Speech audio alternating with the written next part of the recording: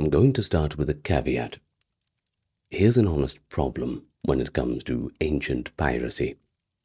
Every source that we have was written by people on the shore. The states, cities, the literate elites, the people being raided, essentially. Not one surviving account comes from inside the actual pirate circle. We reconstruct these lives entirely from the outside, from the victims' complaints and officials' memoranda, and historians summarizing the events whose participants left nothing in their own words. But what those sources we do have reveal, despite their issues, is something the ancient world understood, but later centuries would forget. And that is that piracy was not a clear moral category. The Homeric kings ask guests whether they are pirates, and this isn't really an insult. It's just a career choice. Thucydides notes that the great men of the heroic age practiced piracy without shame.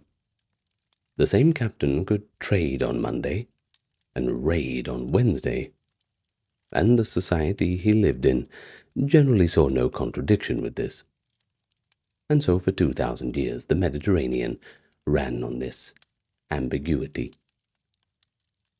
I know that Black Flag is coming out soon, so this is the first video of our Pirate Week on this channel. I figured we better stay on topic. And, well, I too will be playing Black Flag, so there's that. So, welcome to the channel for anyone joining. We are a crowd-funded ad-free venture, so thank you for those supporting through the links in the pinned comments and video description. But if you can't do that, give it a like, a comment, and subscribe, because that helps push us in the algorithm. Anyway, thank you in advance. Let's start. Today we're talking about the pirates of the ancient world. Enjoy. Well, how about we start at the end of the world, around 1200 BCE. Of course, that is the traditional date for the end of the world, if you ask the people who were living in those times, because around this year something catastrophic happened to the Eastern Mediterranean. I'm sure you know what I'm getting at.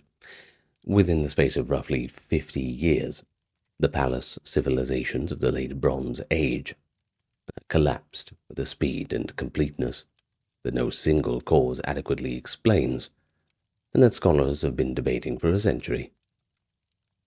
Well, you had all the main players, the Mycenaean kingdoms, the Hittite Empire of Anatolia, and all those flourishing cities on the Levantine coast, the palace economy of Ugarit, all gone. Cities burned and abandoned, trade networks just evaporated. And good trade networks too, ones that had sustained the movement of tin from Afghanistan, copper from Cyprus, luxury goods from Egypt across a 3,000-mile arc of commerce. All of these just stopped functioning. Now the written records of the palace bureaucracies, the Linear B tablets of Mycenae and Pylos, and a few cuneiform archives of Hatti and Ugarit, they end quite abruptly. And that's not because the scribes just forgot to write them, but it was because the buildings that housed the archives were burned to the ground and nobody rebuilt them. Now, ironically, in the case of Ugarit, there was a lot of tablets hastily written at the end, discovered still in the ovens, right, by these people who burned the cities, quite ironically trying to destroy this civilization, but baking the clay tablets and these records so thoroughly that it ironically preserved them. So there's that. Now, the connected palace economies of the late Bronze Age had been among the most sophisticated in the ancient world. Their rulers exchanged gifts, their scribes corresponded, mainly in a cuneiform and this kind of lingua franca of written language.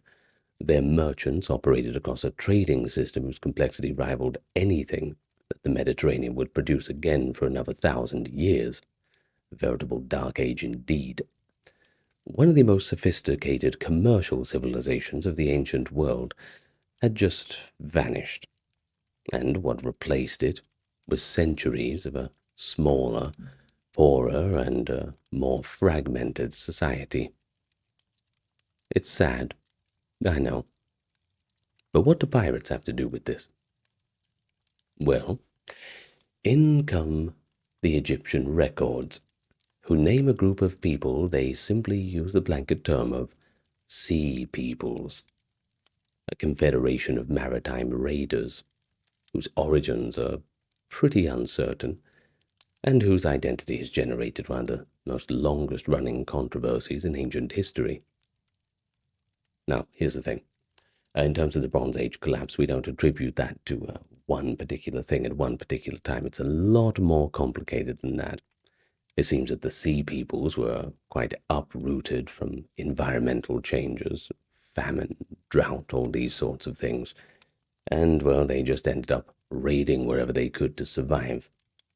And there wasn't like a single group that caused the Bronze Age collapse, but they were certainly a big part of it. Now, Ramesses III, who fought them in a major naval engagement in the Nile Delta around 1176, recorded the battle in quite a bit of detail. It's written on the walls of his mortuary temple at Medinet Habu near Thebes. The images show a chaotic melee of Egyptian and enemy vessels, with archers firing from both sides and men struggling in the water, surrounded by hieroglyphic inscriptions that describe the enemy in terms of an apocalyptic threat. Now, we've got a couple of quotes from the actual inscription that go like this. No land could stand before their arms, from Hatti, Kode, Karkemish, Arzawa, Alaisha on, being cut off at one time. A camp was set up one place in Amor. They desolated its people, and its land was like that which never had came into being. End quote. So it seems like the sea peoples are really coming in and mopping the floor with them, right? Well, we can use that blanket term, and we did for quite a long time. But the Egyptian records, they give a few names that have been matched up with varying confidence to later people. You have Peleset, Jeker, Shekelesh, Denyen, and Weshesh, among a few more. Now, Peleset are widely identified to be the Philistines who appear in the biblical record were settled on the Levantine coasts. The others remain a little contested. It depends who you ask, but it's not that important, at least not for our purposes. But we have an argument of definitions now. Whether the sea peoples were primarily pirates, refugees, invaders, or migrants displaced by the same cascading systems that collapsed everything around them. They are sometimes said to have caused all of the problems, sometimes said to have caused very minimal of them.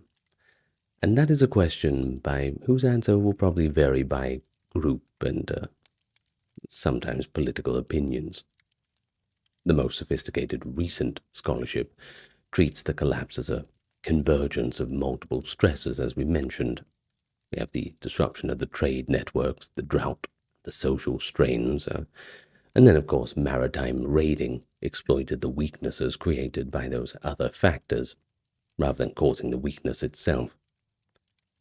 But what the sea peoples undeniably were, in the Egyptian account, was a maritime military force of considerable effectiveness, capable of defeating land-based armies and conducting amphibious operations across thousands of miles of coastline.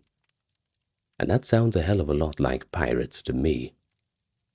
Showing up, taking things for themselves, and generally being poorly mannered. Ramesses claimed to have defeated them, but the Ramessid line tended to make pretty bold claims about everything. The Battle of Kadesh, one of those things too, a little bit propagandistic, so generally when we hear an Egyptian pharaoh talk about victories, we kind of just have to nod our head and roll our eyes a little bit.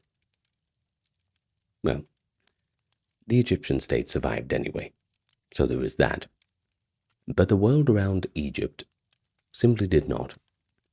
Ugarit, one of the great cosmopolitan cities of the ancient Levant, was burned around 1185.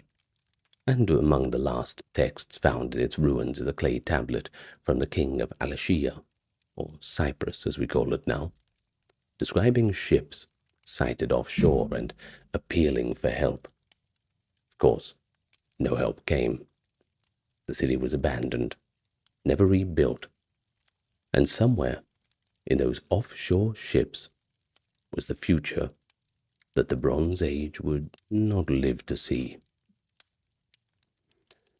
But we're going to jump ahead in time a little bit to the Homeric works. Of course, we mentioned them in the introduction, so it's part of good manners we should talk about them a bit more. The Iliad and the Odyssey preserve in the amber of epic poetry, which is the best preservant, a picture of the Aegean world in which sea raiding was a natural feature of the maritime landscape, as natural as the weather, the waves, and everything else. Achilles, the greatest Greek hero of the Trojan War, had raided 12 cities by sea and 11 by land before the Iliad even opens. The raids are mentioned as credentials, evidence of his exceptional military capacity, not as moral stains. Odysseus, equally celebrated, had sacked cities and carried off their women and goods, with a matter-of-factness that the Odyssey treats as a straightforward biography. In a famous episode in that poem, Odysseus himself, in a fictional identity invents for himself, mind you, describes a career of piracy with evident pride. A raid on Egypt, gone wrong when his men lost discipline and plundered too greedily, leading to the disastrous counterattack and his own capture. The story is invented on the spot, as a cover, but Odysseus tells it because it's pretty plausible. A stranger who claimed a career of maritime raiding would be understood and not necessarily condemned. The Odyssey's most celebrated engagement with piracy occurs not in the poem itself, but in the tradition that surrounds it. The Homeric hymn to Dionysus, a poem of uncertain date but genuine antiquity, that's for sure, which describes the god of wine being captured by Tyrrhenian pirates who took him for a nobleman and planned to sell him as a slave. The sailors rejoiced at the prospect of the ransom or sale price. Only the helmsman, whose name the poem gives as Acoetes in later retellings, recognized something divine about the captive and warned the captain that he was making a big mistake. Of course, the captain ignored him. The ship refused to move from the harbor. Vines began growing up the mast. Lions appeared on the deck. The crew, in terror, jumped overboard and were transformed into dolphins, which is why, the poem explains, dolphins are friendly to humans, because they were once humans themselves. The more you know. The god then steered the ship where he pleased.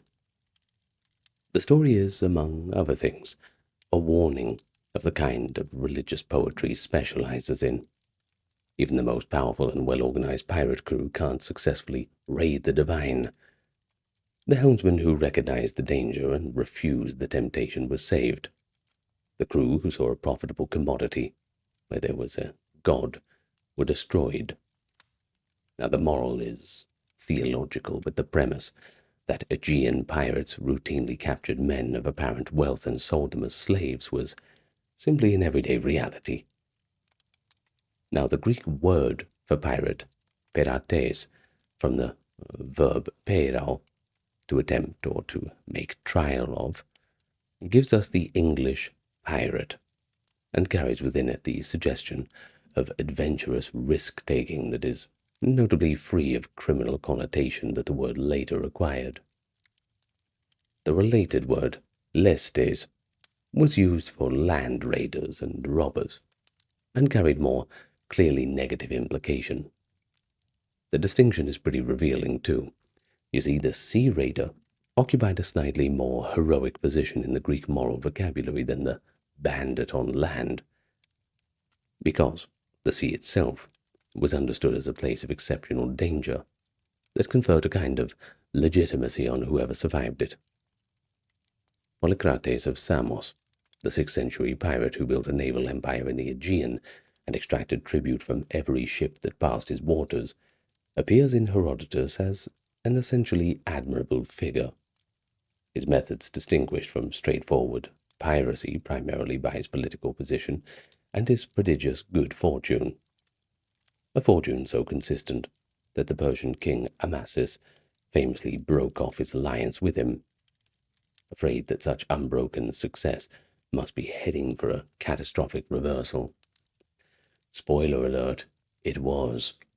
But the reversal, when it came, was at the hands of a satrap's treachery, not of any moral retribution for the raiding that had built his empire. Polycrates was lured to a meeting on the mainland, captured by the Persian satrap Oroetes, and crucified in 522 BCE, an end that his contemporaries interpreted as the inevitable correction of fortune for a man who had been too lucky for too long, and that the historical record preserves as a cautionary tale, whose lesson says considerably more about Greek attitudes to excess than it does about any principle of maritime justice for actual pirates. Well, let's stay around that age of heroes. In 494 BCE, at the Battle of Lade, off the coast of Miletus, the Ionian Greek cities fighting for their freedom from Persian rule suffered a catastrophic naval defeat, whose consequences ended the Ionian revolt and handed the eastern Aegean to the Achaemenid Empire for another generation. The Persian fleet was numerically superior, but the Ionian loss was at least partly the result of a more fundamental failure. The Ionian coalition could not maintain the discipline that effective naval warfare required. Herodotus describes the training program imposed by the Phocian commander Dionysus in the days before the battle.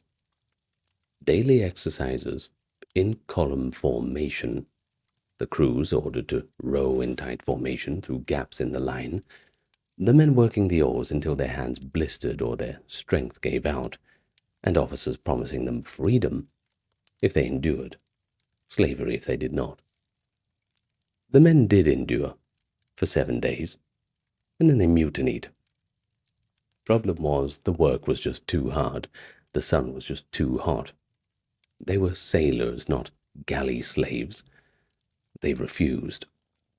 They spent the remaining days lounging on the ships instead of training, and when the battle came, the Samians broke first, pulling most of their allied fleet with them in a flight that turned the engagement into a rout. There was one, Dionysus, that survived the battle, with 3 ships he had taken as prizes in the fighting. But he did not return to Phocaea, which was now under Persian control. He did not want to join the Ionian refugees who had fled to the western Mediterranean to found new colonies. He went, instead, to sea, as a pirate, operating in what Herodotus describes as the western Mediterranean, raiding Carthaginian and Etruscan ships with an efficiency that suggests the skills he had tried and failed to teach the Ionians were the ones he himself possessed in abundance. The detail that Herodotus adds is the one that makes Dionysus memorable. He raided only Carthaginian and Etruscan ships.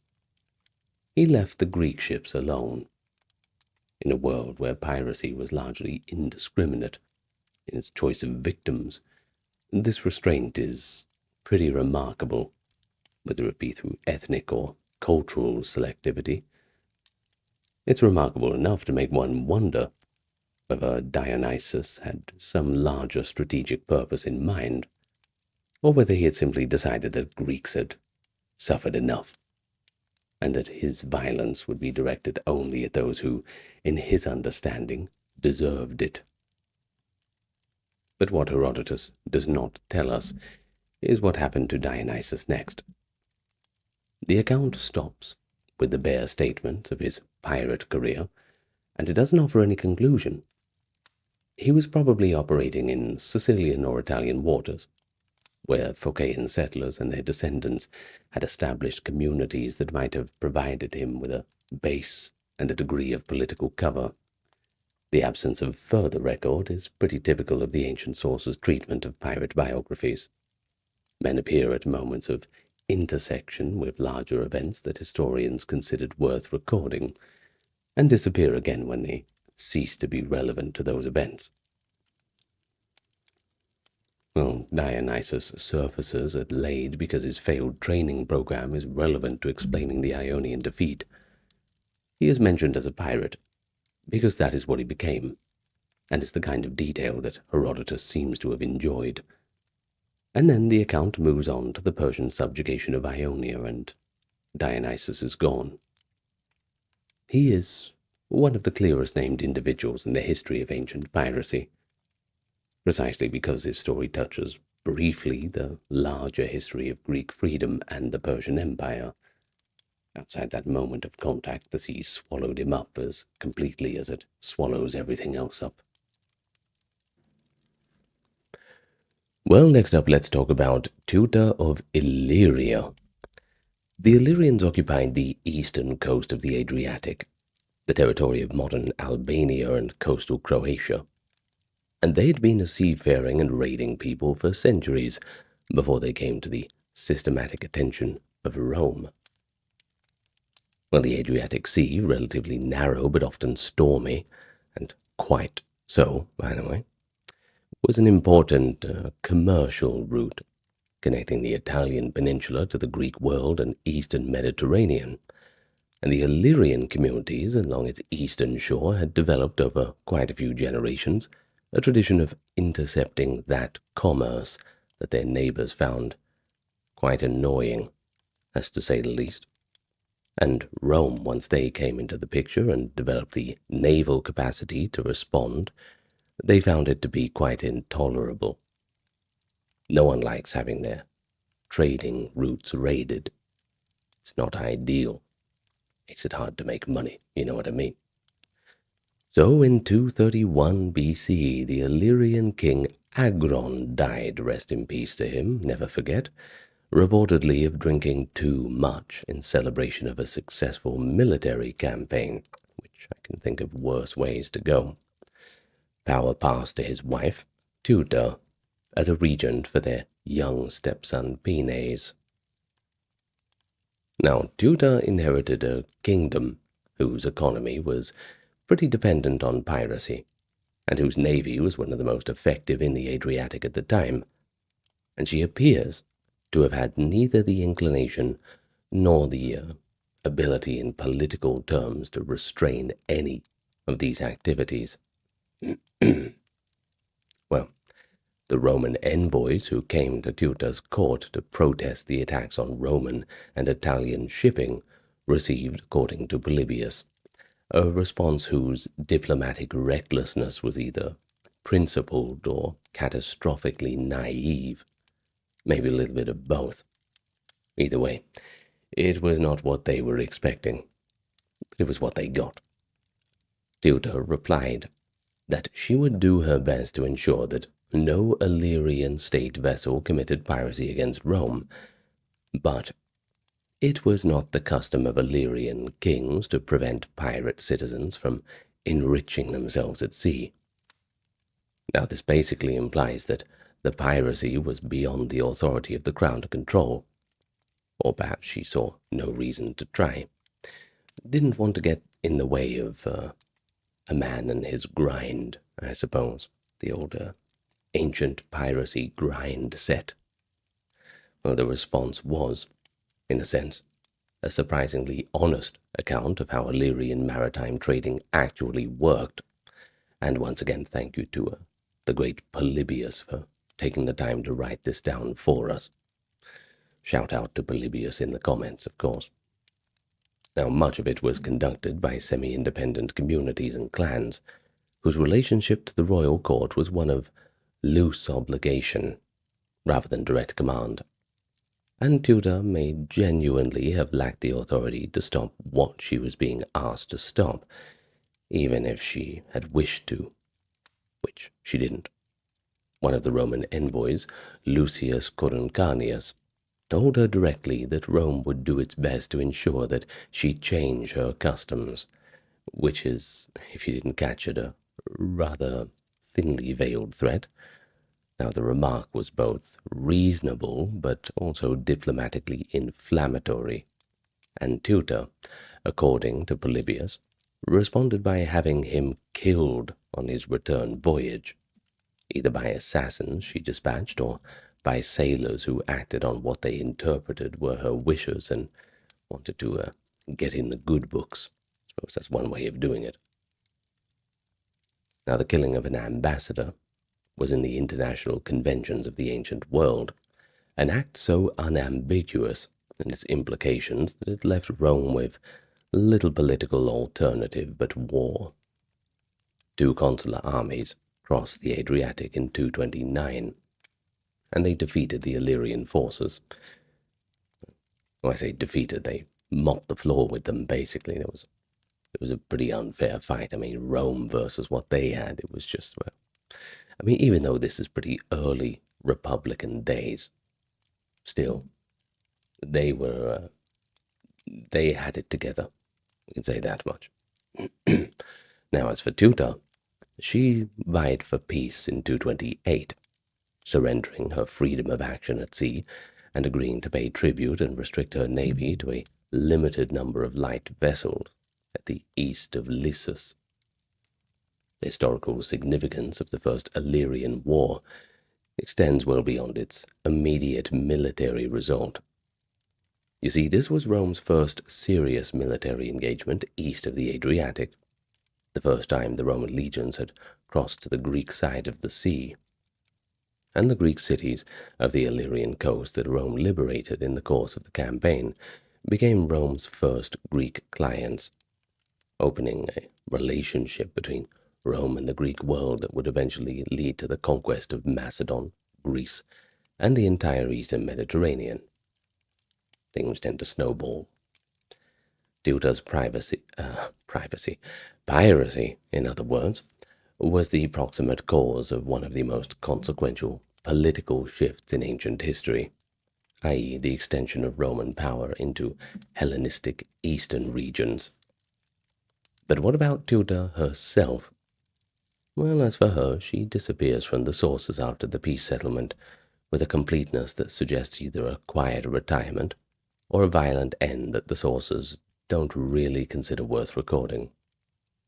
Polybius' account of her is colored by a Roman perspective that treats her as a foolish woman who failed to understand that Rome was not Illyria, and the truth of her character and her calculations is beyond what the surviving evidence allows us to recover.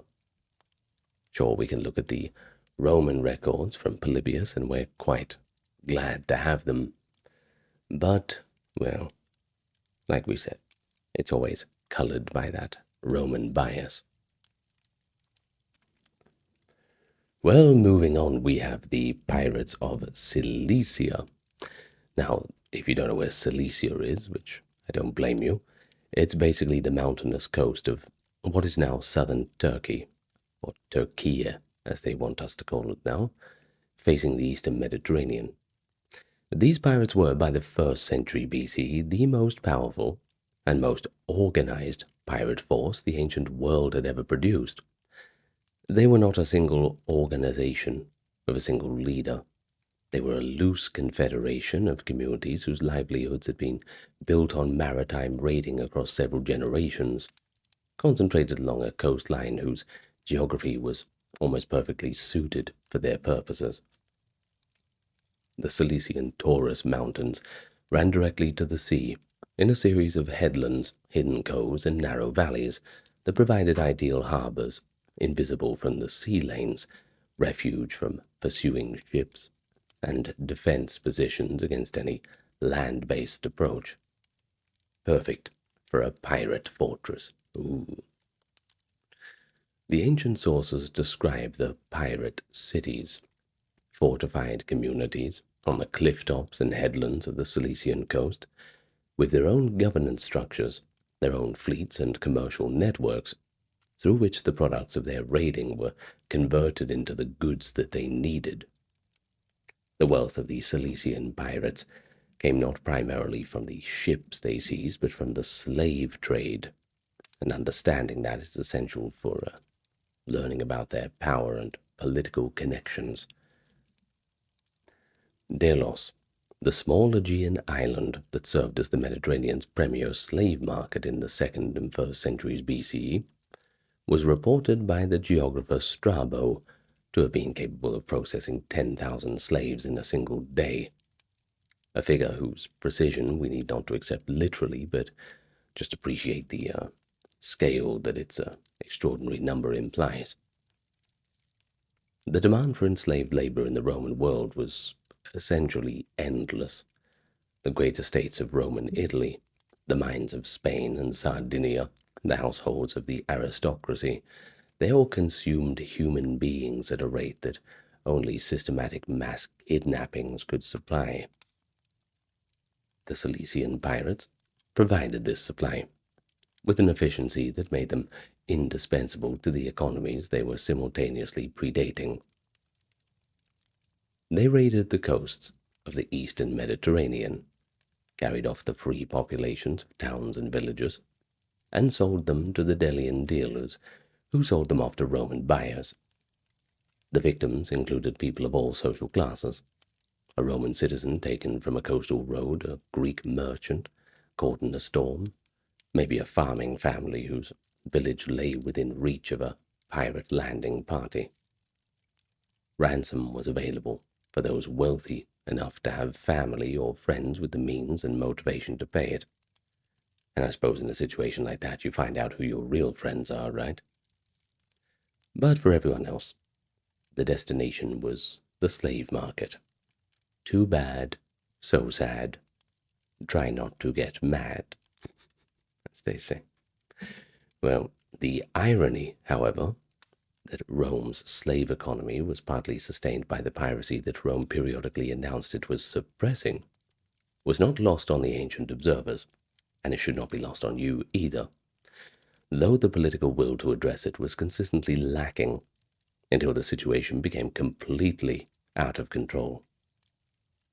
The Cilician pirates' political connections gave them a protection that purely criminal organizations typically lack. Mithridates VI of Pontus, the formidable Anatolian king who fought 3 wars against Rome between 88 and 63 BCE, and whose intelligence, military capacity, and frankly his sheer determination — he was a bit of a grinder, a tough guy, that's for sure — made him Rome's most dangerous opponent in the East, maintained a working relationship with the Cilician Confederacy that gave both parties something that they needed. Now, Mithridates gained naval capacity and intelligence about Roman movements. The pirates gained the political umbrella of a major state's implicit protection, and in periods of active Mithridatic Roman conflict, a legitimate military role that temporarily transformed their raiding into something approaching warfare. The Roman provinces of Asia and the Aegean were effectively indefensible against the combination of Mithridatic land forces and Cilician naval raiding, and the period of Mithridates' greatest power saw piracy reach a scale that threatened the grain supply on which Rome depended and the trade routes without which the Mediterranean economy could not function. By the 70s BCE, pirates had raided the port of Ostia, and that's Rome's own harbor at the mouth of the Tiber. Kind of a big deal. They carried off 2 praetors with their official retinue and their lictors and closed the Appian Way to normal travel. The world's greatest power humiliated at its front door. Not a good look. Not a good look at all. The cultural life of the Cilician pirate communities, fragmentary as the surviving evidence is, suggests an organized society rather than a collection of desperate individuals. Strabo and Plutarch both note that the Cilician pirates maintained shrines and performed religious rites. Among the cults they practiced was that of Mithras, the mystery religion of Persian origin, who spread through the Roman world in the first centuries BC and CE, has been traced in part exactly to the maritime routes that the pirates controlled. They observed their own festivals and conducted their own internal legal disputes through mechanisms that Plutarch describes as sufficiently stable to allow for the long-term planning that successful raiding required. The ships they favored were fast, light galleys, the Hemiola and the Myoparon, vessels designed for speed and for operating in shallow inshore waters where heavier Roman warships couldn't easily follow them. And their tactical doctrine emphasized interception and flight rather than the set-piece naval battle in which Roman discipline and heavier vessels would have given an advantage. Now, against a broadly dispersed coastline defended by inadequate Roman forces, this was a near-perfect military strategy. Strike fast, take what you could, vanish into the inlets before a response could be organized. It took the unprecedented concentration of authority and resource that the Lex Gabinia gave Pompey to make the strategy finally unworkable. But too late for all of those stolen goods and the people who got kidnapped and turned into slaves, I suppose. Well, next up, let's move on to something a bit more recognizable. In the winter of 75 to 74 BCE, a young Roman aristocrat of 25 named Gaius Julius Caesar was sailing through the Aegean on his way to Rhodes to study rhetoric under the celebrated teacher Apollonius Molon, when his ship was intercepted by Cilician pirates. Uh-oh. He was taken captive and held on a pirate island, probably somewhere off the coast of Asia Minor, though the exact location we're not sure, while his companions were sent to raise the ransom that the pirates demanded. The ransom figure they named was 20 talents of silver, which was a substantial sum and showed the pirates' assessment of the captive's social standing. Now, Caesar's reaction to this figure, recorded by Plutarch in the Life of Caesar, is one of the most entertaining things about the story. Apparently, he found it quite humorous. He laughed at the pirates and told them that 20 talents was an insult. They clearly had no idea who he was. The ransom, he said, should be 50 talents. The pirates, apparently charmed or at least bemused, weren't going to argue with him. They said, all right, fine, well, let's just double the ransom and a little bit more again. So Caesar spent 38 days on the island, waiting for the ransom to be collected, and Plutarch's account of those weeks is extraordinary in its detail. Caesar apparently made himself entirely at home among his captors, joining in their exercises and athletic competitions, reading them poetry and speeches he had composed during captivity, and when they failed to respond with sufficient appreciation, he would call them illiterate barbarians to their faces. Fair enough. Well, know your worth, I suppose. He slept when he wanted to, and ordered them to keep quiet when he wanted to sleep, which, given that he was a captive rather than a captor, required a level of personal authority that the sources present as simply characteristic. He participated in the daily life of the pirate community with an ease that suggests either remarkable personal fearlessness or an early development of the political intelligence that would later make him the most consequential figure in Roman history. Some even say in world history. Perhaps a debate for another time. When he played dice with the pirates in the evenings, he always played to win. When he told them, laughing, that he intended to have every one of them crucified as soon as he was free, they laughed back, presumably because the idea of a hostage making these kinds of threats against his captors seemed to be quite absurd. Well, spoiler alert, it was not absurd. The ransom, 50 talents, was completely paid. Caesar was released, and he immediately made his way to Miletus.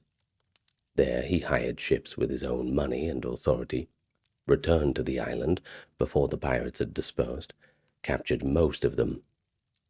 He took them and their ships to the city of Pergamon and applied to the Roman governor of Asia for permission to execute them.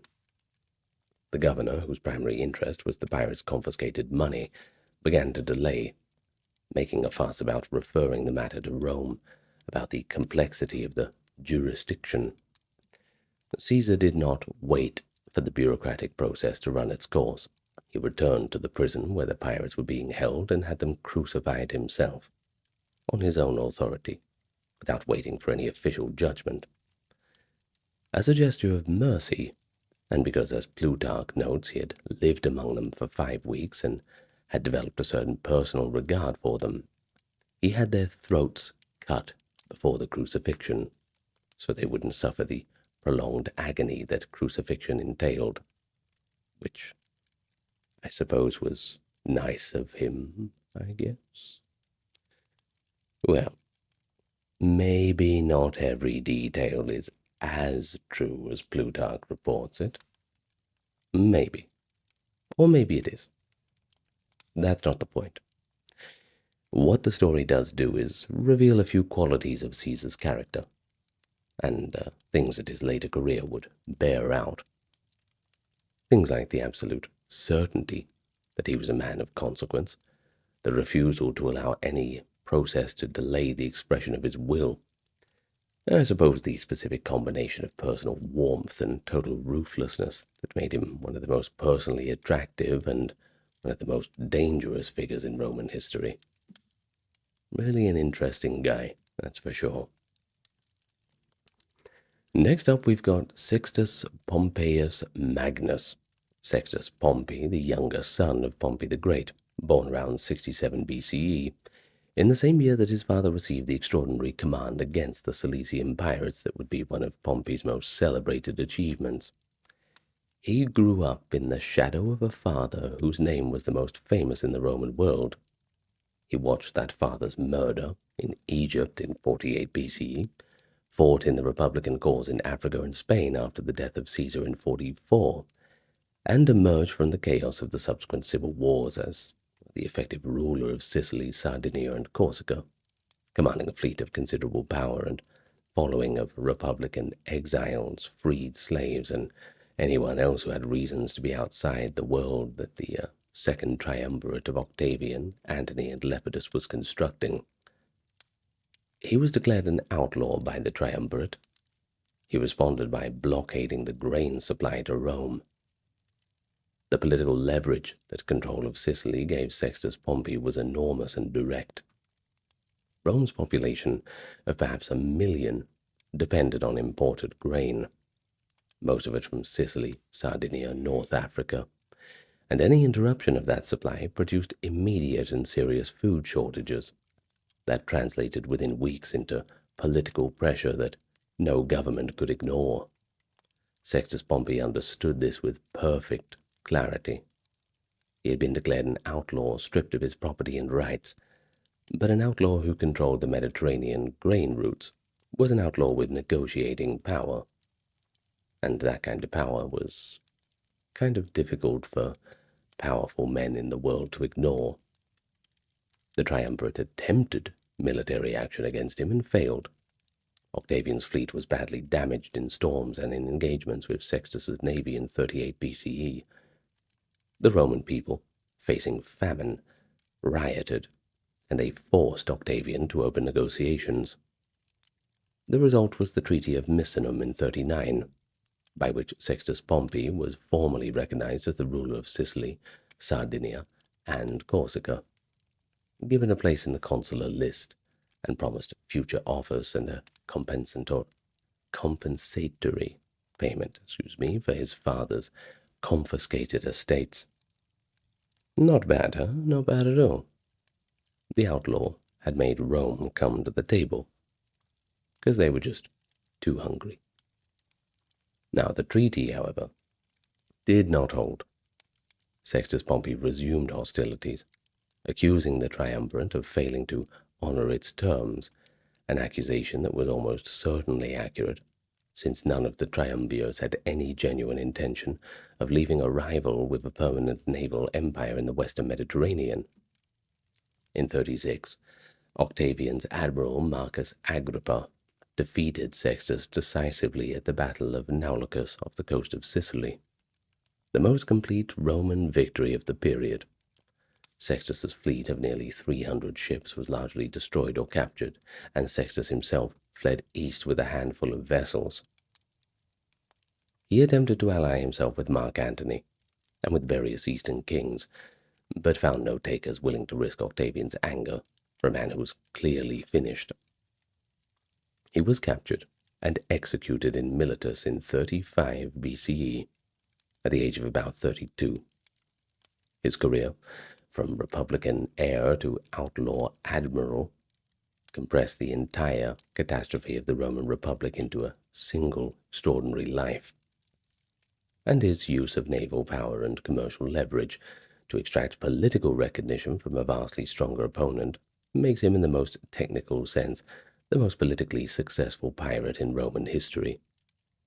Now, whether he was a pirate at all, or a Republican exile fighting for the restoration of legitimate government, that's a question his contemporaries answered differently, depending on which side they were on, and one whose answer has not become simpler in the 2,000 years since.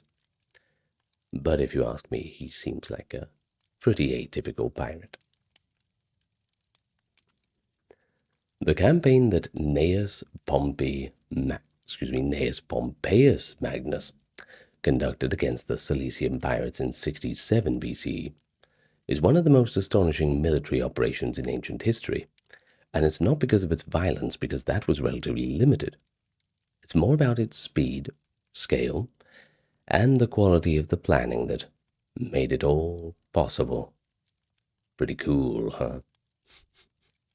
Well, the Lex Gabinia, passed by the Roman Popular Assembly in the face of fierce senatorial opposition, gave Pompey a command unprecedented in Roman constitutional history. Basically, authority over the entire Mediterranean Sea and its coasts to a depth of 50 miles inland, for the duration of the campaign, with the power to appoint his own deputies and draw on the full resources of the Roman state. The senators who opposed it did so on the grounds that concentrating such power in a single man's hands was dangerous to the Republic, which was entirely correct, and which the subsequent history of Rome abundantly confirmed. But in 67 BCE, the pirate problem was bad enough that the Roman people overrode the Senate's objections with a popular enthusiasm that Plutarch describes as rather extraordinary. When Pompey's name was spoken in the assembly, grain prices in Rome immediately fell, because the market anticipated his success before he had even done anything. Now that's pretty confident, huh? The scale of the force Pompey assembled was itself a statement of intent. He deployed 500 warships, 120,000 infantry, 5,000 cavalry, and 24 subordinate commanders, each responsible for one of the zones into which he divided the sea. The financial resources he was authorized to draw on were effectively unlimited for the duration of the campaign, a provision that the Senate had attempted to cap, but the popular legislation ended up overriding. The senators who had most loudly opposed Lex Gabinia, Catulus, and Hortensius among them, were asked by Pompey to serve as his deputies, a piece of political maneuvering whose elegance lay in the simplicity. The idea is, if they served, their opposition was transformed into collaboration. If they refused, their refusal was evidence of placing factional pride above the security of Rome itself, and we can't have that. Both, of course, accepted. The political opposition to the campaign did not disappear, but it was effectively neutralized before the fleet had left harbor, and the constitutional precedent established by the Lex Gabinia, i.e. that the popular assembly could override the Senate to concentrate extraordinary command in a single individual, i.e., well, a dictator, but in ancient terms we don't use that in too much of a negative context. This would be invoked again by Caesar, this constitutional precedent, but also by Crassus, and eventually by the man who ended the Republic entirely.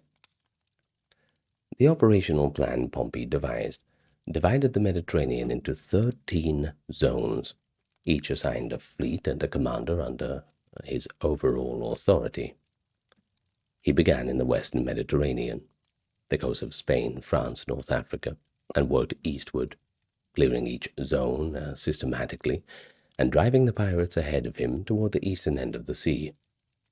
That was where they were trapped, between his advancing forces and the Cilician coast. He gave a deadline of 40 days for the western Mediterranean to be cleared. It was cleared in that time. The eastern Mediterranean and the Cilician bases took a further 49 days. The entire campaign was over in 89, less than 3 months. Numbers that Plutarch gives for the results: tens of thousands of pirates killed, 20,000 taken prisoner, 400 ships captured, and 120 pirate fortresses taken, can't independently be verified. How big a pirate fortress is, well, anybody's guess. But the strategic result was real. The Mediterranean was safe for normal commerce, and remained so for quite a few years afterwards, so mission accomplished, I guess. What is least celebrated about Pompey's campaign, and perhaps most historically interesting, is his treatment of the pirates who surrendered. He could have killed them all, which would have been consistent with Roman practice towards enemies, and which a significant body of senatorial opinion expected and frankly preferred for him to do. But instead, he chose the pacifist route. He resettled them. He sent the surrendering pirates with their families to underpopulated towns in Cilicia, Asia, and Greece, giving them land and livelihoods in the inland communities, where their maritime skills would be irrelevant and their social networks would be completely dissolved. The approach was rehabilitative. Plutarch notes that Pompey argued that a man does not naturally become a pirate, but is made one out of poverty and desperation, and that removing the conditions for that was more effective than punishing the symptoms.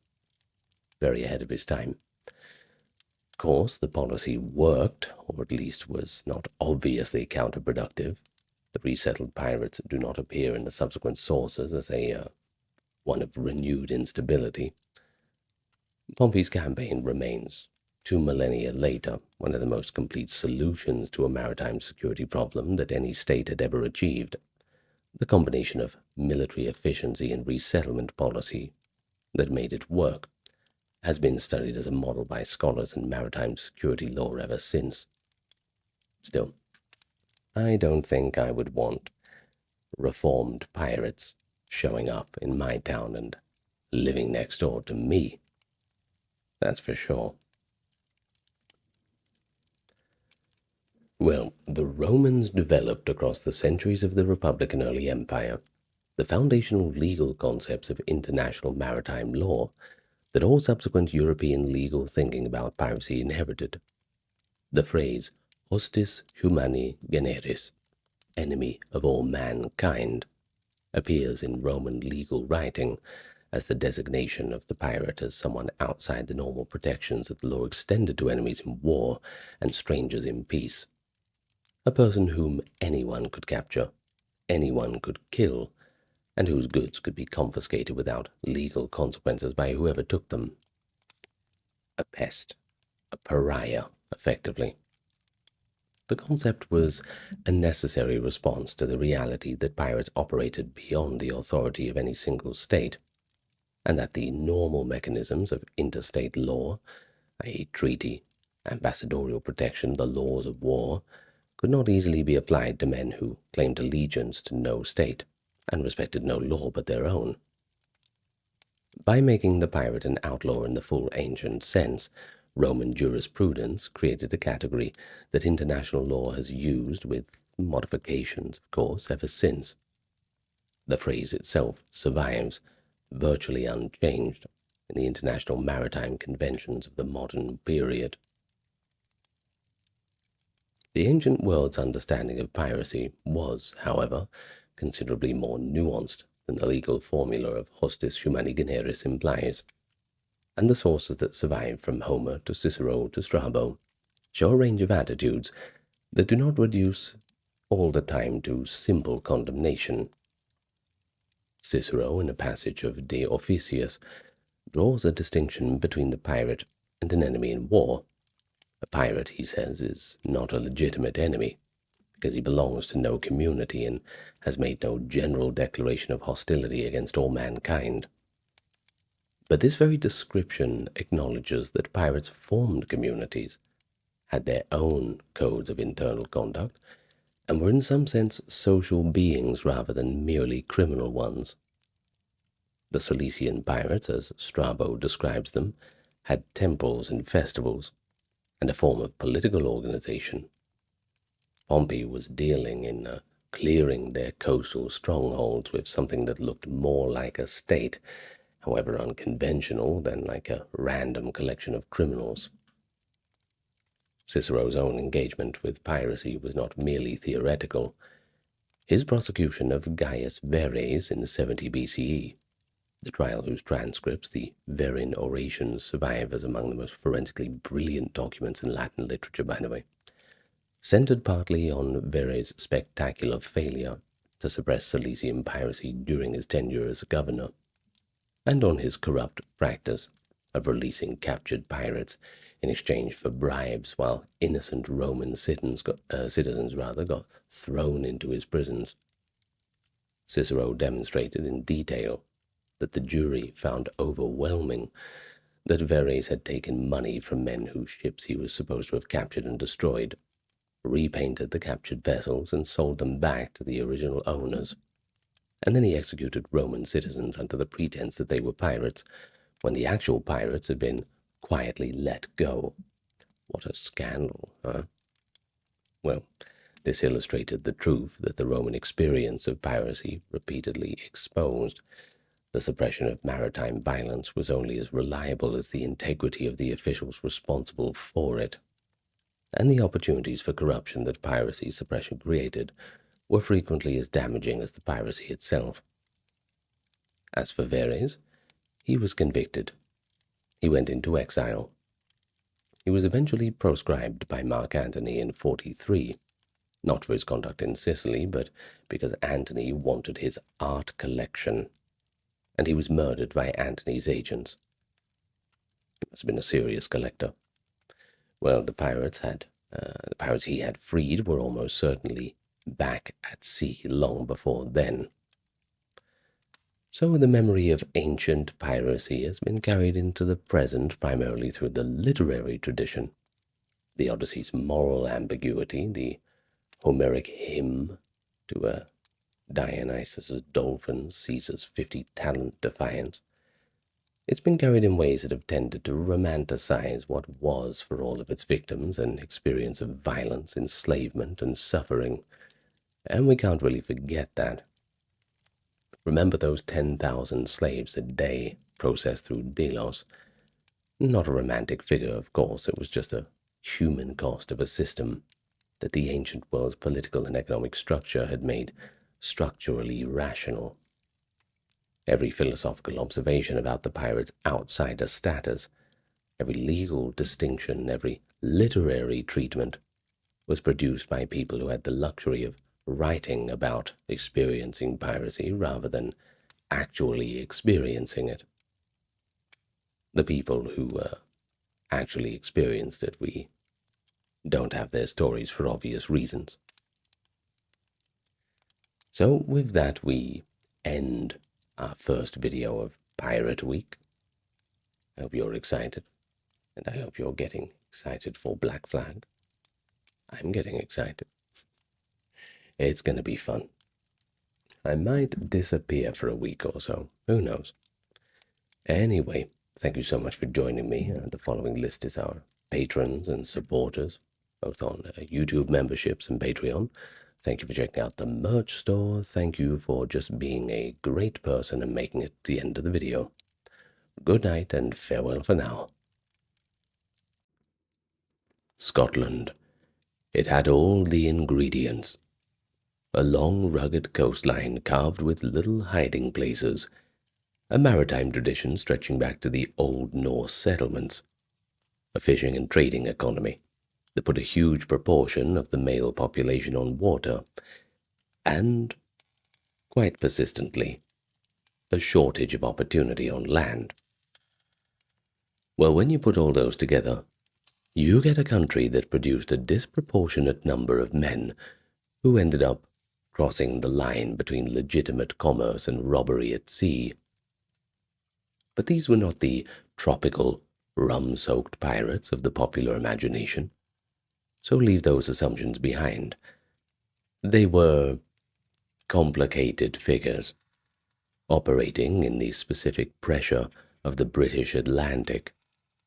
Empire building, commercial expansion, wars that created privateering commissions, and the peace that revoked them. Some were famous. Captain Kidd's name became synonymous with piracy itself, despite a career so ambiguous that no one has really settled his guilt in 300 years. Others are almost forgotten. Almost. Until they get talked about in a video like this. 6 Scottish pirates. Let's meet them. Welcome to the channel, everybody, and welcome back to Pirate Week. Hope you're having fun.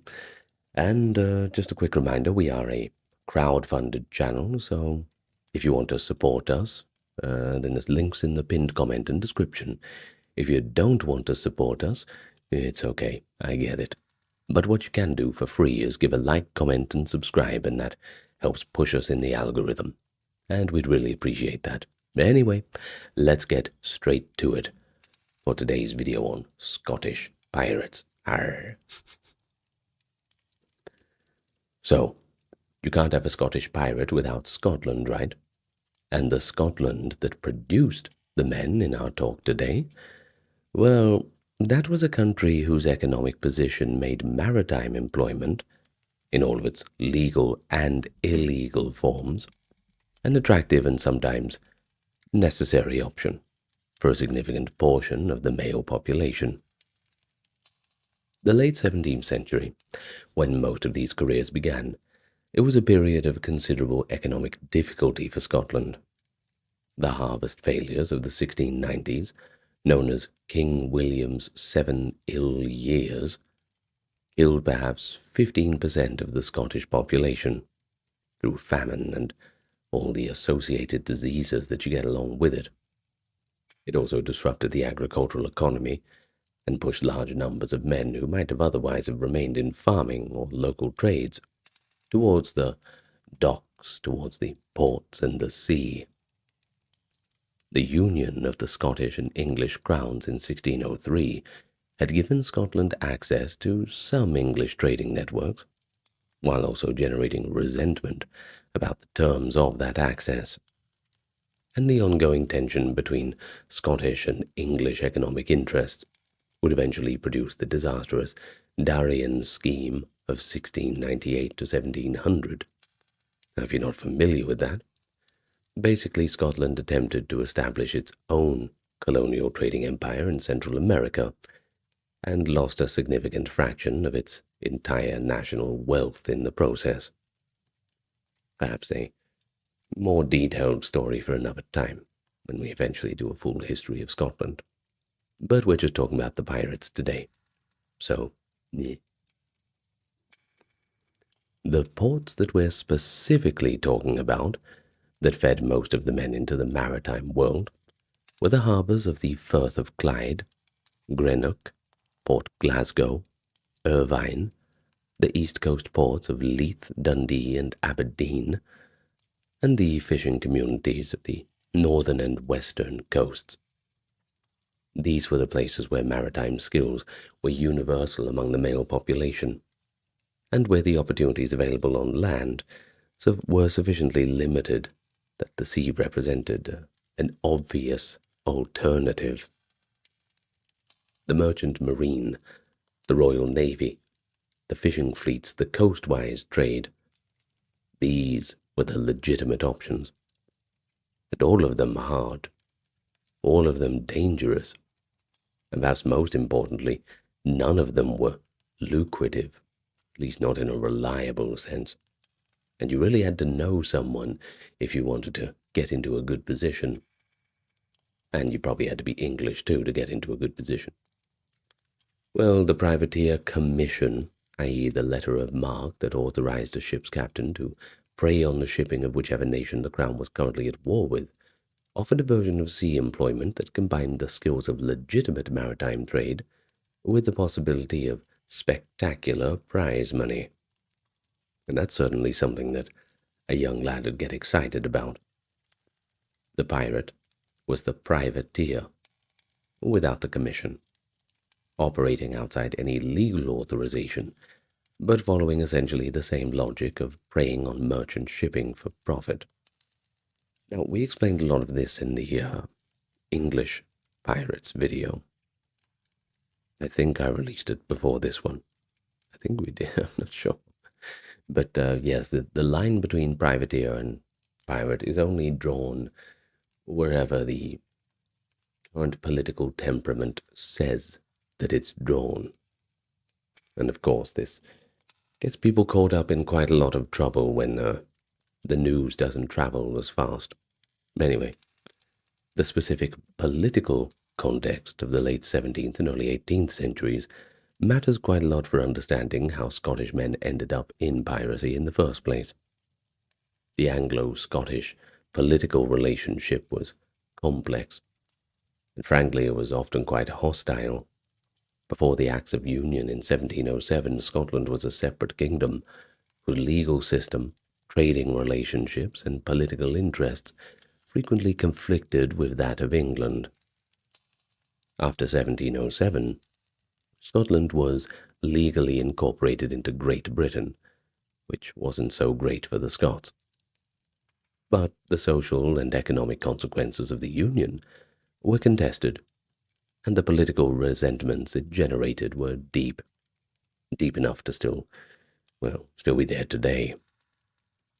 A Scottish sea captain operating in the complicated world of privateering and maritime commerce in the 1690s and 1700s was navigating not just the physical hazards of the sea, but there was a lot of politics, and it was in a political landscape in which his nationality, connections, and legal status were all potentially ambiguous in ways that could, as Captain Kidd would discover, we'll talk about him in a moment, be catastrophically exploited by people with more political power than he possessed, i.e., pretty much everyone. So, we arrive at our first pirate of the day, the first guest at the table. Let's welcome William Kidd, born around 1654, almost certainly in Greenock on the Firth of Clyde, the son of a Presbyterian minister. There's a lot of these pirates who are the sons of ministers, by the way. Anyway, the specific details of his early life are pretty thin, and, well, that's just to be expected. But by the 1680s, he had established himself as a sea captain of at least some reputation in the Caribbean and North American waters, serving on various vessels and eventually becoming a ship owner himself. Living the dream, they say. By the early 1690s, he was based in New York, where he had married a wealthy widow named Sarah Bradley Coxort, and settled into a life of prosperous and respectable maritime merchanting. He owned property. He went to church, and was regarded by the colonial authorities as a reliable and useful man.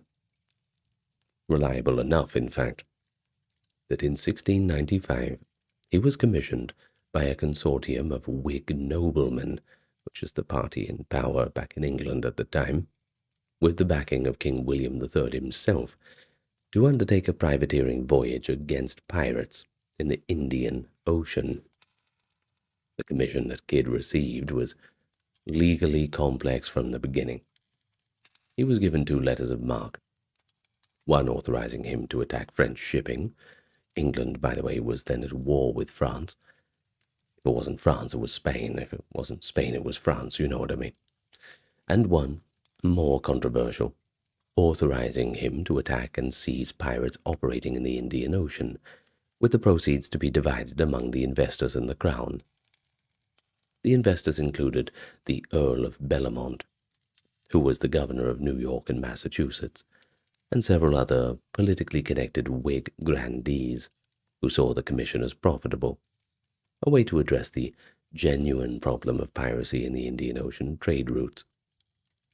So Kidd was given command of a purpose-built galley, the Adventure Galley. What a cool name, huh? And sailed from London in April of 1696 with a crew of roughly 150 men, heading for the Indian Ocean by way of New York. The adventure begins indeed. I love that. Just calling it the Adventure Galley, I think that's so cool. Sounds like a ride at an amusement park or something. Anyway, the voyage that followed was a disaster. Kidd lost many of his experienced sailors to Royal Navy press gangs during the Atlantic crossing, replaced them in New York with men of considerably more dubious character and motivation, and reached the Indian Ocean to find that the piracy problem that he was supposed to address had pretty much already been sorted out before he even showed up. Well, unable to find legitimate prizes and facing a crew that was increasingly mutinous and increasingly desperate for, well, profits they had signed up for, Kidd began to make decisions whose legality was genuinely ambiguous. He attacked 2 ships, the Quedagh Merchant and the Roperel, whose captains held French passes, which technically made them legitimate prizes under his privateering commission. But he also, in October 1697, killed his gunner, William Moore, with a bucket during a dispute about whether to attack a Dutch ship. Well, an act of violence whose legal status, whether it was murder or the exercise of a captain's authority, would eventually be central to his trial. We don't want to give that away. Why use a bucket, though? I suppose you can use anything if you've got the stomach for it. Now, before sailing for Boston and his eventual arrest, Kidd made one decision that would shape his legend more than anything he'd actually done at sea. He buried a portion of his treasure on Gardiner's Island, off the eastern end of Long Island. The cache was dug up by the authorities and used as evidence against him at trial, but the knowledge that Kidd had buried treasure in one location permanently established the legend that, well, he's probably got it in a bunch of other locations. You see where this is going. By the time his body was, well, rotting in its gibbet at Tilbury Point, sorry for the spoiler alert, it's been a couple 100 years, we'll get away with it now.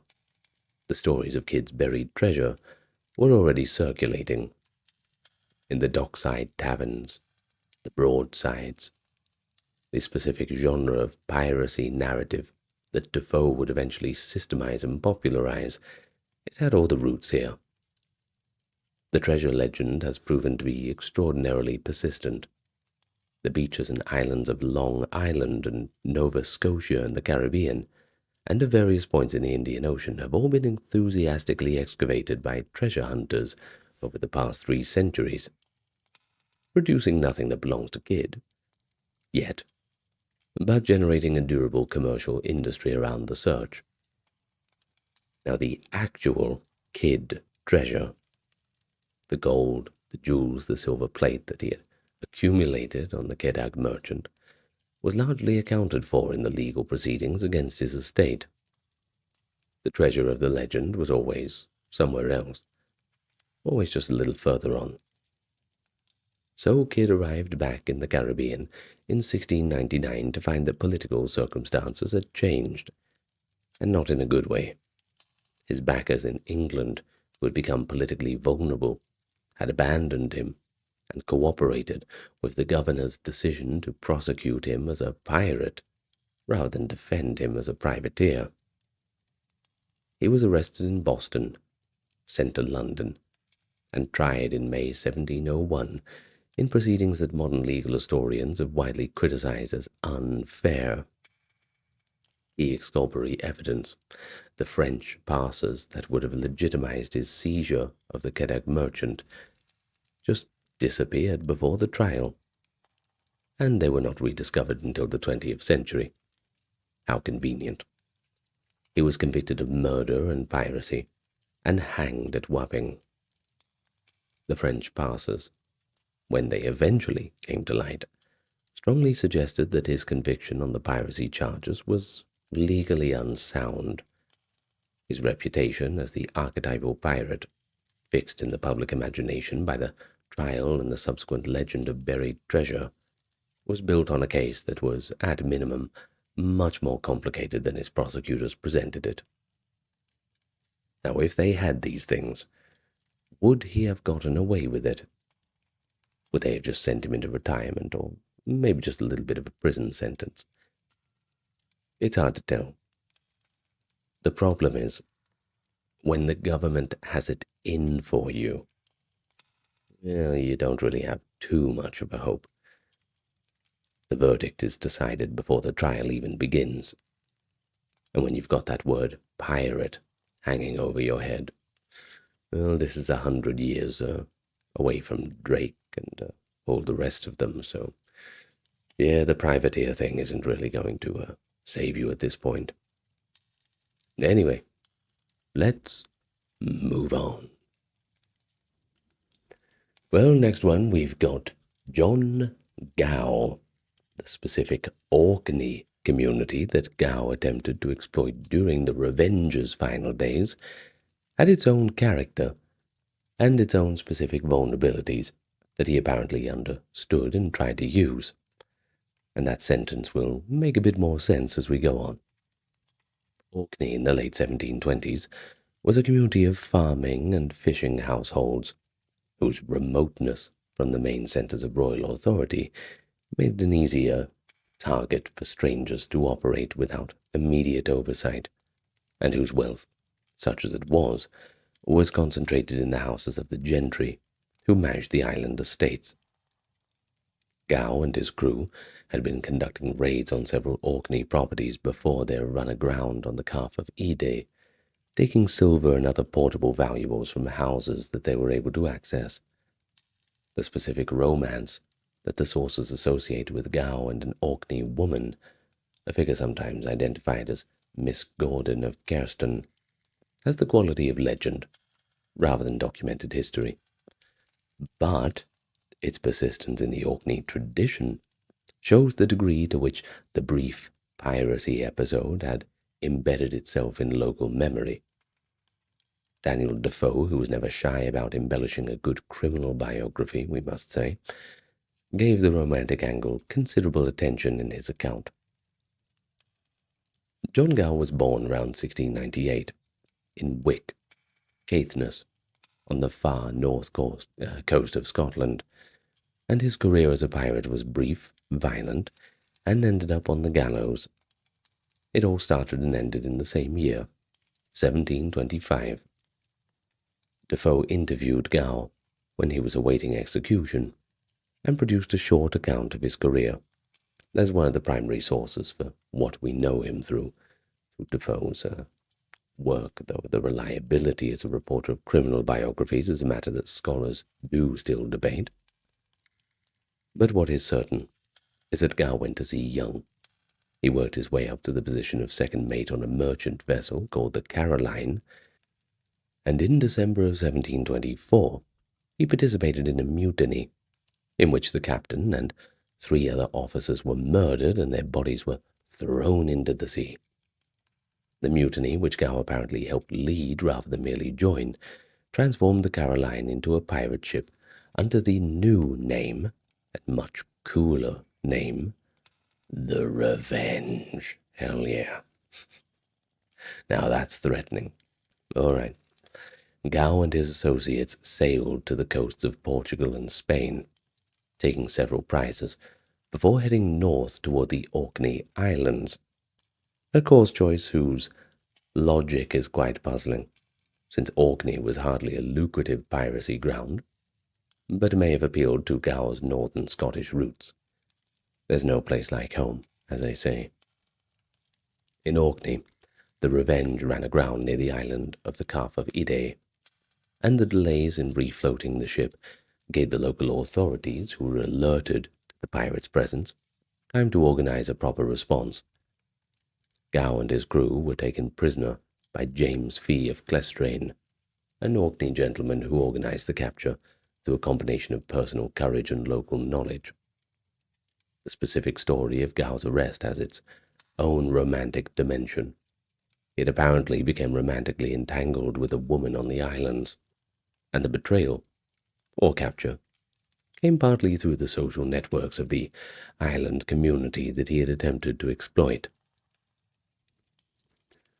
The trial of Gow and his associates in London in 1725 produced the specific detail that gave his execution an extra little bit of horror. When the condemned men were brought to the bar and asked whether they had anything to say before the sentence was passed, Gow and several others stood mute. They refused to enter a plea, a legal maneuver that technically prevented conviction, but also triggered the penalty for refusing to plead. Peine forte et dure, the pressing of the body with heavy weights, until the accused either entered a plea or died. No pressure. Anyway, well, the court reportedly attempted to save Gow from his fate by having his thumbs tied together so tightly that the pain would force him to plead, and this finally worked. He was convicted and hanged, his body gibbeted on the Thames as a warning. Daniel Defoe's account, published immediately after the execution, helped fix Gow in the public memory as a particularly cold-blooded criminal. He had personally participated in the murders on the Caroline, and the details of those killings were reported with the relish that Defoe's criminal biographies characteristically bore to violent incidents. Well, next up we've got Alexander Selkirk. He was born in 1676 in Lower Largo, a fishing village in Fife, on the east coast of Scotland, the seventh son of a shoemaker. His inclusion in a list of Scottish pirates requires a bit of qualification. Selkirk was primarily known not as a pirate but as a castaway, whose experience of solitary survival on the uninhabited island of Massatiera in the Pacific inspired Daniel Defoe's Robinson Crusoe. But the vessel on which Selkirk sailed when he was marooned, the Cinque-Ports, captained by Thomas Stradling, was a privateer, operating in the Pacific as part of a buccaneering expedition, and the line between privateering and piracy was thin enough that men involved were frequently both at different moments at the same time. Now, Selkirk himself had a complicated relationship with legitimate authority that predated his maritime career. The Largo church records show him being summoned before the church elders in 1693 for, quote, indecent conduct, and disappearing to sea rather than face the hearing. Selkirk joined a privateering expedition to the Pacific under the command of William Dampier in 1703, serving as a sailing master on the Cinque-Ports under Captain Stradling. The expedition was operating against Spanish shipping in the Pacific, which was legally authorized under the privateering commissions they carried. Though the men involved routinely exceeded these authorizations, in ways that made their legal status quite ambiguous. By 1704, relations between Selkirk and Stradling had deteriorated to the point of open conflict. Selkirk, who was responsible for the ship's sailing condition, believed the Cinque Ports was dangerously unseaworthy and demanded to be put ashore at the island of Massa Tierra rather than continue on a vessel that he expected to sink. Well, be careful what you wish for, because Stradling called his bluff, or took him on his word, depending on the interpretation. He was marooned. Here's the thing, though. The Cinque Ports did actually sink, with the loss of most of her crew, certainly vindicating Selkirk's assessment. But it was cold comfort to a man alone on an uninhabited island in the middle of the Pacific Ocean. I suppose you've got to count your blessings, right? Well, Selkirk spent 4 years and 4 months on Massa Tierra, from October 1704 to February of 1709, surviving through a combination of practical skill, psychological resilience, and the fortunate presence on the island of feral goats descended from animals left by earlier Spanish visitors. He built 2 shelters, tamed goats for milk and meat, hunted with the Spanish knives he had brought ashore, made new clothing from goat skins when his own wore out, and occupied himself partly by reading the Bible and partly by the physical demands of, surviving the situation. When he was finally rescued by the Duke and Duchess privateering expedition under Woodes Rogers, who would later become famous as the governor of the Bahamas, responsible for suppressing piracy there, Selkirk was found, quote, clothed in goat skins, wild, and not able to speak plain English for want of company. He returned to England, sold his story to the journalist Richard Steele, who published it in 1713, and thereby provided Defoe with the inspiration for the most famous castaway narrative in English literature. The specific quality of Selkirk's return, the readjustment from 4 years of total solitude to the crowded, noisy reality of a ship, and then the crowded, noisy reality of London, was noted by Steele and by Woodes Rogers, who both described the man who had some difficulty, reintegrating into normal life after his long isolation. He spoke slowly. He was out of practice, certainly. He was uncomfortable indoors, having lived entirely outside, and he was reportedly disturbed by the noise and press of urban crowds in ways that Rogers found both comprehensible and somewhat poignant. The psychological literature of the effects of long isolation, which has developed considerably since Selkirk's time and which we encountered earlier in this series, in the context of solitary confinement, 19th century prisons that we talked about, would now recognize his symptom of those of a person readjusting from severe sensory deprivation and social isolation, conditions whose effects on the human mind are now well documented, but which in 1709 were simply noted as oddness of a man who'd spent too much time on his own. Selkirk himself lived until 1721, died at sea on an anti-piracy patrol off the African coast as a lieutenant of the Royal Navy, and was buried at sea. The island of Massa Tierra was renamed Robinson Crusoe Island in 1966. They should have named it Selkirk Island, but oh well. Next up we have the case of Thomas Green, the captain of the Worcester. Is one of the most politically charged episodes in the Scottish legal and maritime history, and its specific character makes it one of the most disturbing stories in the entire history of piracy's legal proceedings. The execution of a man who was almost certainly innocent of the crimes for which he was convicted, for reasons that had everything to do with Anglo-Scottish political tension and almost nothing to do with real justice. That's what we're talking about here. Well, Green was an English sea captain. Not a Scot, but his story belongs in any account of Scottish piracy, because it was Scotland that tried, convicted, and hanged him. And the specific political circumstance that made that possible shows the specifically Scottish dimension of the piracy question in the early 18th century. So what is the context? The context was the aftermath of the Darien disaster. The Darien scheme, Scotland's catastrophic attempt to establish a colony on the Gulf of Darien in Central America, had failed between 1698 and 1700, with the loss of several thousand Scottish lives and approximately a quarter of Scotland's liquid capital. English non-cooperation with the scheme had been substantial, and Scottish resentment of England over the affair was intense, to say the least.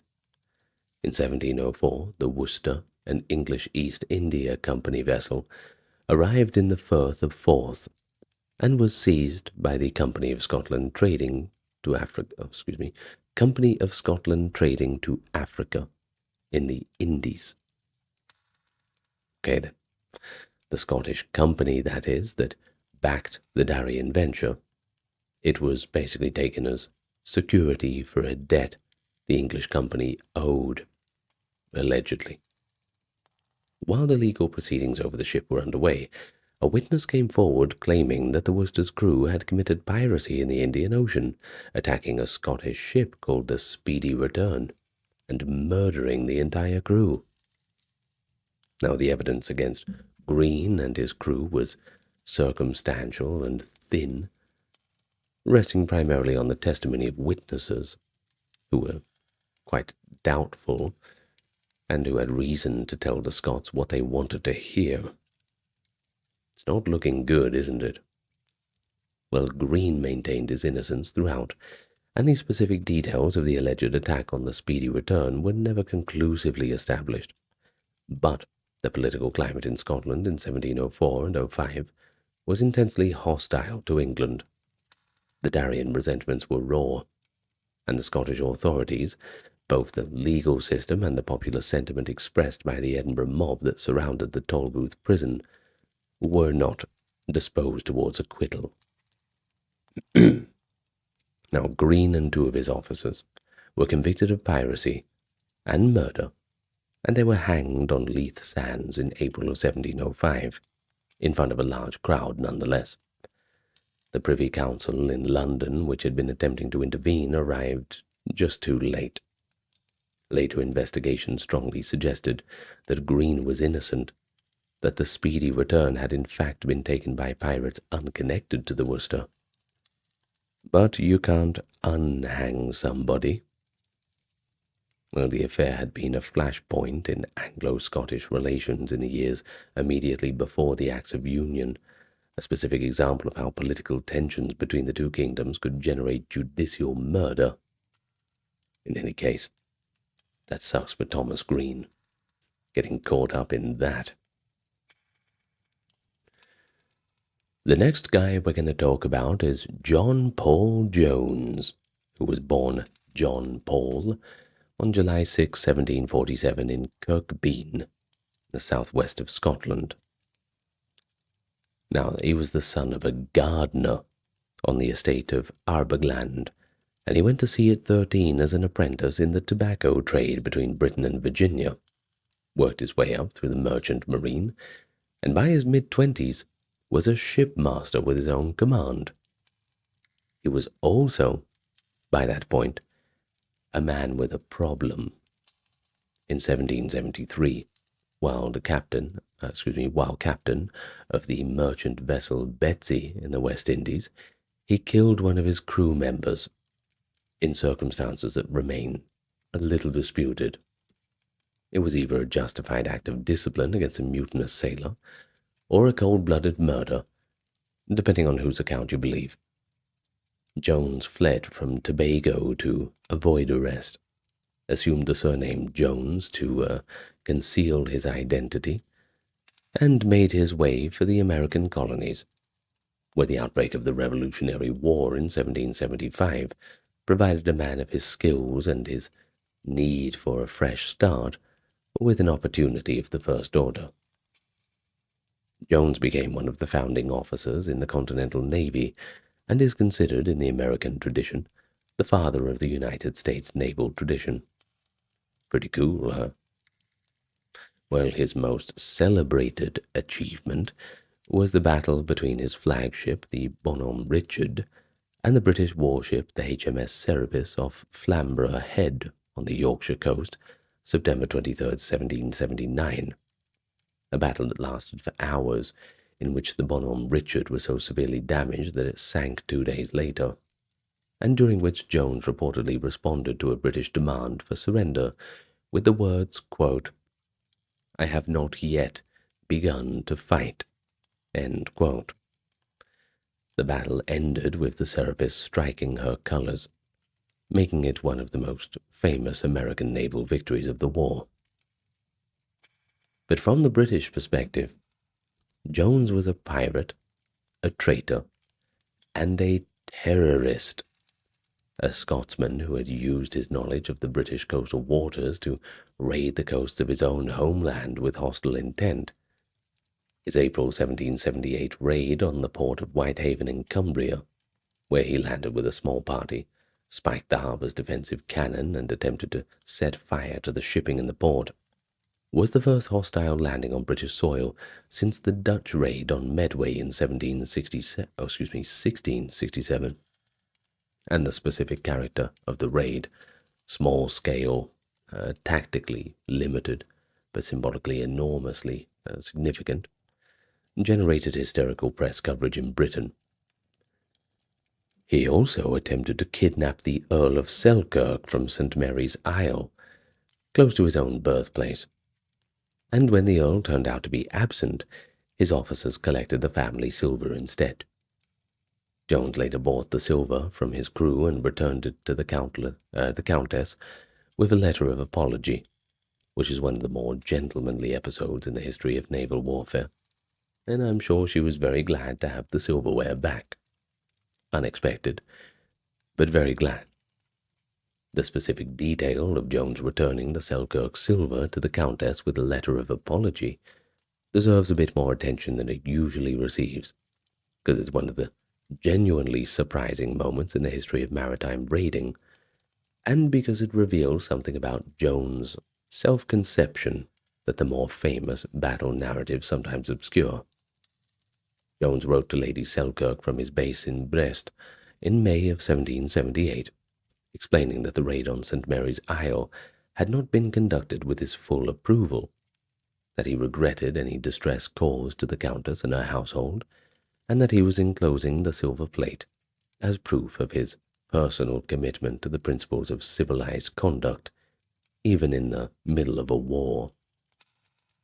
The letter is elaborate, somewhat self-congratulatory, but genuinely remarkable. Here's a man who just conducted a hostile raid on a British port and attempted to kidnap a nobleman, writing to apologize to that nobleman's wife and returning stolen property at his own expense. The Earl himself, reading the letter, reportedly said that Jones seemed like a man of principle, which was not what most British commenters were saying about him in the year of 1778. The silver is still in the possession of the Selkirk family, by the way. Jones' specific status as a pirate or naval officer depended entirely on whose perspective you adopted. The Continental Congress considered him a commissioned officer of the American Navy conducting legitimate military operations. The British government considered the Continental Navy's commissions to be pirate licenses, and Jones in particular, a British subject who had taken up arms against the Crown, was technically a traitor as well as a pirate. I mean, technically speaking, he was. So this dual status was not merely theoretical. Jones knew that if he was captured by the British, they would be hanging him pretty quickly, rather than being a prisoner of war. But he was never captured. After the war, he served briefly in the Russian Imperial Navy, fell out with the court at St. Petersburg in circumstances that suggest both his genuine talent and his difficult personality, and died in Paris in 1792, age 45, of um, interstitial nephritis. A century later, in 1905, his body was brought back to the United States and reinterred at the Naval Academy Chapel in Annapolis, and that is where it remains to this day. But beyond the famous figures, Scottish men appeared in significant numbers throughout the golden age of piracy, in more supporting roles, crew members, minor officers, occasionally as captains of smaller operations that don't really generate the same historical attention as Kidd's trial or Jones's sea battles. Three figures from this broader landscape of Scottish piracy are worth recovering: Nathaniel North, Hugh Galloway, and the complicated figure of William Dampier, whose Scottish connections place him on the edge of this story. Nathaniel North was born in Bermuda, of Scottish parentage, and operated primarily in the Indian Ocean in the late 1690s and early 1700s, the same era as Kidd, if you recall. North was a more successful and more genuinely brutal pirate than Kidd. He accumulated considerable wealth from his operations in the Red Sea and Indian Ocean trade routes, and was significantly more committed to piracy as a long-term career than Kidd had been. He operated out of Madagascar, which had become a well-established base for pirates preying on the Indian Ocean trade, and was associated with the community of pirates there who received supplies and trade from New York and Rhode Island merchants, who were not overly troubled by the source of the goods they were purchasing. North eventually retired from piracy and lived out his days in Madagascar, dying around 1713. One of the few prominent pirates of the era to die in his bed rather than on the gallows or in battle, and I'm sure he was glad about that. Hugh Galloway. He was a Scotsman who appears in the records as a crew member under Bartholomew Roberts. Black Bart, the Welsh pirate, who was arguably the most successful pirate of the Golden Age in terms of number of prizes taken. Galloway served on Roberts' vessel during the early 1720s, and was among those captured when the Royal Navy caught up with Roberts' fleet off the coast of West Africa in February 1722. Roberts himself was killed in the action. Galloway and the other survivors were taken to Cape Coast Castle and tried in an admiralty court established specifically to handle mass prosecutions. The trial records of the Cape Coast proceedings are among the most detailed surviving documents of the Golden Age legal process, and Galloway's testimony, like that of many of the captured men, argued that he'd been taken by Roberts by force, and he had no choice but to serve. A claim that was a standard defense strategy in piracy trials, and that was believed by the court in his case, securing him an acquittal. Whether Galloway was a genuinely pressed man, or a willing participant who was smart enough to tell the right story. As with many such cases as these, we just don't know, and at this distance it is ultimately unresolvable. Next we have the case of Patrick Massey, a Scottish-born captain who operated in the Caribbean in the 1680s and 90s. Well, it shows the specific ambiguity between privateering and piracy that characterized the entire period. Massey held privateering commissions from various colonial governors at different points, attacking the shipping of whichever nation his current commission authorized him to do so, while simultaneously doing business that exceeded or contradicted those commissions when the opportunity came up. His career was never spectacular enough to generate a trial or a famous execution, and he appears in the records primarily as a name in the list of ships and captains that colonial administrators attempted to track and regulate with varying success. Men like Massey, operating in the grey zone between legitimate privateering and outright piracy, exploiting the jurisdictional confusion of the Caribbean's multiple colonial powers, too small scale to attract the Royal Navy's direct attention. They were the majority of the piracy problem, and have left the thinnest historical traces. But it's best that we don't forget them, because that's what this channel is for, right? So, the legal framework within which Scottish pirates operated and were prosecuted was often a contradictory set of jurisdictions. The Admiralty courts, which had jurisdiction over crimes committed at sea, were separate from the ordinary common law courts, and they operated under a different procedural tradition inherited from civilian Roman law rather than the English common law.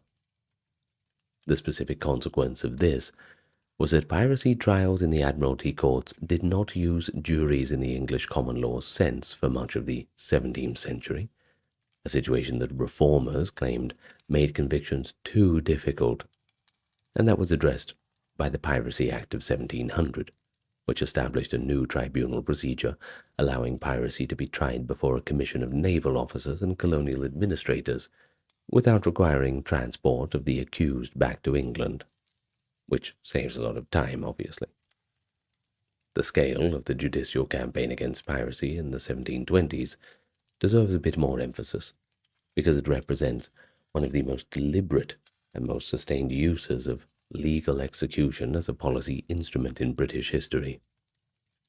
The Royal Navy's campaign against Caribbean piracy, which began in earnest around 1716 and reached the peak in the 20s, was backed by the full weight of the Admiralty courts and the political will of a governor that had decided that piracy was a problem that could be solved through systematic judicial terror.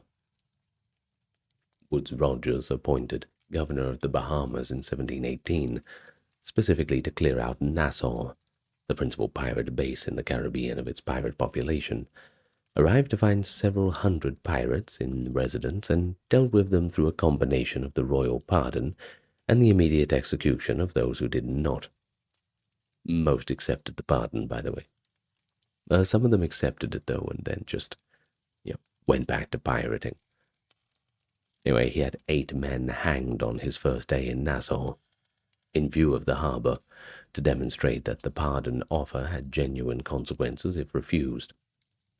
The campaign that followed produced the deaths of the most major pirates of the era. Blackbeard was killed in battle in 1718. Stede Bonnet was hanged in 1718 too. Bartholomew Roberts was killed in action in 1722.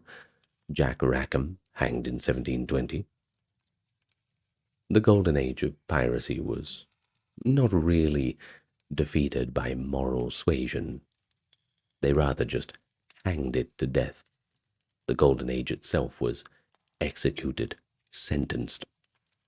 The Piracy Act of 1700 was specifically motivated by the case of Captain Kidd, whose arrest in 1699 and transport to London for trial had been a cumbersome process that the authorities wanted to avoid repeating in future cases. The Act established the Admiralty Session Courts that could be convened in colonial ports, and it was these courts that would process the mass of prosecutions in the 20s, the trials at Nassau, the Cape Coast Castle, and elsewhere that liquidated the Golden Age pirates at industrial scale. So between 1716 and 1726, over 600 people were executed for piracy in the Atlantic world, a judicial campaign whose specific ferocity showed the British government's determination to end the piracy that had been disrupting the Atlantic trade for decades. The Privateer Commission, the letter of marque that authorized a ship to prey on enemy shipping, was both the legal mechanism that made privateering legitimate and the source of many ambiguities that made the line between privateering and piracy so difficult to draw in practice. A privateer operating under a commission against the French shipping could theoretically claim legal protection for attacks on French vessels if the commission had not expired. Well, if it had expired, if the victim turned out not to be French, or if the attack occurred in waters not covered by the commission, the legal protection evaporated, and the privateer became a pirate.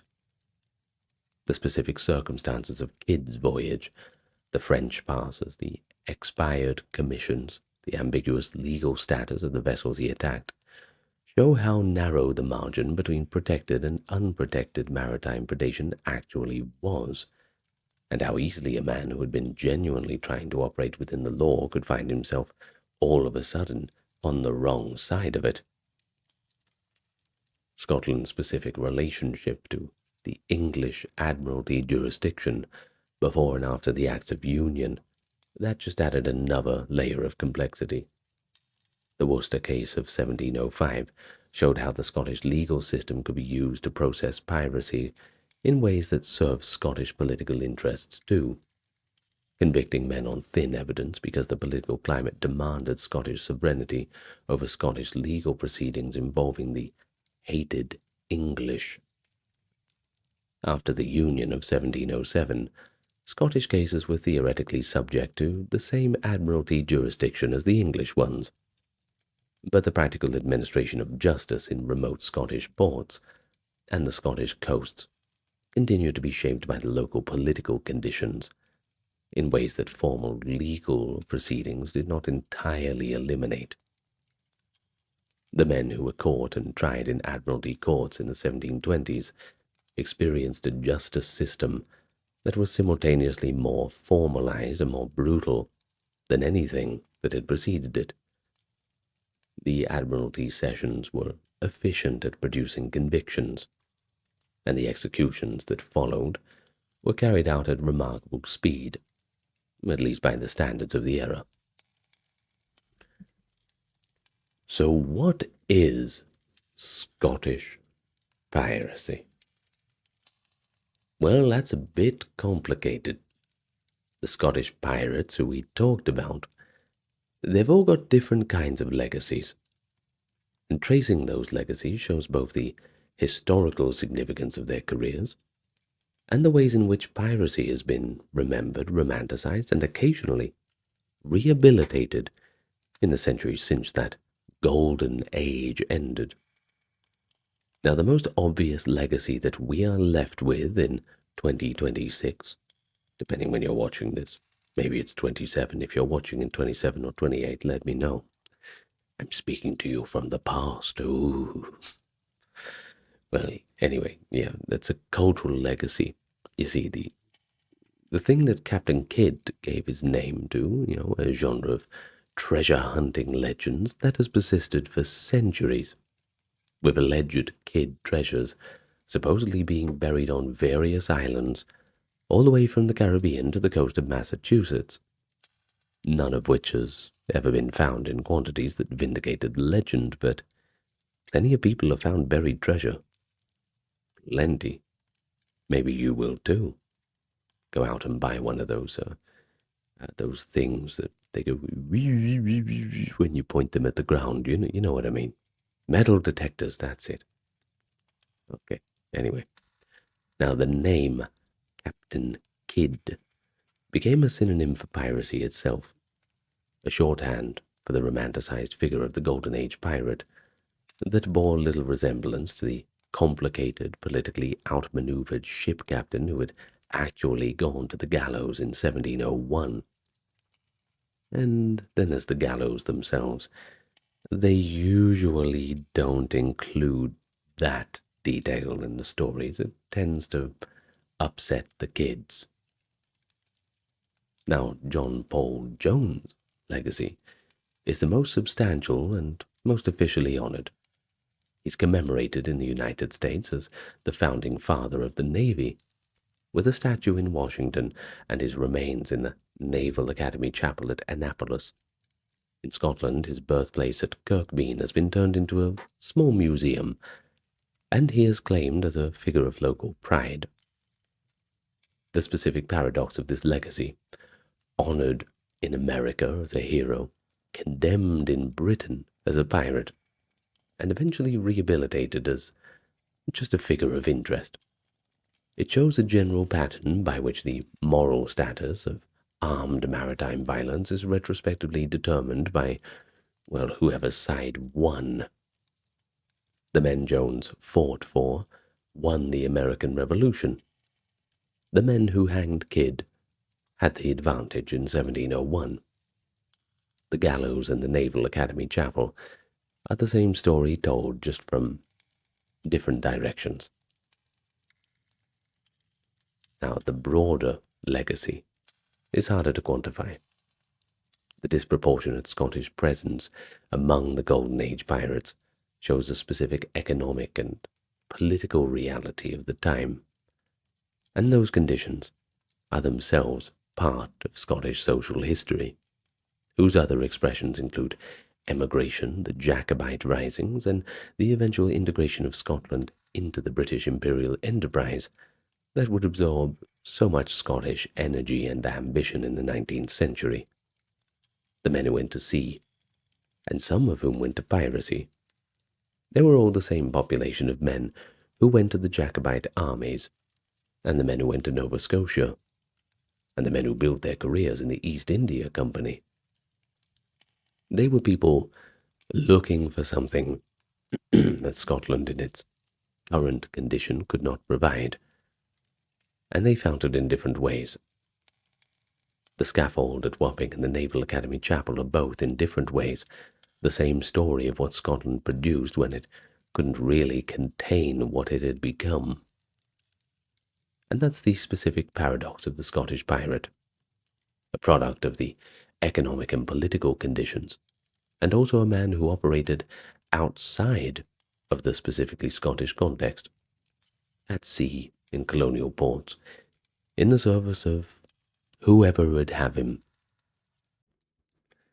It was 1716 when a merchant captain named Henry Bostock drifted into Nassau harbor by accident and found something that no one in the Atlantic world had seen before: a fully functioning pirate city. Several thousand maritime outlaws living in a settlement of taverns, huts, and beached vessels on a shallow Caribbean harbor. The masts were so thick they looked like a forest, and the smell of rum reached the ships before the shoreline did, and the residents, by every visible indication, were having a bloody good time. Of course, Bostock was not. He was robbed of his cargo and released unharmed, so count your blessings. But what he described when he got home was not just a criminal hideout. It was a real community, one with its own rules, economy, social order. You see, the captains were elected, the plunder was divided democratically, and those old hierarchies of the colonial world were nowhere to be found.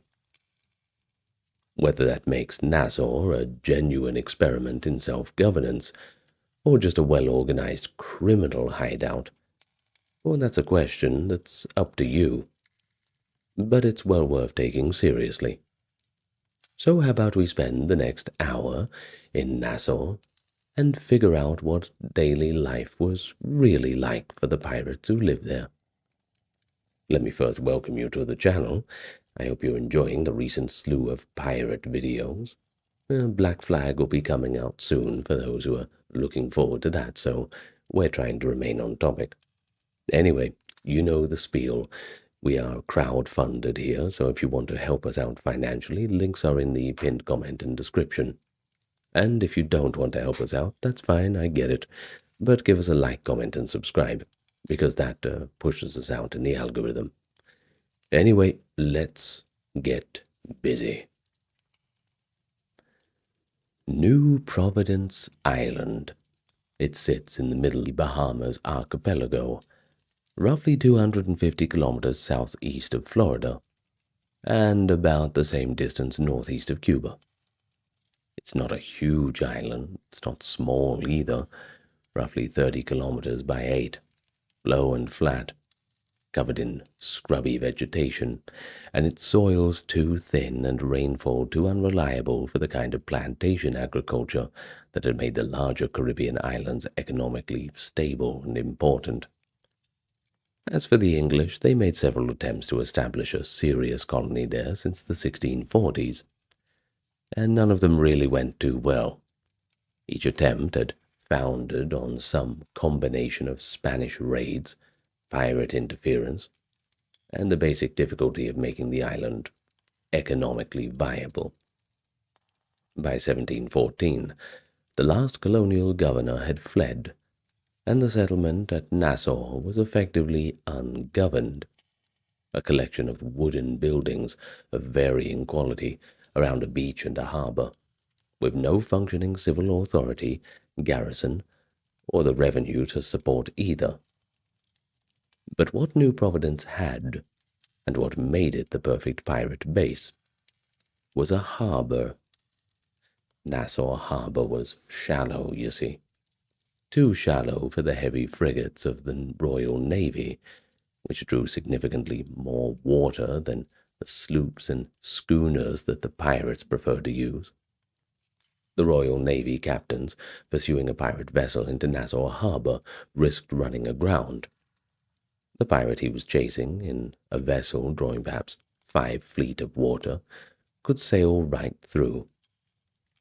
The harbor entrance was further protected by a sandbar that shifted with the seasons, and whose navigation required local knowledge, the kind of knowledge that the pirates who used the harbor all the time had accumulated, and that the visiting naval officers lacked.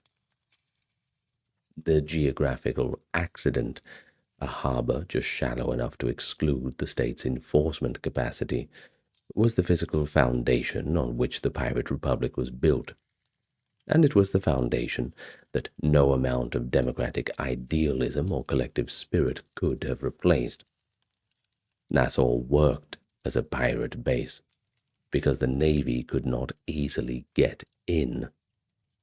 And once that problem was solved, well, everything else became quite a lot easier. The settlement itself, by the accounts of those who saw it between 1715 and 18, was a remarkable combination of energy and squalor. The original colonial buildings, a fort of sorts, a few merchants' houses, remnants of administrative structures that had served the departed governors, were supplemented by a sprawl of improvised constructions, huts built from timber salvaged from wrecked or captured ships, canvas shelters erected between trees, the hulks of old vessels pulled up on the beach and converted to more or less permanent dwellings.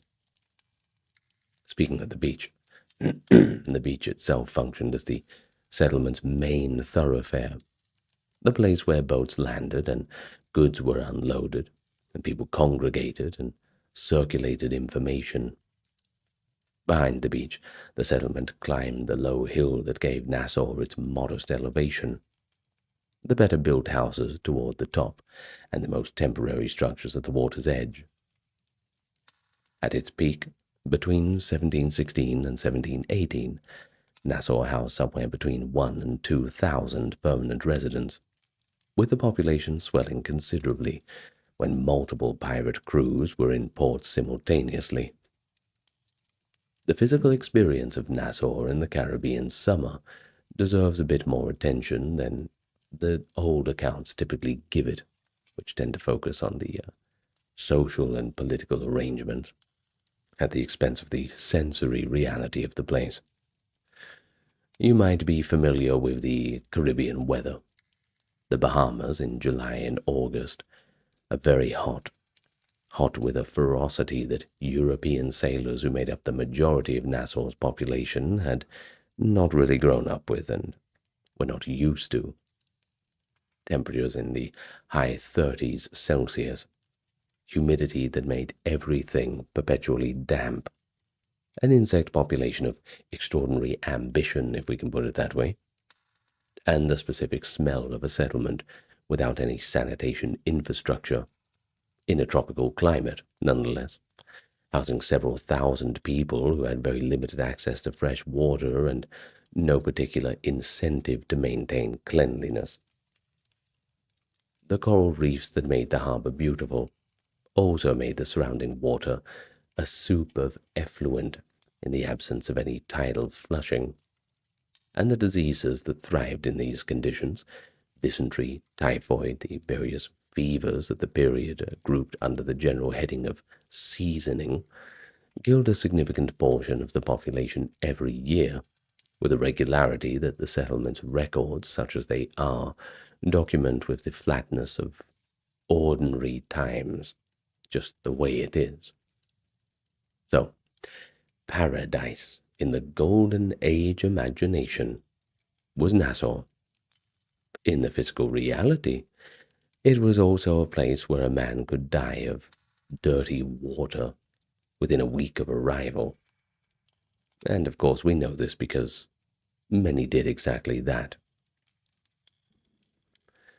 So, of course, Nassau is nothing without the people who live there, and they were more diverse than any other community in the contemporary Atlantic world. And that diversity was one of the features that contemporary observers found the most striking and the most alarming.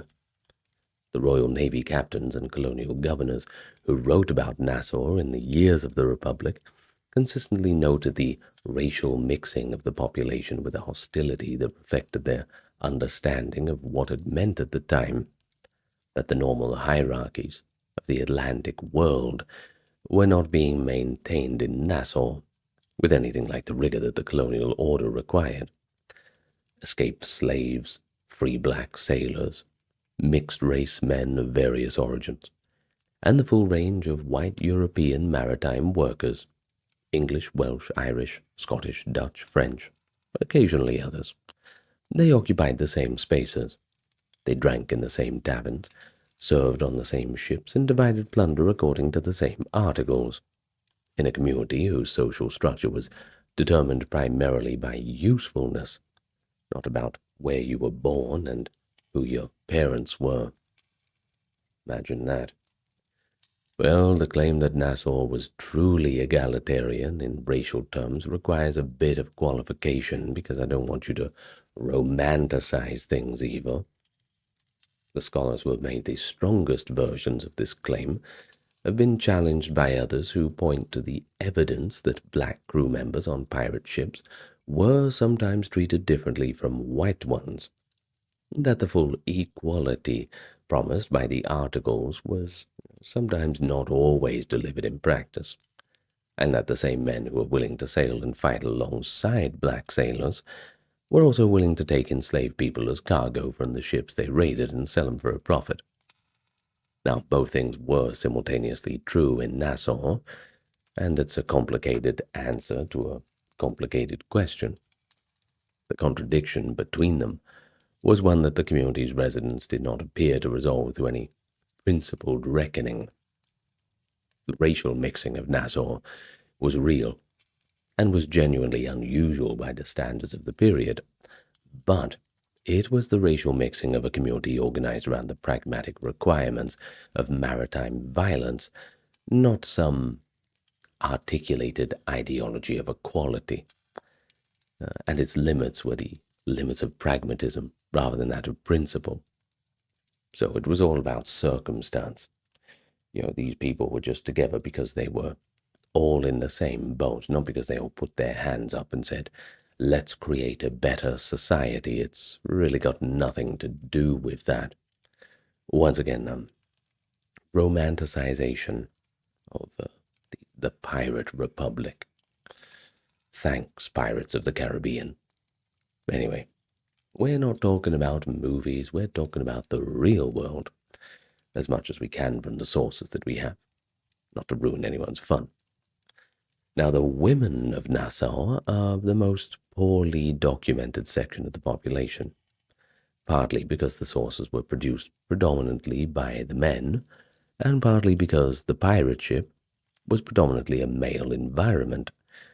So there wasn't really too much to write about what the women were doing because Well, they weren't doing much of the piracy, unless we want to talk about Anne Bonny and all that sort of thing, which we've talked about in other pirate-related videos. But Nassau itself was not just a giant pirate ship, we must remember that. And the settlement included a permanent population of women who appear in the records, primarily in connection with the taverns, whose keeping was one of the few economic activities in Nassau that the sources consistently associate with female agency. The tavern keeper occupied a position of real power in the social structure. She controlled access to alcohol, which was the settlement's primary economic commodity after plunder itself.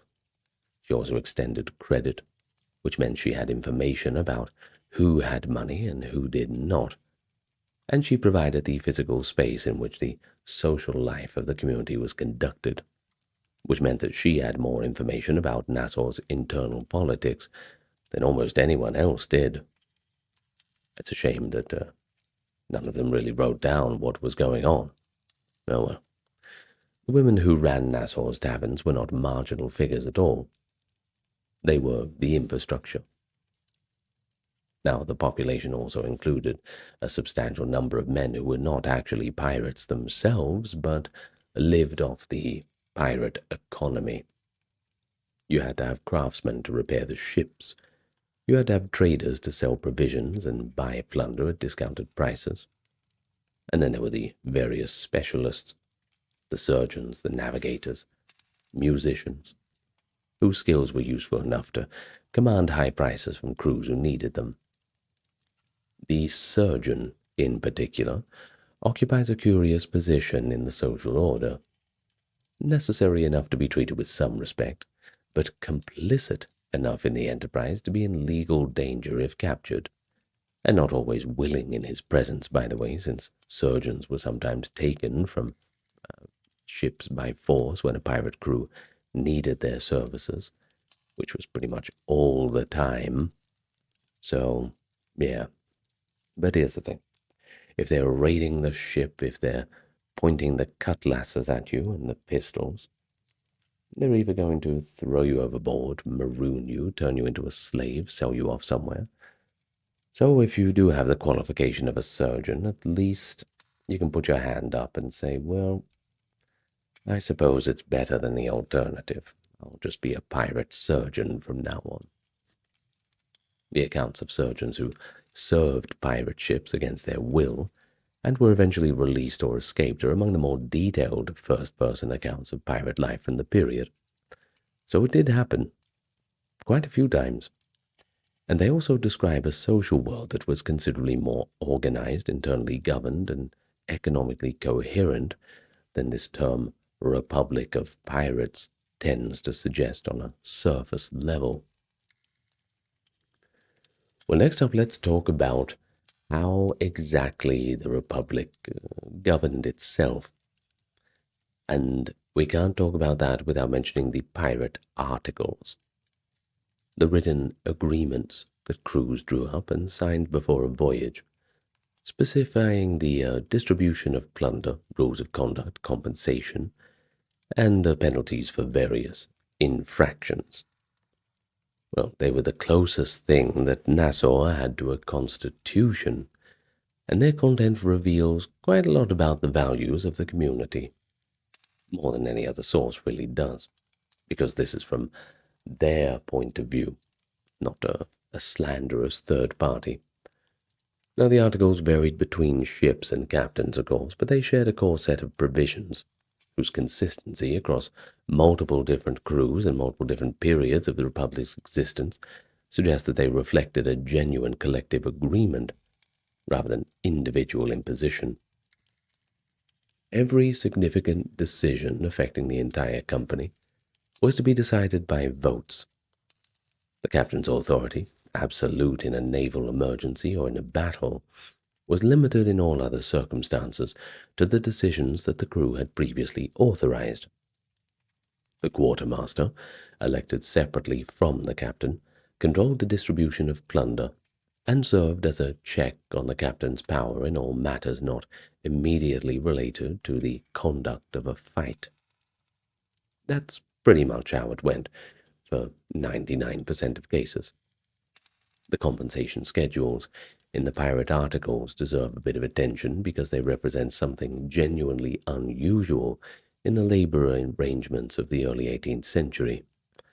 An explicit, contractually agreed schedule for compensating workers for injuries sustained in the course of the work. Bartholomew Roberts' articles, among the most completely preserved of any Golden Age pirate code, specified that a man who lost his right arm in battle received 800 pieces of 8, the left arm, the left arm 600 rather, the right leg 500, left leg 400, the loss of an eye or a finger 100 each. Now these were not trivial amounts. 800 pieces of 8 was worth more than a year's wages for a merchant sailor, and they were paid from the common stock, before the remainder was divided as plunder. The legal scholar and historian Peter Leeson, in a controversial but carefully argued analysis, has suggested that the pirate articles represented a more sophisticated system of labor contracts than anything the legitimate maritime economy offered its workers. And he's right. But while the arrangement has critics, the basic observation is difficult to dispute. The pirate articles gave crew members rights and guarantees that the Royal Navy and Merchant Marine just didn't. Seems pretty obvious in hindsight why people were throwing their lot in and taking a gamble on the pirate life. The democratic procedures of the articles extended to the selection of targets as well as the distribution of plunder. Accounts from the period describe pirate crews debating proposed raids with a seriousness that participants apparently found natural and that outside observers found to be baffling. The idea that a group of criminals should vote on their crimes before committing them certainly struck the legal establishment as somehow more offensive than the crimes itself. The debates that preceded major decisions, i.e. whether to attack a particular vessel, take a particular course, to accept the submission of a captured captain, or to make an example of him for having resisted, they were all conducted in the open, on the deck, with every member of the crew entitled to speak and vote. The captain who ignored the outcome of such a vote did so at his peril. Several Golden Age captains were deposed by their crews for doing this, their authority dissolved by the same democratic mechanism that had created it in the first place.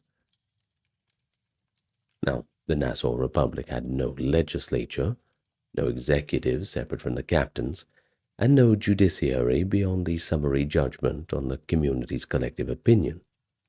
It was a direct democracy of a crude but functional kind, and its primary deficit was the one that all direct democracies share, and that is that it worked well when the community's interests were aligned, and catastrophically poorly when they were not. But moving on from that to something a bit more light-hearted, the diet of Nassau's pirate republic was a direct function of what could be taken from captured ships and what could be grown, caught, or bought locally, and both of these sources were subject to dramatic variations that made the community's nutritional situation genuinely quite precarious, despite the apparent prosperity of the plundering economy. When a successful prize was brought into the harbor, the community ate and drank with the extravagance whose specific character is documented in enough detail to make the reconstruction fairly reliable. Salt pork and beef from the prize's stores, biscuit and dried legumes, wine and spirits in quantities that the accounts consistently describe as extraordinary. The specific celebration following a successful voyage, i.e. the beach feast, a communal consumption, the days of drinking and eating that followed a return to Nassau, was the Pirate Republic's most characteristic social event, and its excess was functional rather than merely hedonistic, though I'm sure it was quite hedonistic as well. It was the mechanism by which the community's accumulated tension from the voyage was discharged, and by which the bonds of collective enterprise were ritually renewed. Between prizes, the diet was considerably more austere. Nassau's island environment could support some food production. The shallow waters were rich in fish and shellfish. The island's interior supported some hunting of birds and the feral livestock that had escaped from earlier settlement attempts, and some gardens were maintained in the settlement's more permanent areas, but nothing approaching the caloric requirements of several thousand people in the sustained absence of prize ships. The community depended on trade with the mainland American colonies for its staple provisions, particularly flour, salt, and the tobacco that was nearly universal among the maritime workers of the period. The trade was conducted through a network of Nassau's American connections, merchants in New York, Boston, Charleston, who were willing to provide goods in exchange for pirate plunder at prices that reflected both the discount on stolen goods and the risk premium of doing business with men that the authorities wanted hanged. The extent of this trade and the complicity of respectable American merchants in sustaining it was one of the features of the Nassau Republic that most alarmed the colonial governors, and I suppose most clearly showed the economic integration of the pirate economy into the legitimate Atlantic economy it was simultaneously preying upon. Now, of course, we can't have a video about pirate food and drink without mentioning rum. And yes, the stereotypes exist for a reason. It was the most important single commodity in Nassau's internal economy, and its centrality to the community's daily life went well beyond the obvious fact that people, well, just liked to drink the stuff. You see, rum was the currency through which the settlement's informal economic transactions were conducted, the medium in which tavern credit was extended and repaid, the substance around which the community's social life was organized, and the commodity whose control gave the tavern keepers their particular social power. The specific quality of the rum available in Nassau in this period deserves a moment, too. Caribbean rum in the early 18th century was a much rawer product than the aged spirits it eventually became, and a liquid whose main virtue was its alcohol content and whose taste was described by contemporary drinkers with a vocabulary of industrial chemicals rather than pleasure. It was still widely enjoyed. I suppose you get what you're given. But perhaps most importantly, it was cheap. It was plentiful when a prize brought sugar or molasses, and it was effective at producing the specific social state, relaxed, communal, temporarily insulated from the anxieties of a life spent running from the law, that Nassau's residents most needed. The specific problems that chronic rum consumption produced, they were also documented in the accounts, and they were the problems that the more orderly captains, Roberts among them, tried to manage through the article's restrictions on shipboard drinking. A little bit less violence and impaired judgment certainly goes a long way. Now, the economics of plunder distribution shaped the community's relationship to money and goods in ways that distinguished Nassau sharply from ordinary colonial settlements. When a prize was brought in, the plunder was valued and divided according to the articles in a process that the quartermaster oversaw, and that the crew had the right to challenge if they believed anything was unfair. The captain typically received 2 shares. The quartermaster, the master, the boatswain, and the ship's surgeon each received 1.5. Ordinary crew members received 1 share. A successful voyage against a rich prize could give an ordinary pirate more money than he had seen in his entire life, and the accounts are full of descriptions of men who received their share and made immediately for Nassau's tavern, and spent the entire sum within a week or a fortnight on alcohol, gambling, and, well, the various other pleasures that this kind of community would generate and supply. Now, you might think it's pretty irrational, and I suppose in hindsight it is. But when you think about living in the way that they did, I suppose it's a pretty fair response to a life in which the future was genuinely uncertain, and the next voyage might produce nothing, or well, you might die, and in which the hoarding of wealth was both logistically difficult and socially disapproved of. You spent what you had because you had it now, and now was the only moment whose availability was guaranteed. Everything else, well, it's anybody's guess. Well, next up we've got the ships. The ship was the Republic's most important capital asset, and the maintenance of the ship was the most practically urgent regular activity in Nassau. A pirate vessel in Caribbean waters accumulated growth on its hull, yet barnacles, yet weed, and the teredo, a long bivalve mollusk, misleadingly named the shipworm, which bored into the wooden planking with a destructive enthusiasm, could reduce a sound hull to something approaching I don't know, a colander within months, I suppose, a block of Swiss cheese. Now, this all happened at a rate that significantly degraded the speed and maneuverability of the ship. I believe the term is the drag. That's why, still even in the modern day, we have to get scuba divers down there to clean off barnacles and all the rest. Unless they have some technology for that now, which I don't know. Any pirates in the comments will tell me. In the warm, biologically productive waters of the Caribbean, the process was alarmingly quick.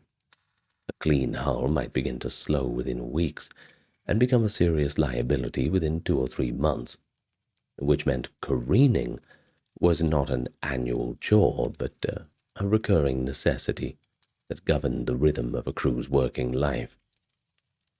The copper sheathing that would later protect naval hulls from both fouling and the worm lay decades in the future, so every vessel afloat in these years, pirate and pursuer alike, was engaged in the same losing race against Mother Nature. A fouled hull meant a slow ship, and slow ships can't catch prizes, nor can they escape or, well, go after any pursuers. So that meant that a fouled hull was an existential threat to the Enterprise in a way that most of the community's other problems were not.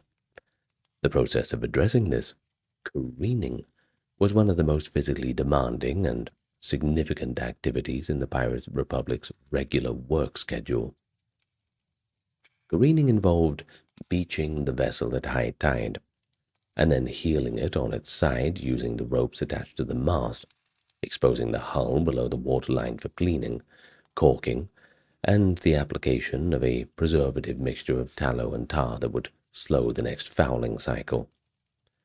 The accumulated weed and barnacle were frequently burned off first, a process called breaming, in which bundles of brushwood or dried reeds were set alight and held against the planking to scorch away the growth and soften the old pitch before the scraping began.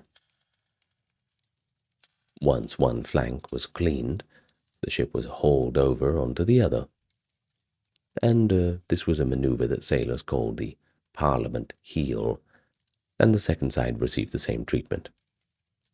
The work was timed to the spring tides, when the difference between the high and low water was the greatest, and the vessel could be floated in close, and then left high enough on the falling tide for the hull to be reached. The process took several days, and required the labor of an entire crew. With the ship in a completely vulnerable state, it would be unrigged, the guns would be landed on the beach, it'd be on its side, and of course, good luck moving it like that. This was the period of maximum danger, when a crew that had spent a year being feared was suddenly completely defenseless, a sitting duck in the Caribbean, and prudent captains posted lookouts on the headlands or careened in company, so that one ship could stand guard while the other lay.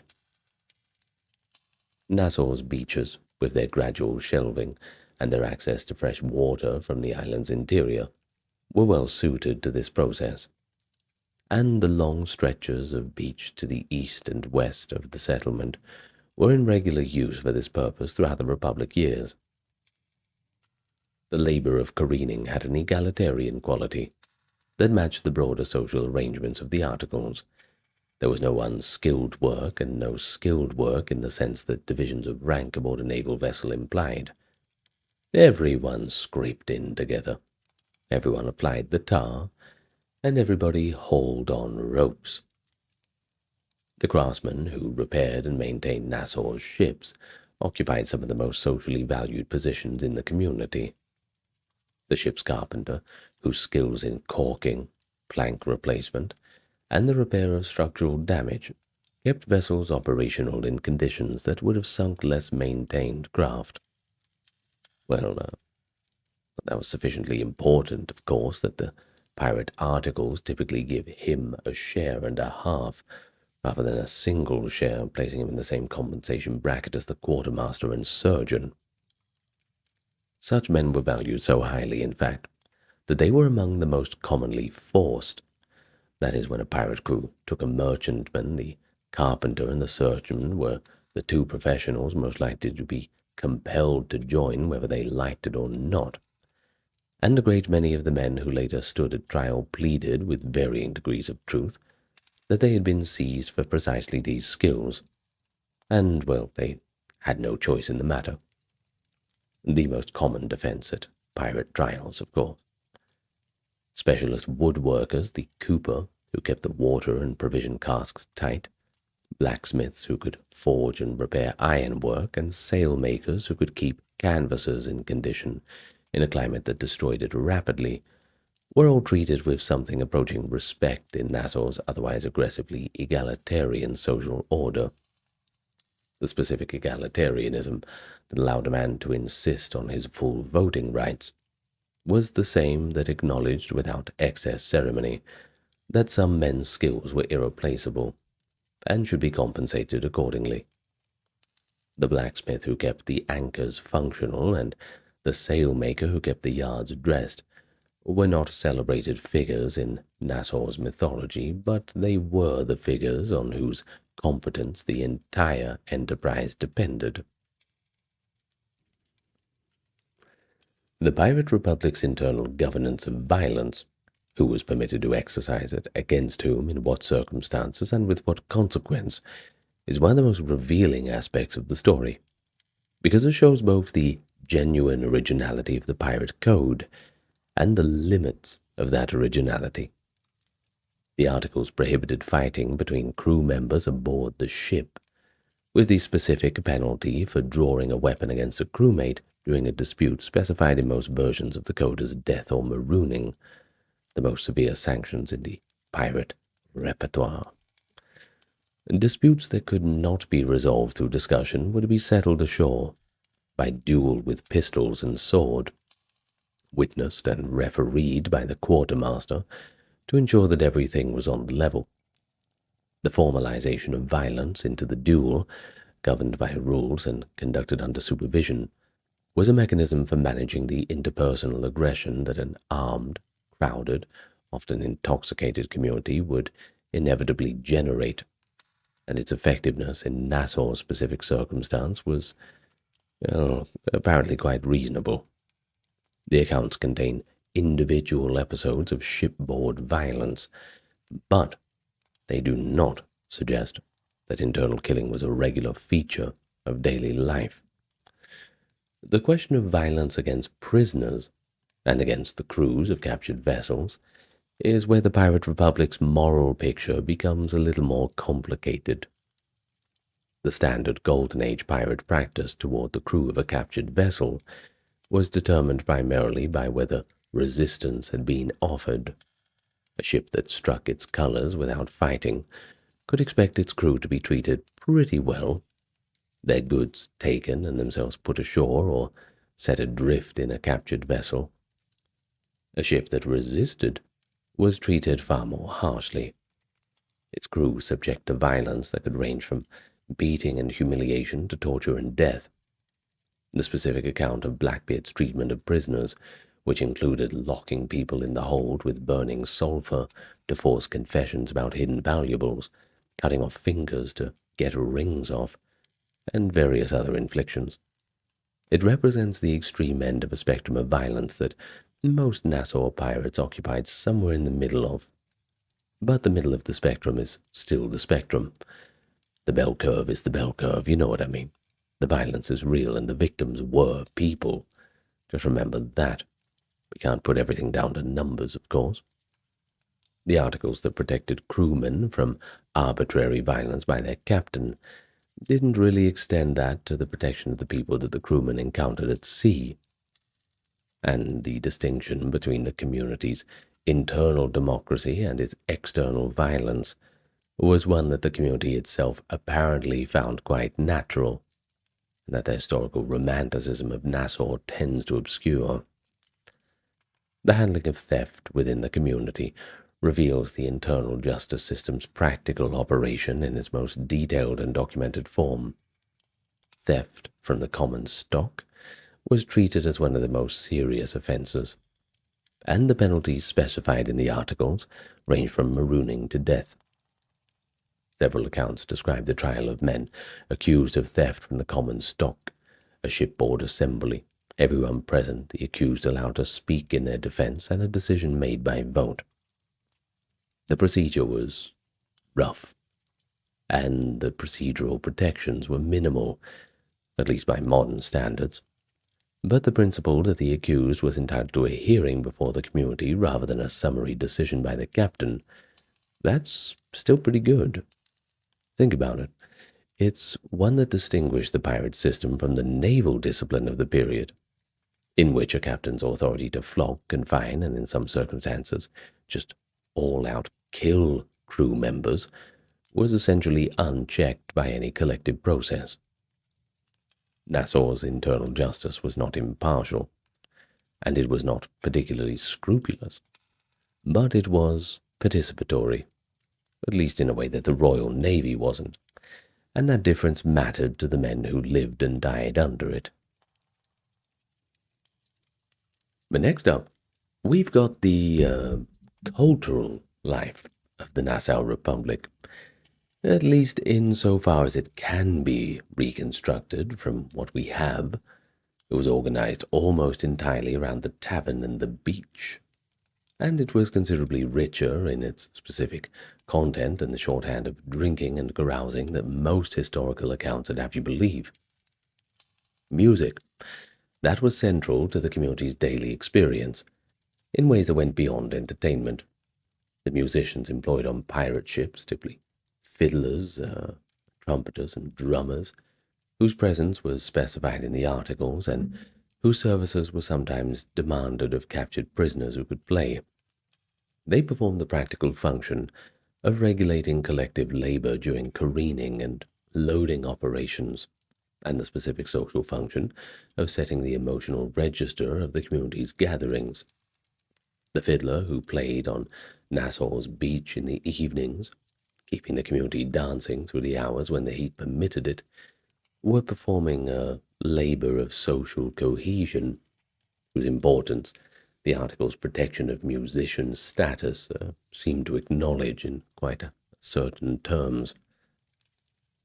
The specific musical culture of Nassau was a genuine Creole mixture. In the most precise sense of the term, at least, it drew on the English, Irish, and Scottish folk music traditions that the majority of the white crew members had grown up with, and then a little bit of the West African musical traditions that the black members of the community had brought with them, and on whatever material had been absorbed from Spanish, French, and Dutch cultures. The specific musical forms that resulted from this mixing are not recoverable in any direct way, a little bit far off recording studios, I'm afraid. No one really wrote down what was being played on Nassau Beach, but the general process of a Caribbean musical synthesis that produced the musical forms of the 18th and 19th century was already underway in the early 19th century, 18th century's pirate ports, and Nassau was one of the crucibles in which it occurred.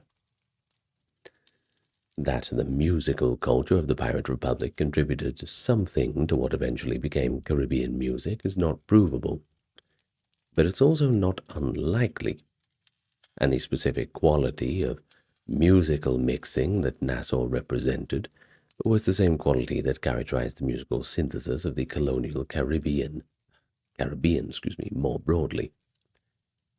Just question, do you guys say Caribbean or Caribbean? Because sometimes I say Caribbean, sometimes I say Caribbean. I can't make up my mind. I don't know which one is correct. I think they're both okay. Anyway, gambling was one of the most popular leisure activities in Nassau, and the article's prohibition on gambling aboard the ship, which was present in almost every version of the pirate codes, is itself evidence of how significant a problem it was. The prohibition was specifically about shipboard gambling rather than gambling in general, reflecting the practical experience that gambling among men who were armed with guns and swords had strong feelings about fairness, and who had no external authority to appeal to when disputes arose, was a reliable generator of problems.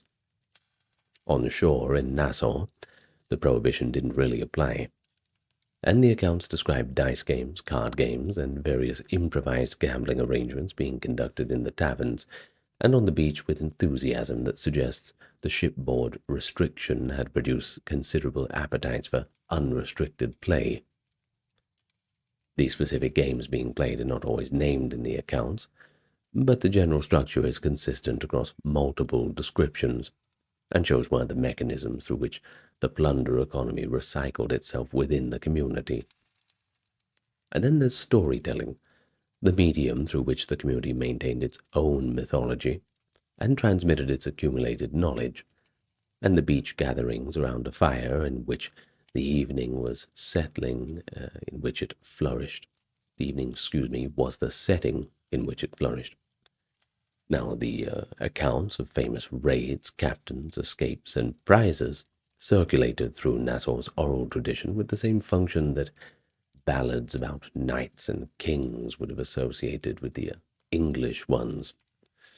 In Nassau, they established the community's shared identity.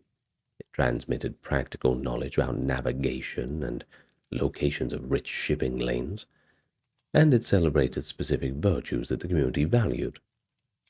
And they established these specific vices it condemned: cowardice, hoarding, mistreatment of fellow crew members, stuff like that.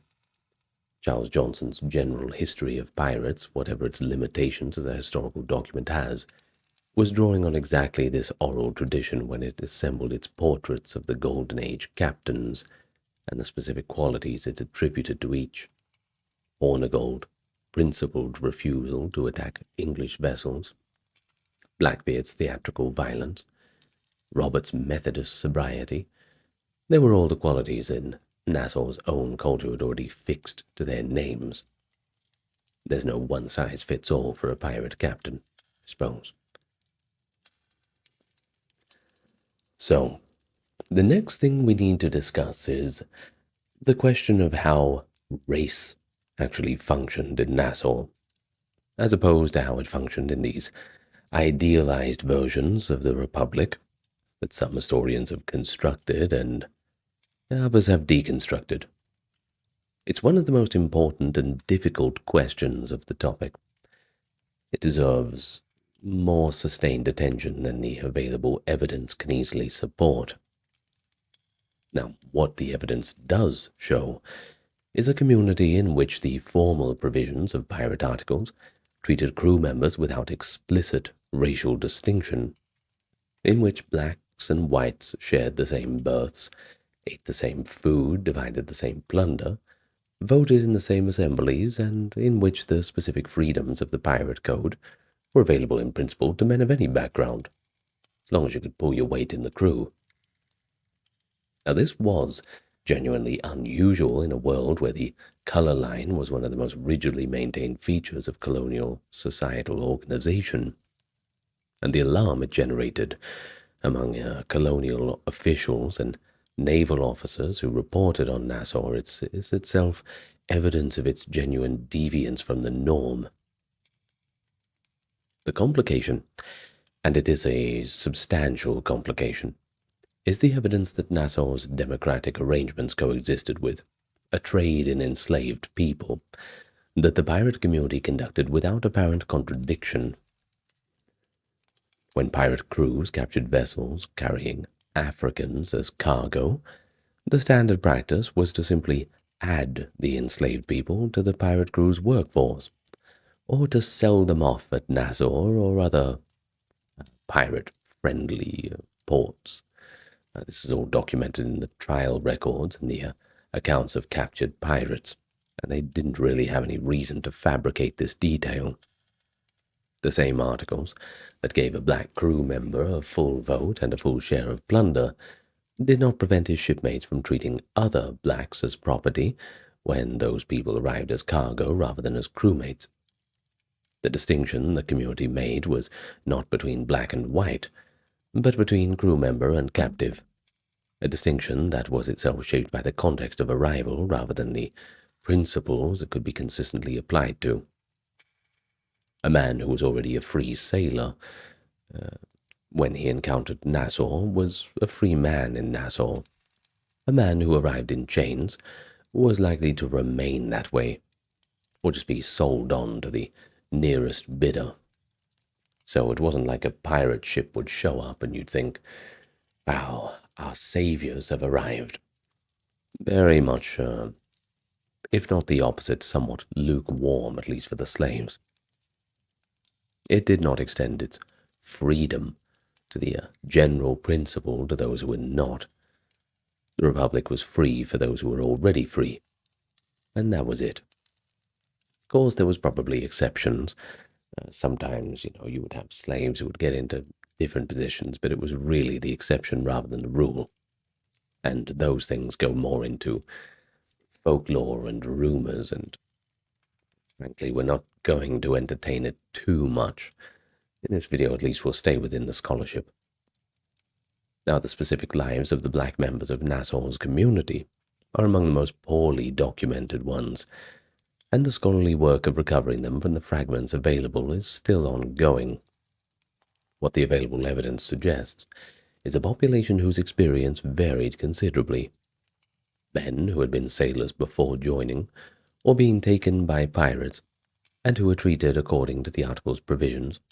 Men who had escaped slavery and found in Nassau a refuge whose geography and whose community's general hostility to external authority made return to enslavement a relatively difficult thing to enforce, and men whose experience in Nassau reproduced some of the conditions of the slavery they'd come from, as workers in the settlement's economy without full protections of the articles. The specific individual whose name appears most frequently in discussions of black life in Nassau, Caesar, that is, one of Blackbeard's most trusted crew members, who was reportedly stationed by Blackbeard in the hold with orders to blow up the ship's powder magazine if the vessel was taken. He's a figure whose trust relationship with his captain, whatever it means, was clearly outside the normal categorizations of both slavery and maritime employment, and whose story resists easy categorization in either the egalitarian or exploitative narrative. Of course, the whole slavery thing is one of those aspects of Nassau that gets blown out of proportion and romanticized. So once again, it's one of those fun-ruining devices that the scholarship comes in and gives us all a reality check. So yeah, there's the reality check for you. So, when does it all come crashing down? 26th of July, 1718. Woodes Rogers, walking on in like some cowboy in some western film.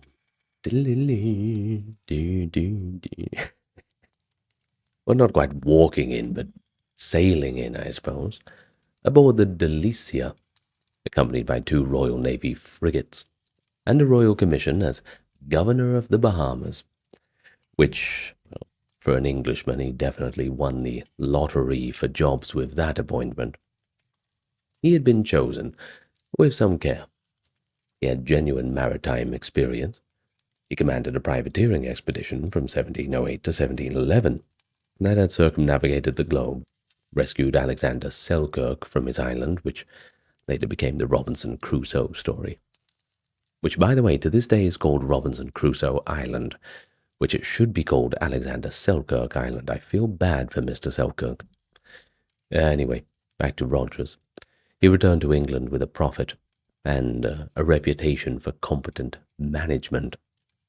So he was a shoo-in for the job.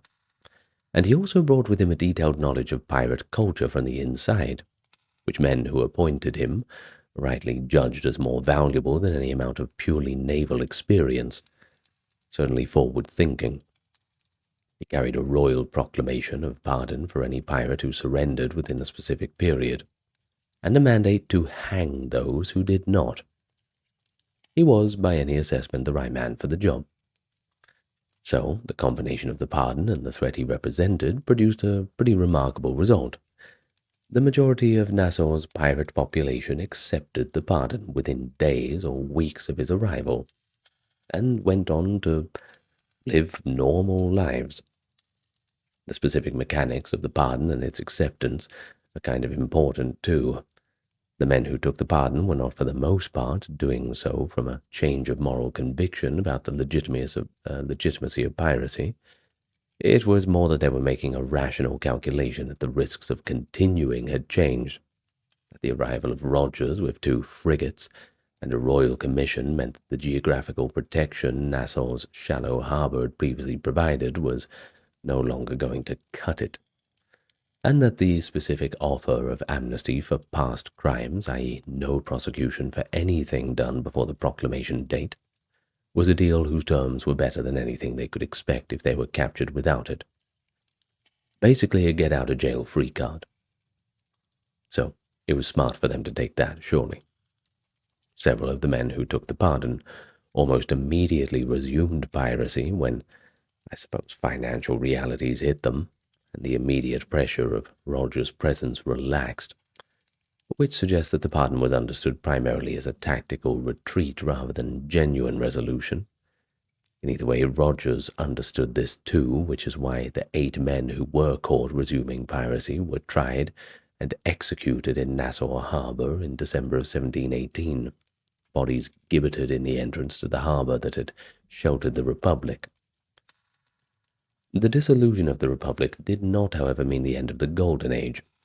Bartholomew Roberts continued his operations until 1722, and the other pirates operated in the Caribbean and the Atlantic for years after Rogers arrived in Nassau. But it certainly ended the specific form of organized, settled, community-based piracy that the Republic had represented before. The pirates who left Nassau after 1718 operated from ships rather than settlements, and the specific social arrangement that had made everything distinctive was not replicated again elsewhere.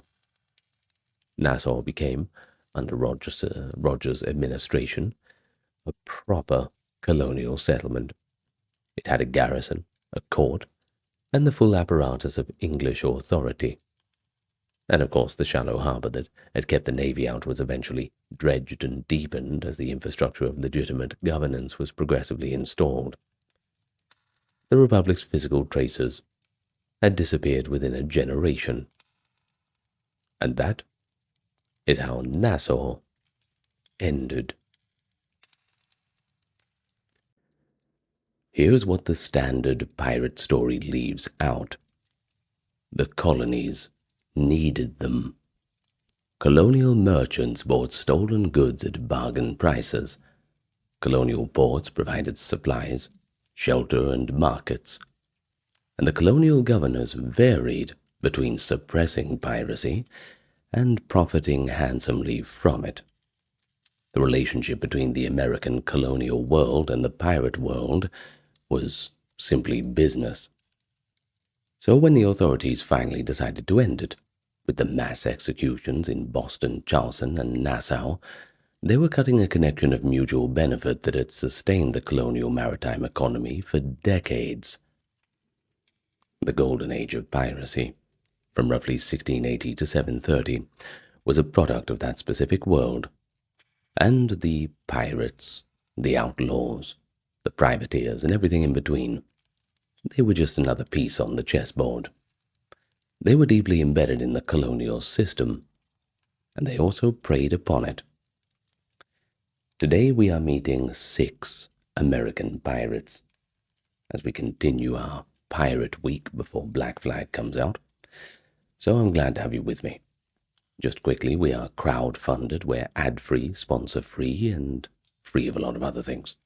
So if you want to support us, links are available in the pinned comment and description. Otherwise, a like, comment, and subscribe. That is really going to help push us out more in the algorithm. Thank you for your understanding and your patience. Let's begin. Well, let's talk a little bit about the colonial world and why piracy was what it was in the American colonies. Now, indeed, the American colonies that served as the base for the Golden Age were not passive victims of maritime crime. It wasn't really an hunter and prey situation. Everyone was an active participant in the pirate economy to some extent. It just depended what suited their specific economic interests in ways that we've only recently begun to fully acknowledge. The colonial economies of the late 17th century were characterized by persistent shortages of manufactured goods, limited access to silver and gold that served as the primary currency of international trade, and the chronic frustration with the Navigation Acts. If you're not familiar with that, it's basically the English mercantilist legislation that required colonial trade to pass through English ports and English merchants in ways that benefited the mother country at the expense of the colonies. Of course, this just one of the few things that was breeding resentment between these two nations.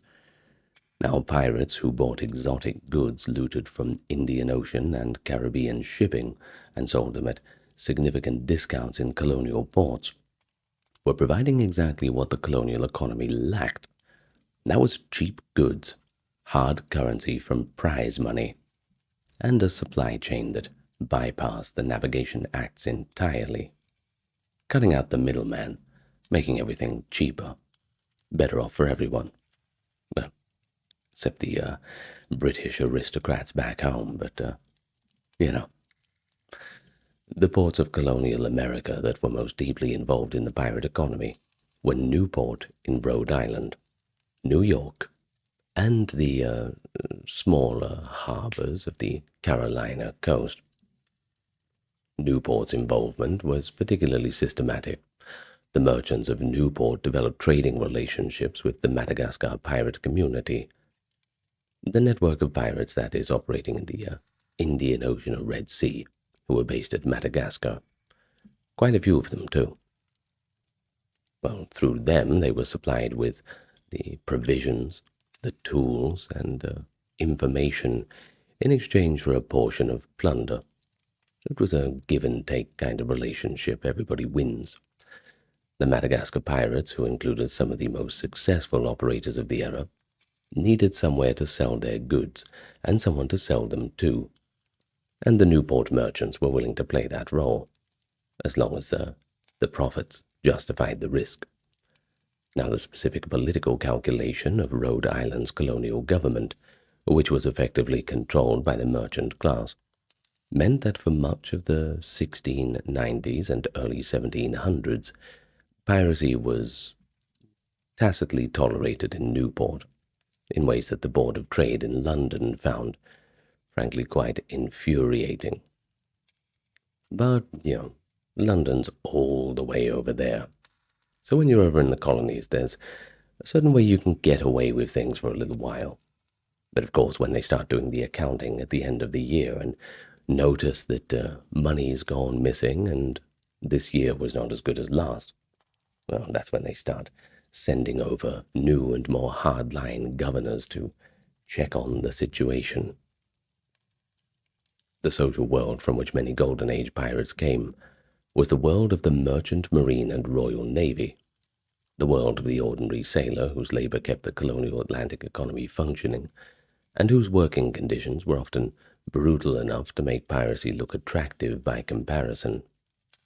A common sailor on a merchant vessel in the 1690s could expect to work 12 to 16 hours a day, be subject to the arbitrary authority of the captain without any meaningful legal recourse, to be paid wages that might or might not arrive depending on the voyage's success and the captain's integrity, and of course to sleep in the forecastle conditions that were crowded, damp, and cold. Signing up for that doesn't sound like much of an adventure at all. Now, the Royal Navy was, in many respects, worse. Impressment, that is the forcible conscription into naval service, that was a constant threat. The discipline was enforced by flogging, and the mortality rates from disease and battle could be catastrophic. Pirate ships, by contrast, operated on something a little more like a democratic model, believe it or not.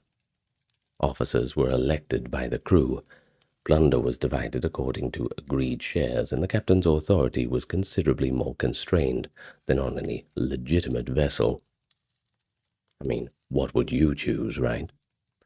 The, quote, articles that most pirate crews signed before beginning a voyage specified the rights and obligations of every member, the division of spoils, and the procedures for resolving disputes. They were, in a specific way, constitutional documents of a remarkably egalitarian kind. It's no wonder people were signing up. So that's the general situation in terms of piracy, and you can definitely see why people would choose to sign up as a pirate rather than just get a, quote, honest job in the Royal Navy or some other shipping. Sometimes they would be dragged into having that job without their choice through impressment or Shanghaiing, as they call it, but that term would be used a little bit later. Topic for another time. It's more of a 19th century sort of phenomenon, Shanghaiing. Now, we've explained that. We said we were going to meet 6 very special pirates. So let's meet them, and we may as well start off with the big guy. Let's start off with Blackbeard. Edward Teach, or Edward Thatch, or Edward Tatch, and various other ways contemporary sources suggesting that the man himself was not consistent in his orthography was named. We do know he was born around 1680, probably in Bristol, England, and first appears in the historical record as a privateer based in Jamaica during a war of Spanish succession.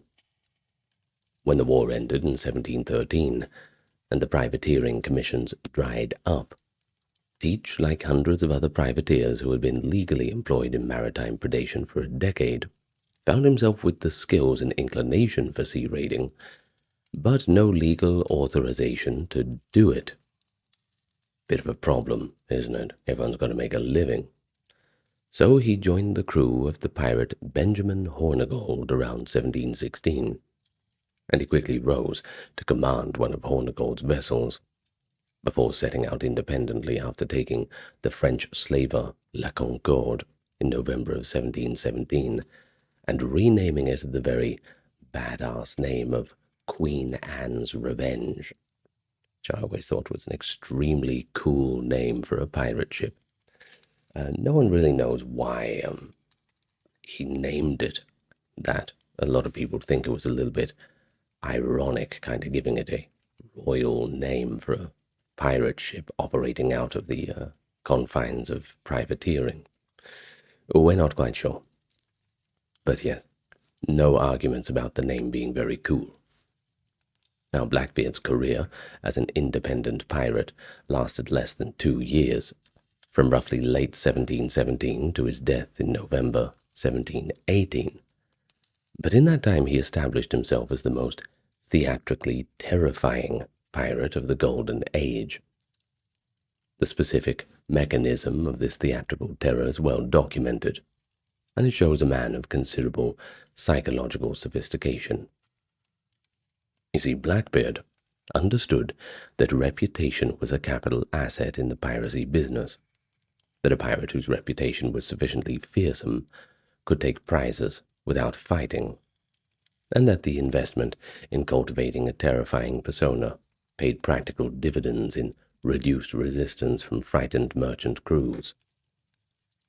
Now, his beard, the black mass of hair that gave him his name, which he wore braided with ribbons, by the way, which doesn't sound very tough, but he also dramatically lit slow-burning fuses inside the beard during battle, so his head appeared to be on fire and reefed in smoke, and that made things a little bit more threatening, I suppose.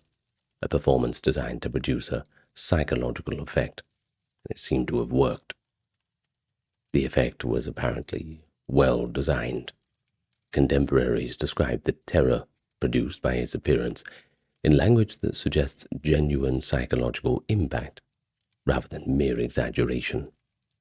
The specific geography of Blackbeard's North Carolina operations, i.e. the Outer Banks, the shallow inlets and sounds behind the barrier islands, the waters of Pamlico and Albemarle Sound, etc. These were central to his strategic position. The Outer Banks created a maritime environment in which large naval vessels could not operate. The shallows and sandbars that had wrecked the wider of Cape Cod were the same conditions that protected Blackbeard's anchorages from the Royal Navy ships that would have otherwise pursued him. Blackbeard knew the waters, his crew knew them, and the local population, who benefited from the cheap goods that the pirate economy provided, and who had limited loyalty to the distant and, well, frankly, almost strange authorities in London that they had never met, were generally disinclined to provide information to outsiders. The governor of Virginia, Spotswood, understood that the North Carolina geography made Blackbeard effectively immune to official pressure from within North Carolina, and that only an expedition from the outside, crossing the political boundary between the two colonies, could reach him. The jurisdictional ambiguity that had characterized the pirate economy throughout the Golden Age protected Blackbeard to the end. His relationship with North Carolina was the most significant American dimension of his career. Governor Charles Eden of North Carolina accepted a royal pardon on Blackbeard's behalf, and Blackbeard settled for a period in the Carolinas, reportedly marrying a local woman, his 14th wife, according to the romantically inclined but historically unreliable Captain Charles Johnson, whose general history of pirates remains the primary source for most of these Golden Age pirates. Now, we don't know if it's 14, but hey, if it's a fraction of that, good Lord, busy boy, huh? The relationship between Blackbeard and Eden has been described by historians as a corrupt accommodation, in which the governor received a share of the pirates' plunder in exchange for turning a blind eye, an arrangement that was not unusual between colonial governors and pirates in this period, and that the authorities in London were increasingly determined to stamp out. Of course, we mentioned he had a very short career, and it wasn't because he retired early. His death came from a British naval expedition, authorized not by the North Carolina authorities, but by the governor of Virginia, Alexander Spotswood, who sent 2 small sloops under Lieutenant Robert Maynard to deal with Blackbeard in his anchorage at Ocracoke Inlet in November of 1718. The battle was brutal. Blackbeard and his crew boarded Maynard's sloop, and the fighting was hand-to-hand. Very vicious. Blackbeard was reportedly shot 5 times, and stabbed more than 20 times before he finally died. Maynard cut off his head and hung it from the bowsprit of his sloop. Proof that Blackbeard was actually dead, and as a display to the sailors they encountered on the return voyage to Virginia. The specific violence of Blackbeard's death, combined with the theatrical character of his life, establish him as the template against which every subsequent pirate, fictional or historical, would be measured. He became the pirate in the same way that Captain Kidd had become the synonymous name for buried treasure, a single figure whose story was capacious enough to absorb the entire myth. And after all, when we think of pirates, if you're going to list off a few famous ones, 99% of people are going to mention Blackbeard first, if not even just in the top 3. Well, next up we've got Samuel Bellamy, Black Sam as he was known to his crew, born around 1689 in Devon, England. He went to sea young and arrived in Cape Cod around 1715, possibly with the intention of salvaging Spanish treasure wrecked off Florida. Well, the salvage venture did not prosper, and by 1716 Bellamy had joined the pirate crew of Benjamin Hornigold and Palsgrave Williams, beginning their brief pirating career that would make him one of the most romanticized figures of the entire Golden Age. He was 28 years old when he died on the Whydah. He'd been a pirate for approximately a year. I mean, that's strange. I mean, that's a year was all Blackbeard got too, eh? Definitely not a good, good rate of tenure for pirates.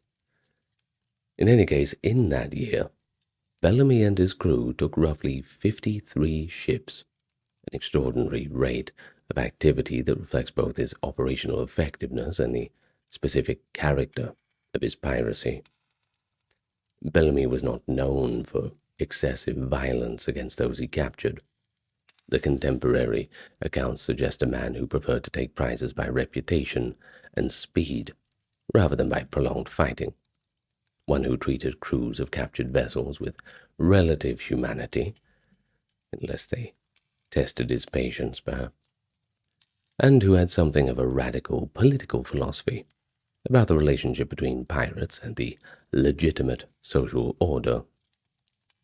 His reported speech to the captain of a merchant vessel who refused his offer to join the pirates, a speech preserved in Johnson's General History and probably embellished in the retelling, so sprinkle that salt on, articulates a critique of social inequality and property law that reflects the specifically egalitarian ethos of the pirate ship. Bellamy reportedly said, "They vilify us. When there is only this difference, they rob the poor under the cover of the law, and we plunder the rich under the protection of our own courage." End quote. The specific social organization of Bellamy's crews, documented through the trial records of the 2 survivors and the testimony of people who had sailed with him or been captured by him, shows again the democratic pirate constitution in its most developed form.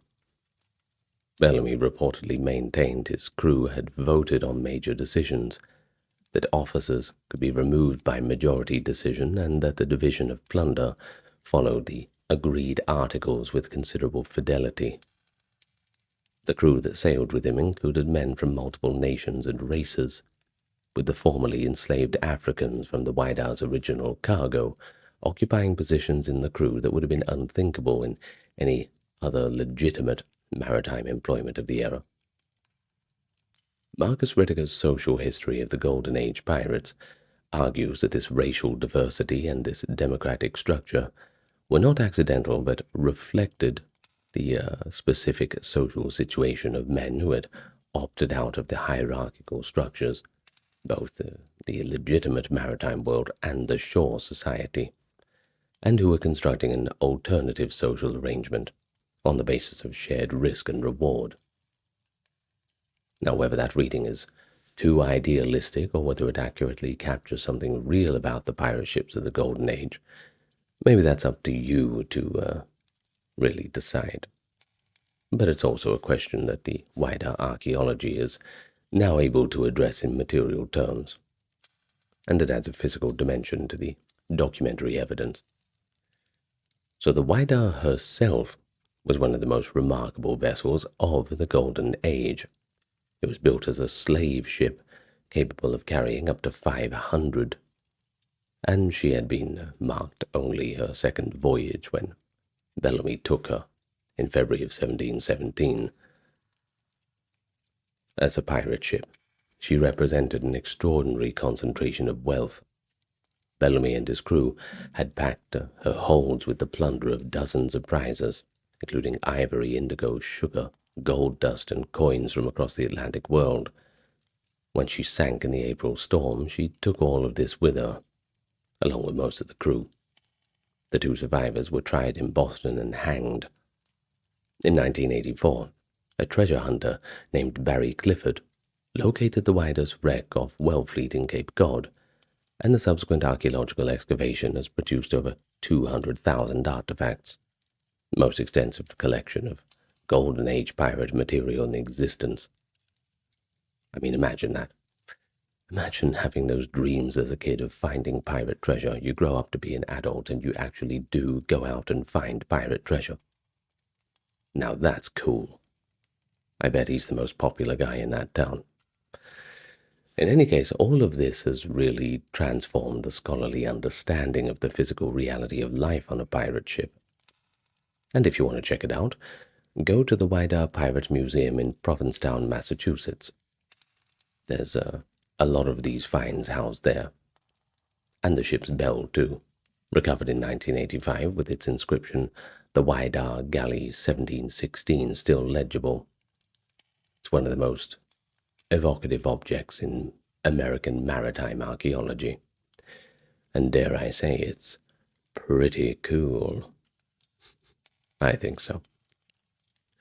Well, the specific romantic dimension of Bellamy's story, his alleged love affair with a Cape Cod woman named Maria Hallett, whom he promised to return to as a wealthy man, is almost certainly legend rather than story. But don't you think that legend has its own historical significance? I think so. The story of Black Sam and Maria Hallett has been embellished over the centuries into a full-blown romance involving a pregnant Hallett abandoned on Cape Cod, a child who died, and a woman who waited on the shore watching for a ship that went down with all hands. This story attached itself to the specific geography of Cape Cod in ways that made the Whydah's wreck a locally significant narrative, rather than just a one-off historical event. There's also the lighthouse at Eastham, the dunes at Wellfleet, the specific stretch of coast where the wreck occurred. These become places in a romantic story that generations of Cape Cod residents have told and retold, layering the fictional onto the documented until the two are almost impossible to separate. You've got everything from love stories to ghost stories. That's pretty fun, I think. Whether or not they're embellished, it keeps the stories alive, and I think that's the most important thing. Well, next up we got the story of Anne Bonny and Mary Read. Even though that counts as two, but, hey, we get a double feature sometimes, don't we? It's one of the most genuinely improbable true stories of the Golden Age, and it's attracted a kind of reinterpretation that tends to accumulate around women who did something remarkable in eras when remarkable things were considered the exclusive province of men.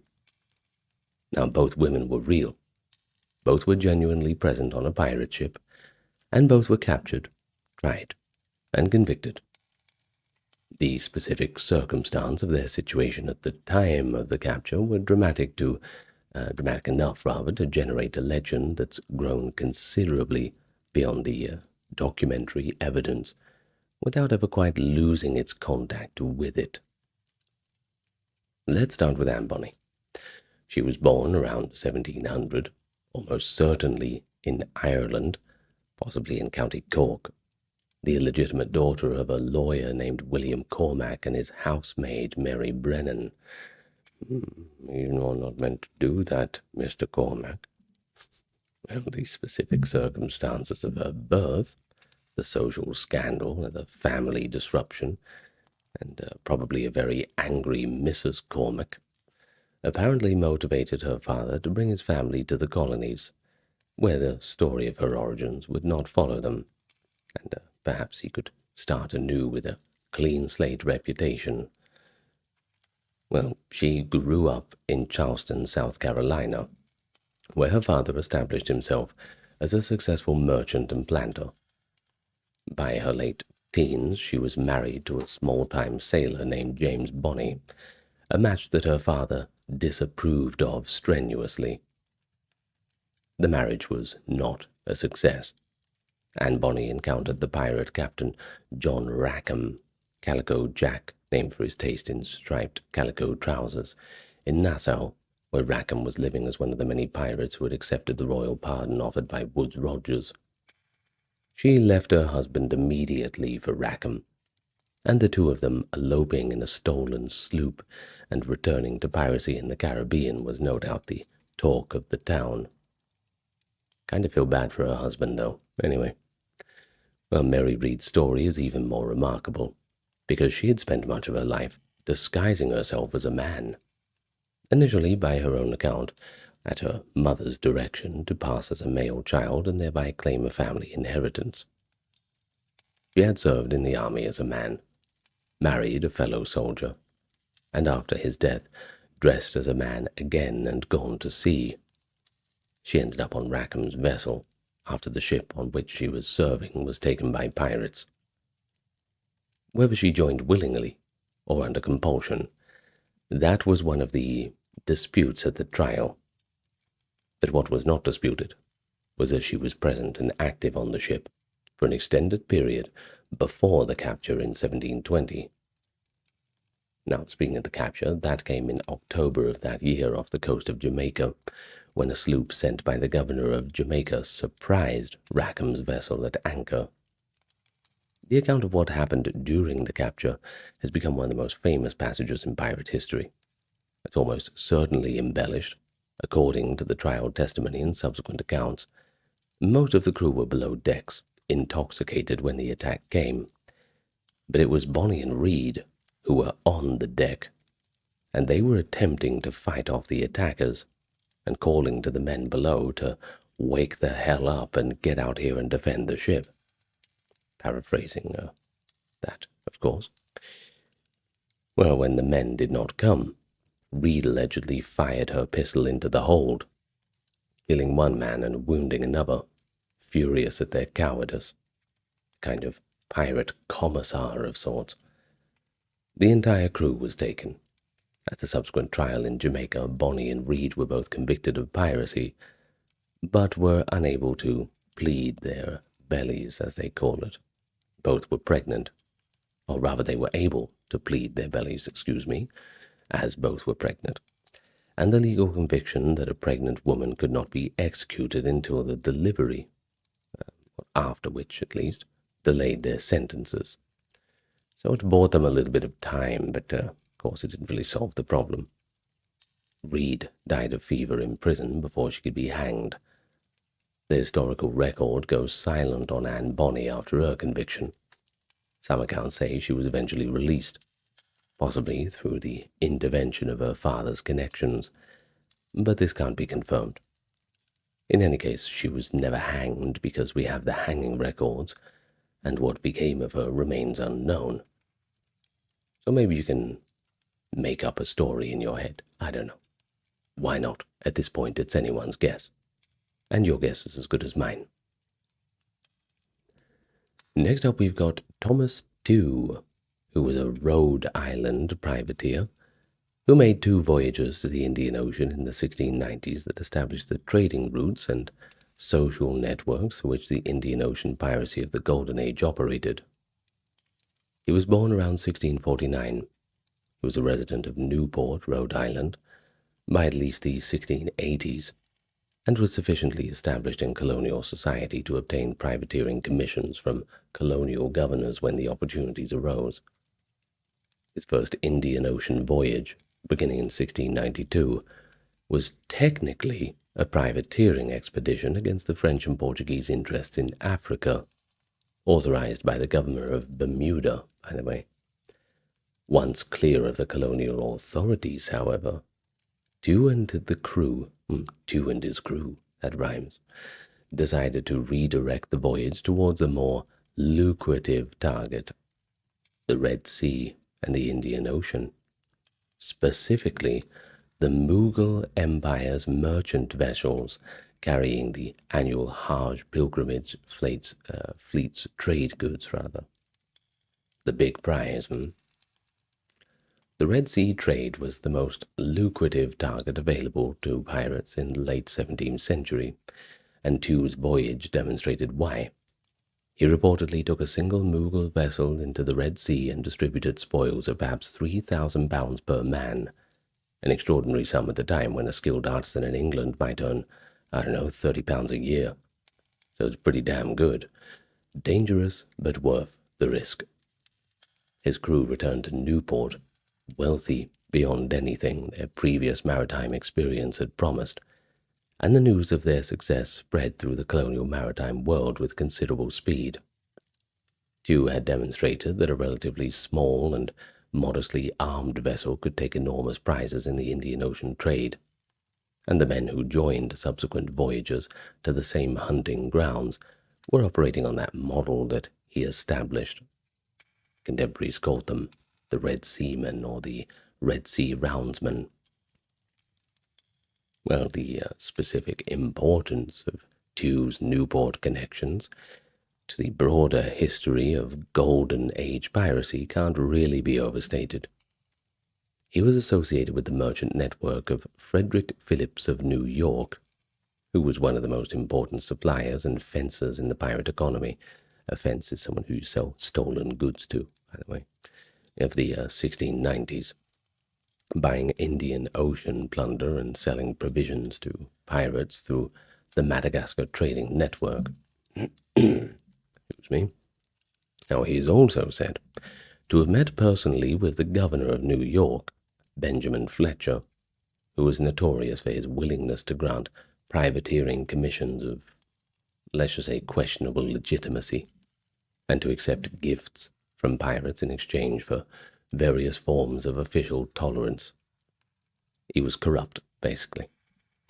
Tew's career embodied the intimate relationship between the colonial authority, commerce, and piracy that made the Golden Age possible. The specific historical significance of Thomas Tew in the broader story of Anglo-Indian relations deserves a bit more acknowledgement too, because the pirates who preyed on Mughal shipping in the 1690s created an international diplomatic incident that threatened the entire English East India Company's position in India. The Mughal Emperor Aurangzeb, enraged by the repeated attacks on his ships and subjects by pirates who were clearly operating with at least tacit support of colonial American authorities, shut down the East India Company's trading factories in India and imprisoned the company's factors in Surat. The company, which was not a pirate organization and which had its own commercial interests threatened by the piracy, was compelled to pay enormous indemnities to the Mughal court to maintain its Indian trading position. The pressure this created on the company was one of the most significant factors that led the English government to take the piracy problem more seriously in the late 1690s, commissioning Captain Kidd's ill-fated expedition and eventually launching more systematic suppression campaigns in the 1710s and 20s. Now, as for Tew, who was dead by 1695, he was one of the men who had made the Mughal route too profitable to ignore, and thereby set in motion a chain of consequences that ended the era that he had helped create. His second voyage in 1695 ended badly. Tew had joined the fleet of Henry Every, the English pirate, who would shortly conduct one of the most spectacular Indian Ocean robberies in the Golden Age's history. taking the Mughal emperor's personal treasure ship. He was killed in an engagement with the Mughal fleet. I mean. Contemporary accounts say he was disemboweled by cannon fire, dying with his hands holding his own intestines in a futile attempt to keep them inside his body. Good Lord.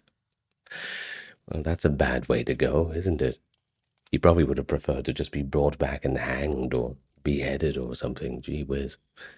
Well, that is the kind of specific detail that suggests an eyewitness account rather than invention.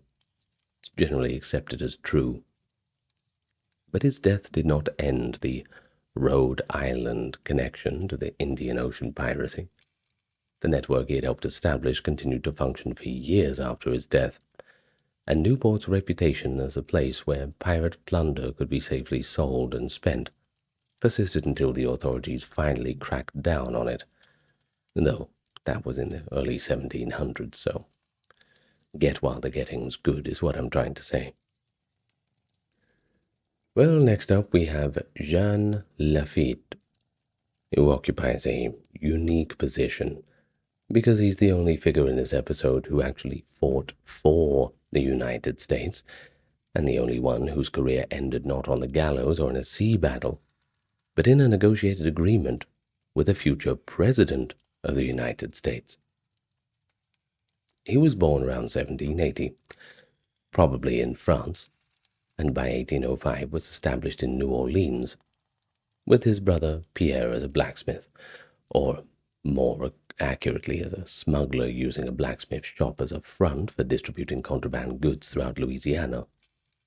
The Louisiana Territory had just been purchased by the United States in 1803, and the specific legal ambiguity of the transition period, combined with the New Orleans' long tradition of operating outside whatever trade regulations were nominally in force, created conditions that suited the Lafitte brothers' particular business model, and it suited it quite well.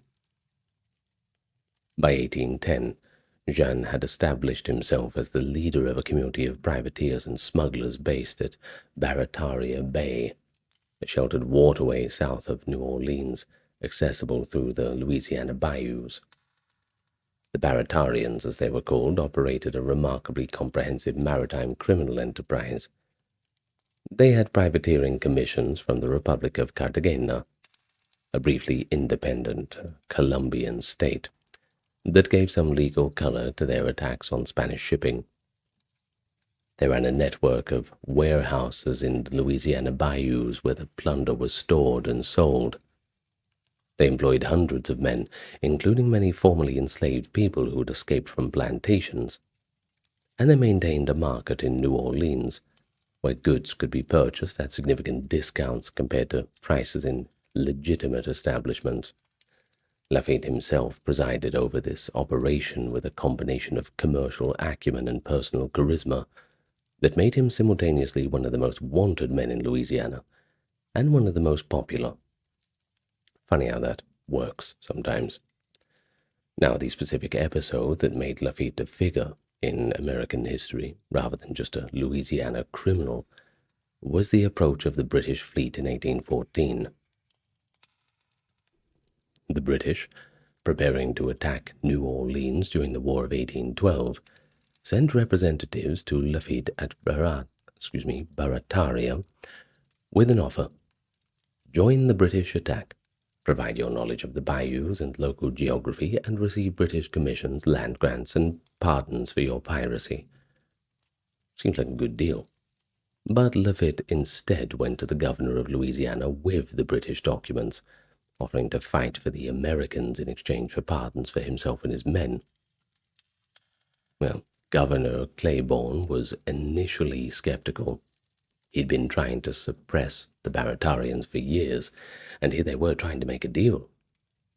But Andrew Jackson, commanding the American forces at New Orleans, thought he better accept the offer. Yes, it is that Andrew Jackson. The Baratarians fought at the Battle of New Orleans in January of 1815, manning artillery positions with the skill that Jackson specifically acknowledged in his subsequent dispatches.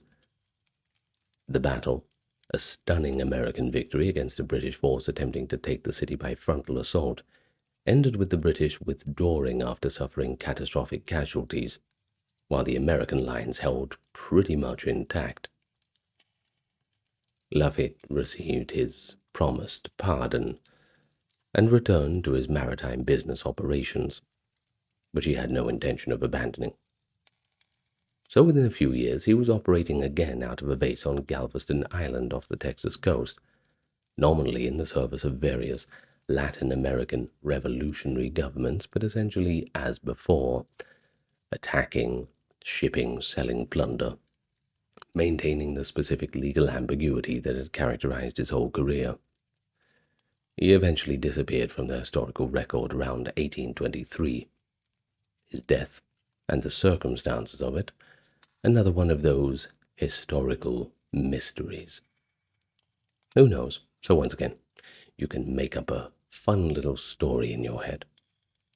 Various subsequent legends do have him dying in a sea battle, dying of fever, or retiring comfortably in old age in obscure circumstances. But once again, none of them can be confirmed.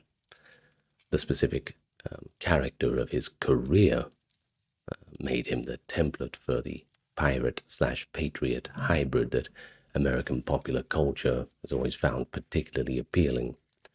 That is, this pragmatic violence combined with commercial intelligence and carefully cultivated relationships with legitimate authority, combined with violation of the law when it suited him. But ultimately, the willingness to fight for the United States. Now, whether you see that as calculation when it suited him, or genuine patriotism, a moment of a pirate having a bit of a soft heart, that's all up to you. Who knows? Well, next up we have someone who's often called the last American pirate. Charles Gibbs, born James Jeffers in Newport, Rhode Island around 1798, nearly a century after Thomas Stewart sailed from the same port to the Red Sea, by the way, and nearly a century after the golden age of piracy had been officially ended by the executions of the 1720s. His career represents the persistence of piracy as an option in the maritime world long after the conditions that had sustained the golden age had dissolved, and the specific circumstances of his operations show how the practice survived in modified form well into the 19th century.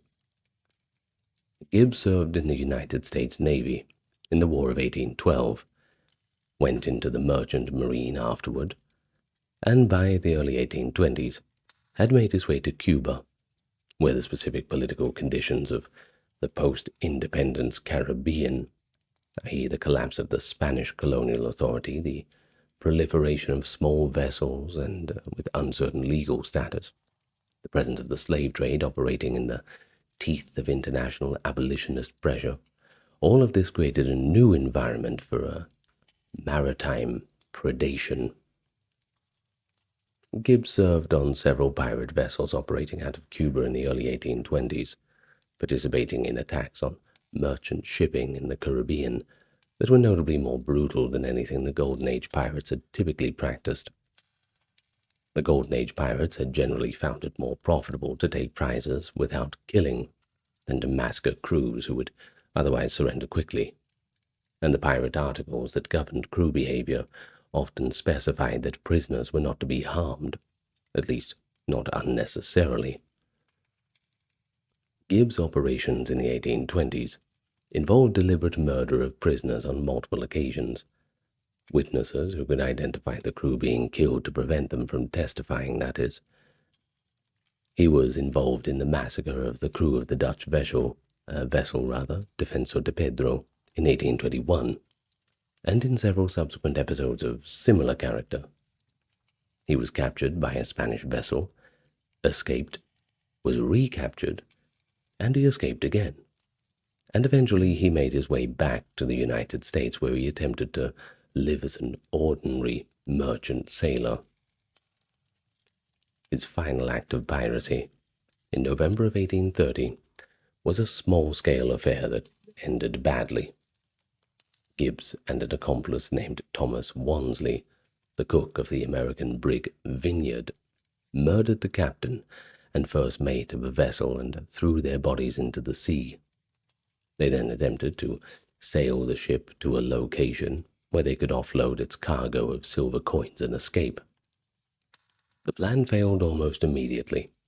The surviving crew members managed to steer their vessel toward Long Island, where it wrecked, and Gibbs and Wansley were captured on the beach. The subsequent trial in New York in 1831 produced the detailed confessions and courtroom proceedings that make Gibbs one of the most well-documented pirates of the post-Golden Age period. His statement to the court, in which he confessed to participating in the murders of approximately 40 people over his pirate career, good lord, was remarkably detailed for its specificity and for its apparent lack of any significant remorse. He and Wansley were hanged at Ellis Island in April of 1831, the last pirates to be executed in New York before Ellis Island became famous for an entirely different kind of arrival in America. Gibbs' body was delivered to a medical school for dissection, which was the standard post-execution treatment for criminals in this period, and which he apparently accepted with equanimity, which I suppose is quite nice of him. Well, the end of the golden age of piracy was not a single event. It was more like a long-running campaign, one that the British government would go through with deliberateness in the period roughly from 1718 to 1726. The pirates of the Golden Age were not just random criminal actors. They had, in specific cases, like Nassau in the Bahamas, created something that contemporaries and subsequent historians have called a pirate republic, basically a functioning community of several hundred people, predominantly pirates and their associates, who had established a base at Nassau from which they operated and which they returned to between voyages. A home base, essentially. Nassau, in the period from roughly 1713 to 18, was effectively ungoverned and ungovernable. The colonial authorities had withdrawn, the pirates had arrived, and the town functioned as a pirate's supply base, market, and social center.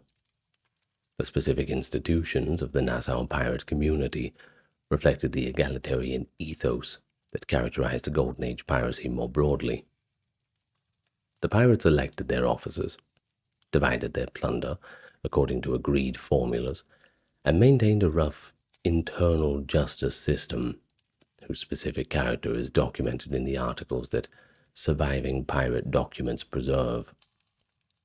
Benjamin Hornigold, the pirate captain who trained both Blackbeard and Samuel Bellamy, served for a period as an informal authority figure in Nassau, which gives some sense of the degree of internal organization the community had developed. The population included men of multiple nationalities, including significant numbers of formerly enslaved Africans who had found in piracy a form of freedom from the plantation system that no legitimate institution was offering. I mean, for them, they couldn't go and get a legitimate job, They only had one choice. Either go back to slavery or be pirates. And I know what I would be choosing. The appointment of Woodes Rogers as governor of the Bahamas in 1718, what a job, was the British government's specific response to the Nassau problem. And Rogers' approach combined the carrot of the royal pardon, an amnesty for all past acts of piracy, with the stick of immediate execution for those who did not. The pardon divided the pirate community. Hornigold accepted it, and he became a pirate hunter, helping Rogers capture those who refused. Now Blackbeard accepted, but he returned to piracy almost immediately after, and was killed by Maynard in November of 1718. Charles Vane refused, and was eventually caught and hanged. Calico Jack Rackham, and Bonny's partner, accepted the pardon, returned to piracy, and was hanged in Jamaica in November of 1720. The subsequent decades saw the systematic elimination of the Golden Age pirates through a combination of naval action, court proceedings, and the specific deterrent of public executions conducted in the ports where pirates had formerly spent their plunder. And so by 1726, the Golden Age was effectively over.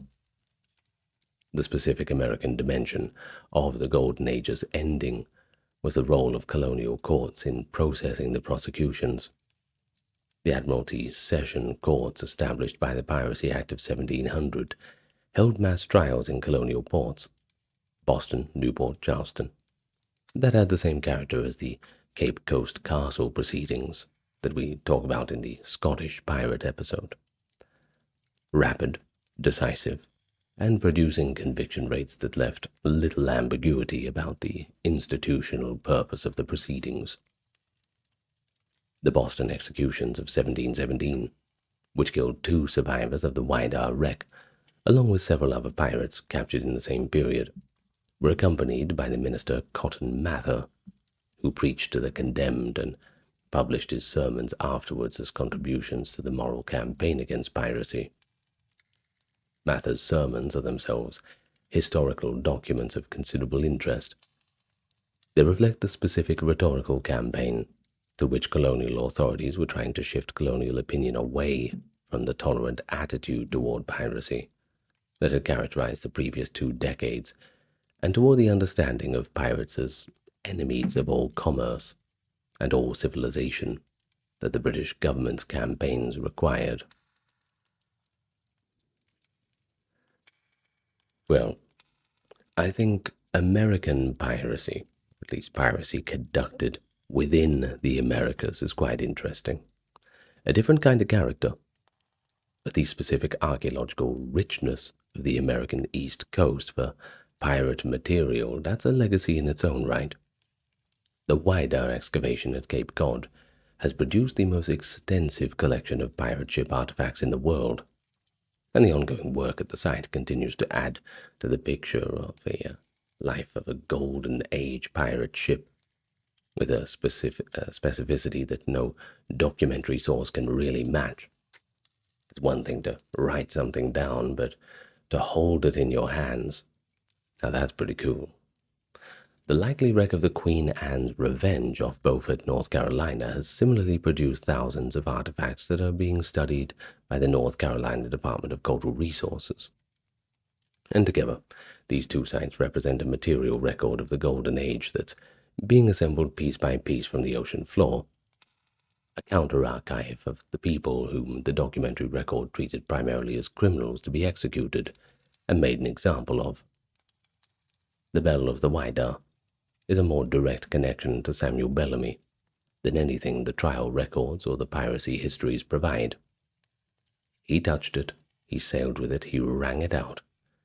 It outlasted him by 3 centuries, and it will outlast you too, and our accounts of him by several more. The broader legacy of American piracy is the specific tension it reveals in the American political tradition between the celebration of entrepreneurial violence, which is a funny old term, and the rule of law that the American political culture also claims as a foundational value. The pirates of the Golden Age were, in a specific sense, extreme examples of the individual economic agency that the American culture valorizes. They rejected the authority of employers and governments, organized themselves on democratic principles, and divided their gains equally. They also pursued profit across dangerous and legally ambiguous terrain with a boldness that the legitimate commercial culture found simultaneously threatening and admirable. The American popular culture that has made pirates into romantic heroes, while simultaneously celebrating the naval campaigns that destroyed the Golden Age, is managing a tension that runs deep in the national self-understanding. The celebration of rule-breaking entrepreneurialism, combined with the insistence on the rule of law. Well, Jean Lafitte, who broke every law he could find, and then fought for the country whose laws he had been breaking, is perhaps the most compact expression of that tension. Andrew Jackson pardoned him and shook his hand. It is a very American resolution, I think. The fact that the same country, whose legal systems had hanged over 100 pirates in Boston and Newport between 1700 and 1726, and not to mention whose naval campaigns had destroyed the Golden Age in the 1720s, also pardoned a pirate smuggler and allowed him to serve as a soldier in the country's most celebrated defensive victory. That is not a contradiction that American culture has really felt compelled to resolve. The pirate and the patriot coexist in the American self-image, and Jean Lafitte, the privateer, smuggler, the veteran, the eventual returner to piracy, is simply the most compressed version of a tension that runs through the national story from the colonial privateers of the 17th century to the swaggering outlaws of the westward expansion to the financial buccaneers of Wall Street. In each case, the violence is eventually tamed by the legal system, and the figure who embodied the violence is retrospectively celebrated for the energy and audacity that made them interesting before it was required that they be tamed and reeled in. Anyway, that's it for our guide to American piracy. Hope you've enjoyed it. Now, in the other episodes, we're going to have a little bit of crossover with some things, because some pirates operating within not the United States, within the Americas, were born in Ireland or Scotland, but we're going to generally just keep things within the geographic scale, with a few exceptions made. Anyway, just a bit of a caveat anyway. You already know that if you've seen the other episodes. If this episode releases after the other ones, I don't know, maybe it's first. Well, thank you so much for listening. I've been your host. I hope you've enjoyed and learned. And if you are a pirate out there listening, then tell me in the comments how your pirate ventures have been going. Good night, everyone. See you next time. The pirates of the South China Sea once commanded armadas that rivaled some national navies. Picture hundreds of rugged wooden junks, not professional ships, but rather ragtag vessels with crimson sails that stretch across the horizon. And they all fly under the notorious Red Banner. And at their head stands a woman. Calm and resolute, she issues commands that thousands of hardened pirates obey without a question. Not fiction. I'm talking about a 19th century pirate leader called Zheng Yisao, the pirate queen of the South China Sea. She ruled a confederation of outlaws so formidable that imperial navies and European traders alike trembled at the sight of her flag. But how exactly did a former Cantonese fisher girl turned brothel worker rise to command the greatest pirate fleet in history, and even retire as a respectable aristocrat? Well, that answer lies in the broader saga of Chinese piracy, and it doesn't start in the 19th century. It spans over 2,000 years. We're going to talk about the earliest sea bandits recorded in the old chronicles, to the warlord smugglers of the Ming dynasty, the rebel privateers of the Qing, and everything in between. The rebels, the patriots, the opportunists, the raiders, and even the nation builders. So spend the next hour with me, and I think you'll find something you did not quite expect. After all, it's another niche topic. But let me welcome you first. hello to any newcomers, and let me thank those supporting us on Patreon, YouTube memberships, the merch store, and the occasional donation. Helps keep us ad-free. If you want to help us out with that, links are in the description and pinned comment. Otherwise, just give us a like, comment, subscribe, and that'll do for now. Let's get on with the video. Introductions all out of the way. Nice and relaxed, as always. Now, as we said, piracy goes back quite a long way. In fact, it begins as early as the Han dynasty in China. The first recorded pirate in Chinese history was Zhang Bo-lu in the year 109 CE, during the Eastern Han period. Now remember, that is first recorded. I'm sure there were plenty more pirates before then, but they just didn't get put down in writing. Now, while the Roman Empire flourished half a world away, Zhang Bo-lu led a sea-borne rebellion on China's eastern coast. Chronicles at the time called him a sea bandit, haizai.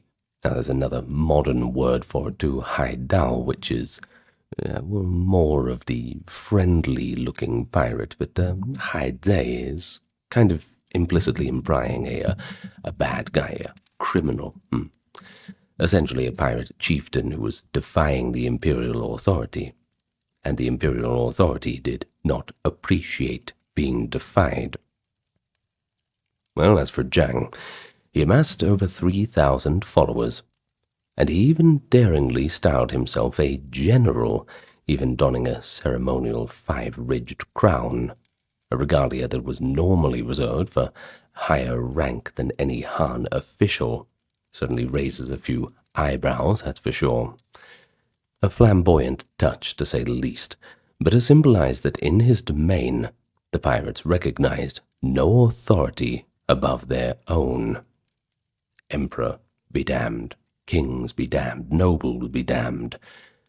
And so for 2 years, Zhang Bo-lu's pirate rebels raided coastal counties, plundering granaries, attacking government convoys, taking whatever they could. They wore distinctive red scarves into battle, as if to declare a new regime of the waves. But eventually, the Han court was a little bit tired of all of this. They mobilized a major military campaign and crushed Zhang's uprising in 111. And well, Zhang did not get away with it either. His life was over in that battle, fighting to the death. Yet, the brief insurrection set a bit of a precedent. The sea could provide refuge and even power to those who found themselves at odds with the ruling dynasty. In the centuries that followed, periods of chaos and weak central control often saw waves of pirate activity along China's vast coastline. A dramatic example came in the early 5th century during the Eastern Jin dynasty. 2 leaders, Sun En and Lu Xun, raised what began as a Taoist religious uprising, but soon transformed into a long and legendary pirate rebellion. As for Sun En, he was a mystic, and quite a charismatic one at that, who hailed from Shandong province, and who, after a failed revolt on land, fled with a small band of followers to the Zhoushan Islands, which is a remote archipelago off China's east coast. From this island haven, beyond the reach of authorities, Sun En built a pirate army fueled by discontented peasants and oppressed fishermen. Over 12 years, from 399 to 411, his forces grew astonishingly. Later historians claim hundreds of thousands joined him, but, numbers like that might have been exaggerated. Still, a fraction of so is quite a formidable force. Sun En's pirates not only raided coastal villages, they actually invaded cities and seized territory, proclaiming Sun En as a general pacifying the East. In fact, at one point, his rebel fleet came so close to the imperial capital at Jiankang, which is today's Nanjing, that the panicked Jin court felt its grip on power slipping.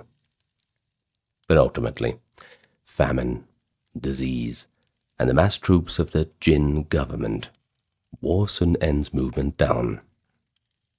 Facing defeat, Sun En reportedly leapt into the sea, choosing death over capture, which is probably a wise move considering what they would have done to him.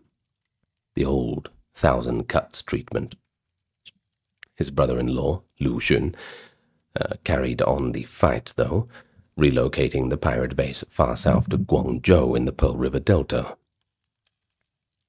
Lu Xun's pirates even captured Guangzhou, and then they declared him the general pacifying the south. It took several more years for imperial armies to finally corner Lu Xun in what is now northern Vietnam, where he too made a desperate final escape, drowning himself to avoid capture. Well, these events left an enduring memory, of course. Chinese writers would later invoke the name Sun En as a byword for a pirate king who could shake up the foundations of the empire's power. But what drove the early pirates? Well, there's a few reasons. In part, political chaos and corruption on land gave them cause. Both Zhang Luo and Sun En rose amid failing administrations that overtaxed and mistreated people. The pirates painted themselves not merely as bandits, but kind of as avengers of injustice, or leaders of oppressed sects. They exploited the sea as a strategic haven, islands and coves beyond the easy reach of cavalry and foot soldiers. Traditional tactics wouldn't work there. Chinese authorities, traditionally focused on land frontiers and internal rebellion, were often ill-prepared to fight persistent threats coming by sea. Thus, whenever central power weakened, the coast became a frontier of opportunity for renegades. But even so, not all early pirates were purely anti-government rebels. Some saw opportunities to ally with regimes or fight in larger conflicts, essentially acting as private naval forces, even mercenaries in function. In the 12th century, during the epic wars between the southern Song dynasty and the invading Jurchen Jin dynasty, a pirate leader named Jiang Qing turned his ships into a patriotic fleet. As Jurchen armies pressed from the north around the 1120s, Jiang Qing ferried a force across the sea and landed behind the enemy lines in Shandong. He raised the banner of the Song dynasty on shore, calling on local populations under Jurchen rule to rise up. According to historical records, his daring raid forced the Jurchen invaders to halt their advance on the south and rush back to defend their coastal territory. So, for a brief moment, a pirate had actually functioned as a way to alter the course of a national war. Though Jiang Qing's naval campaign eventually was retreated without permanently defeating the Jin, he did demonstrate that pirates could sometimes act as unexpected champions of the state, rather than the enemies. Well, let's move on to the Middle Ages. As Chinese dynasties rose and fell, and there were plenty of them rising and falling, the line between pirate and patriot could be surprisingly thin. In some eras, the court realized that it might be better to co-opt the pirates rather than to constantly fight them. Give them a wage, a little bit to drink, and hope that they follow orders. The transition from the Song to the Yuan dynasty, the era of Mongol rule in the 13th to 14th centuries, provides a telling example. Two notorious pirate chieftains, Zhu Qing and Jiang Xuan, began their careers as outlaws during the late Southern Song period, roaming the seas as salt smugglers and raiders. They were driven to piracy, largely by poverty and the collapse of the old order. But when the new Mongol-led Yuan regime established itself, it faced a big challenge. How exactly were they going to supply grain to its northern capital, Dadu, modern-day Beijing, from the rich rice-producing south. Overland and canal routes were proving to be inadequate. The Yuan court took a pragmatic view on the situation. Why not enlist experienced seafarers? Even if they were former pirates, they might be able to serve this logistical crisis in a good way. So, Zhu Qing and Jiang Xuan were offered amnesty and official positions, all on the condition that they apply their maritime expertise to a bold project, establishing a direct sea freight route for grain. It's not a bad deal. So in 1282, under the auspices of Kublai Khan's ministers, these ex-pirates organized a convoy of large grain ships to sail from the mouth of the Yangtze River up to the coast of Tianjin near the capital. This initial voyage successfully delivered thousands of tons of grain, proving the viability of seaborne transport. The once dreaded pirates had now become civil servants, commodores of the Emperor's grain fleet. Interesting career change. Better than getting executed for piracy, though, that's for sure. Now, as for the Yuan government, they were quite impressed. So they created a permanent maritime transport office, and they put Zhu and Jiang in charge. Through this twist of fate, pirates directly contributed to imperial policy, helping feed the populace of northern China. And their story shows a pattern that is repeated quite a lot throughout Chinese history. When enticed by pardons and rewards, some pirate leaders readily switch sides, becoming naval officers or coastal militia for the state. It's one thing to be a rebel against the government, but the allure of a quiet and peaceful life, well, it's hard to pass that up, especially in chaotic times. A good wage and a warm bed. Nevertheless, not all regimes were so accommodating, and not all pirates were so willing to be tamed. As we move into the Ming dynasty, 1368 to 1644, Chinese piracy would take on new dimensions, closely tied to trade and foreign relations. The Ming period is famous for its gigantic treasure fleets, led by Admiral Zheng He in the early 1400s, a time when China projected naval power in legitimate ways. Yet ironically, Ming emperors pursued policies that stifled private seafaring and trade, inadvertently breeding the very pirates that they feared. Ming founder, Emperor Hongwu, weary of coastal threats and foreign influence, imposed a strict maritime trade ban. Except for sanctioned tribute missions, Chinese subjects were forbidden from sailing abroad or trading freely overseas. Such isolationist laws aimed to prevent coastal Chinese from collaborating with foreign pirates or smugglers. But here's the thing.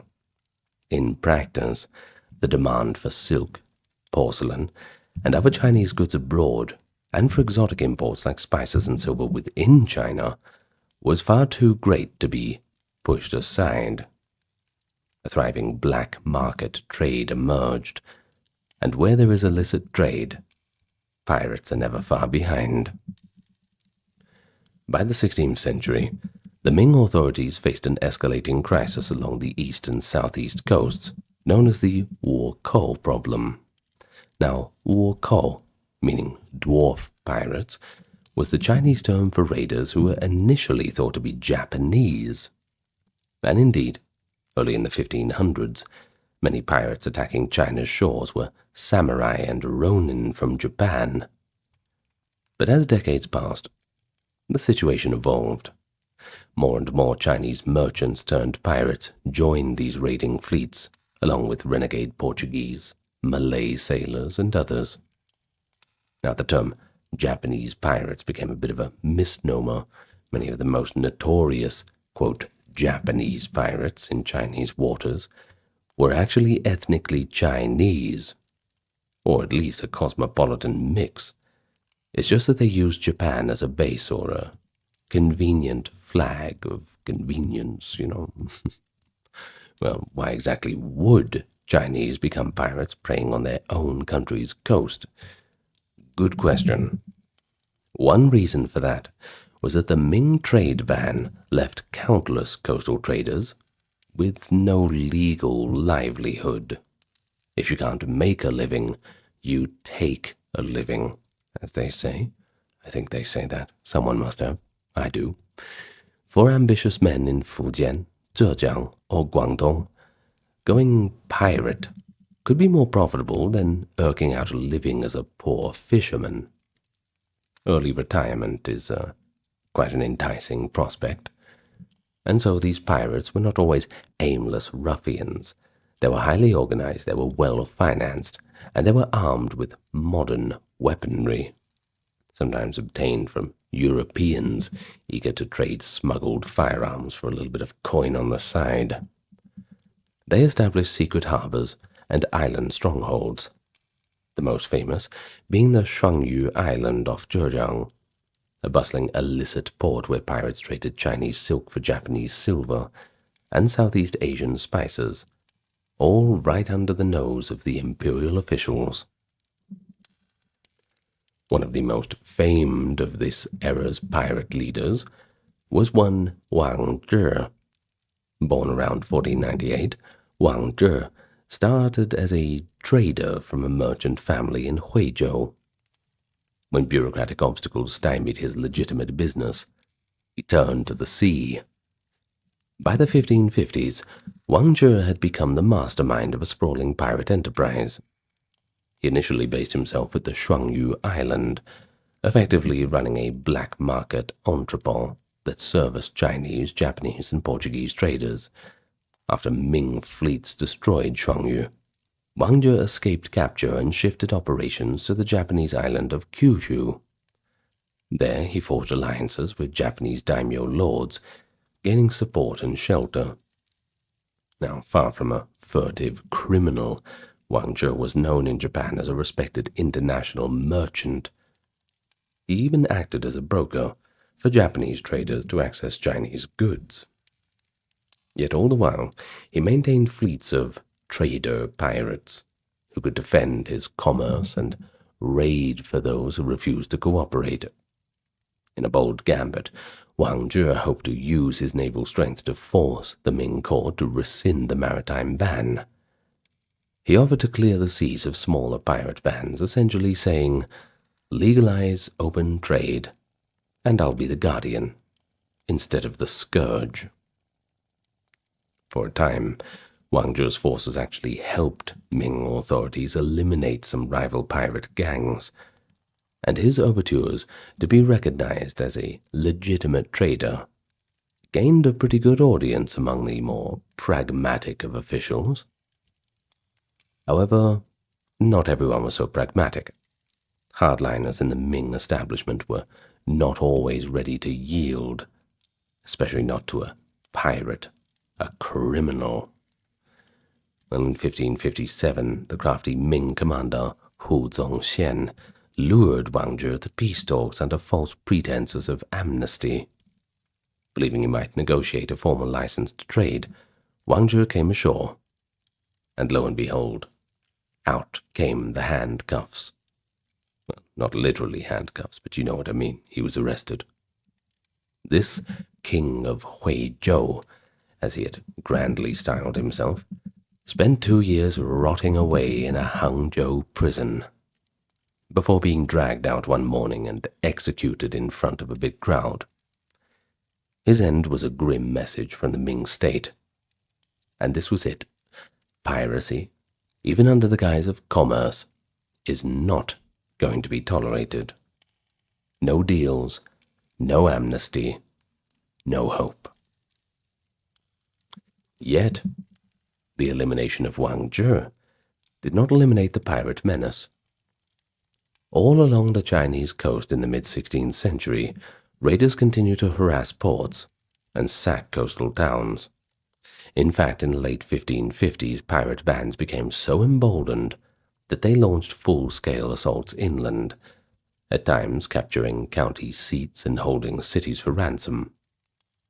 The coastal province of Fujian, in particular, was terrorized by a pirate leader named Xu Hai, who marched hundreds of pirates up from the shore and temporarily occupied several walled towns, a shocking violation of imperial authority. These incursions finally galvanized the Ming government to overhaul its coastal defenses. Like we said before, they were used to fighting land wars. Well, the task of pacifying pirates fell to capable generals like Qi Jiguang and Yu Dayou, names that are still celebrated in China as heroes. Qi Jiguang, a brilliant military tactician, retrained the imperial army to fight effectively in littoral zones, drilling his troops in amphibious warfare and hand-to-hand combat suited to battles in fishing villages and narrow alleys. He famously invented the use of the weighted wooden dummies to train his soldiers in swordplay for close combat with pirates.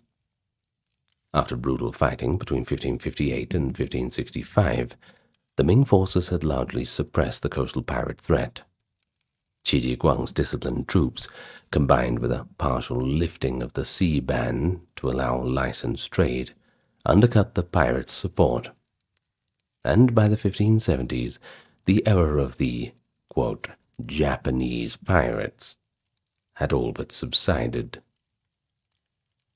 But if pirates are anything, they are certainly adaptable.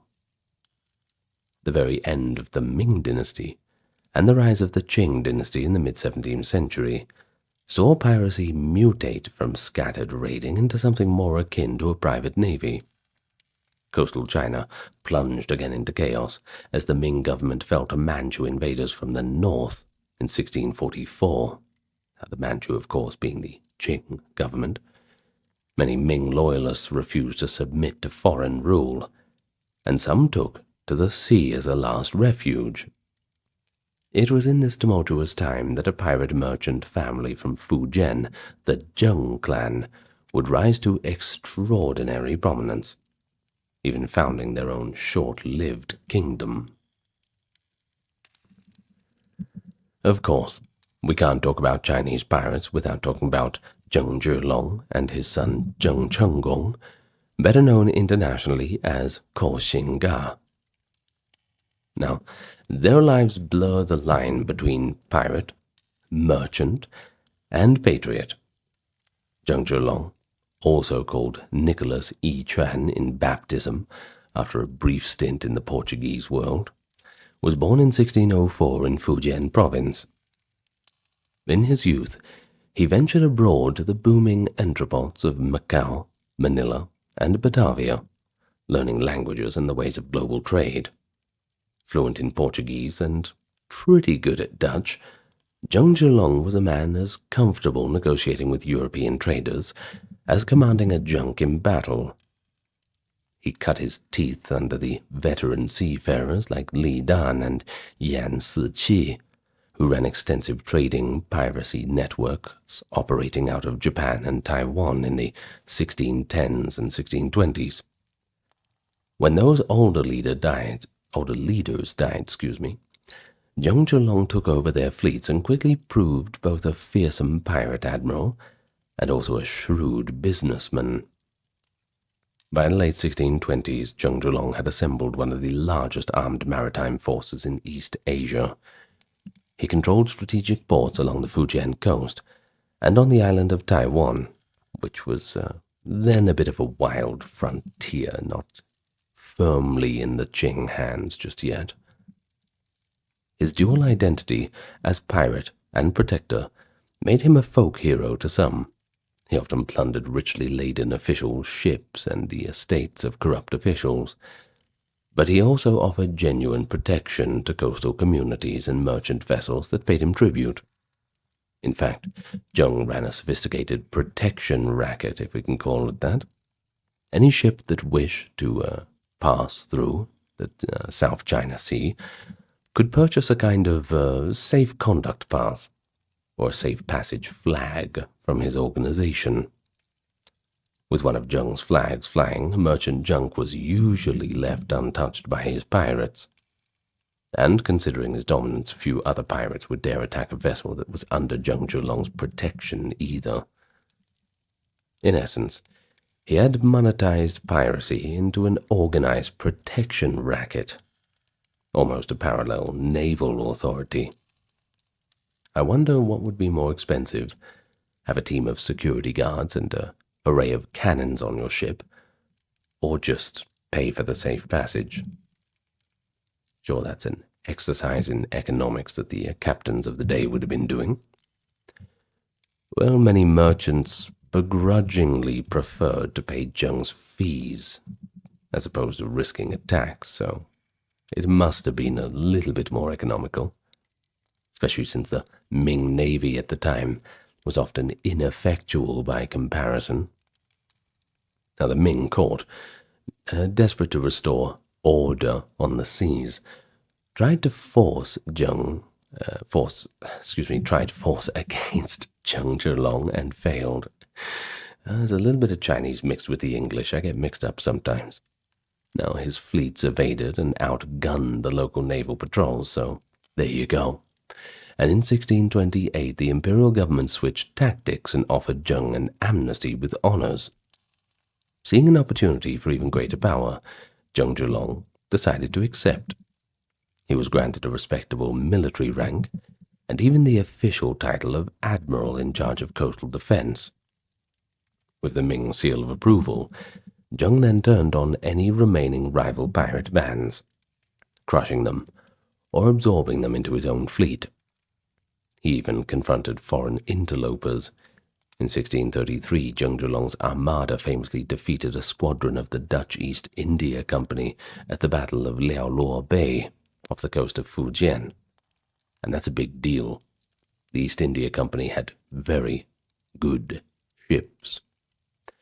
Now, in that battle, Zheng's cannon-armored junks, using clever wind maneuvers and fire ships, routed the Dutch warships and put an end to the Dutch attempts to muscle into China's coastal trade by force.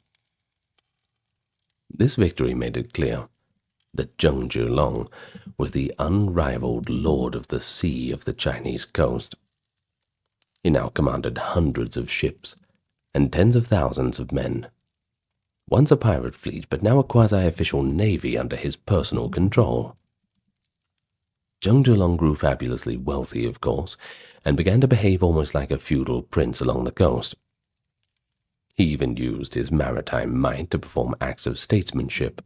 At one point, a terrible famine had struck Fujian, and Zheng organized the transport of thousands of hungry villagers to Taiwan, where he provided them land, tools, and protection so they could start new lives farming the fertile island.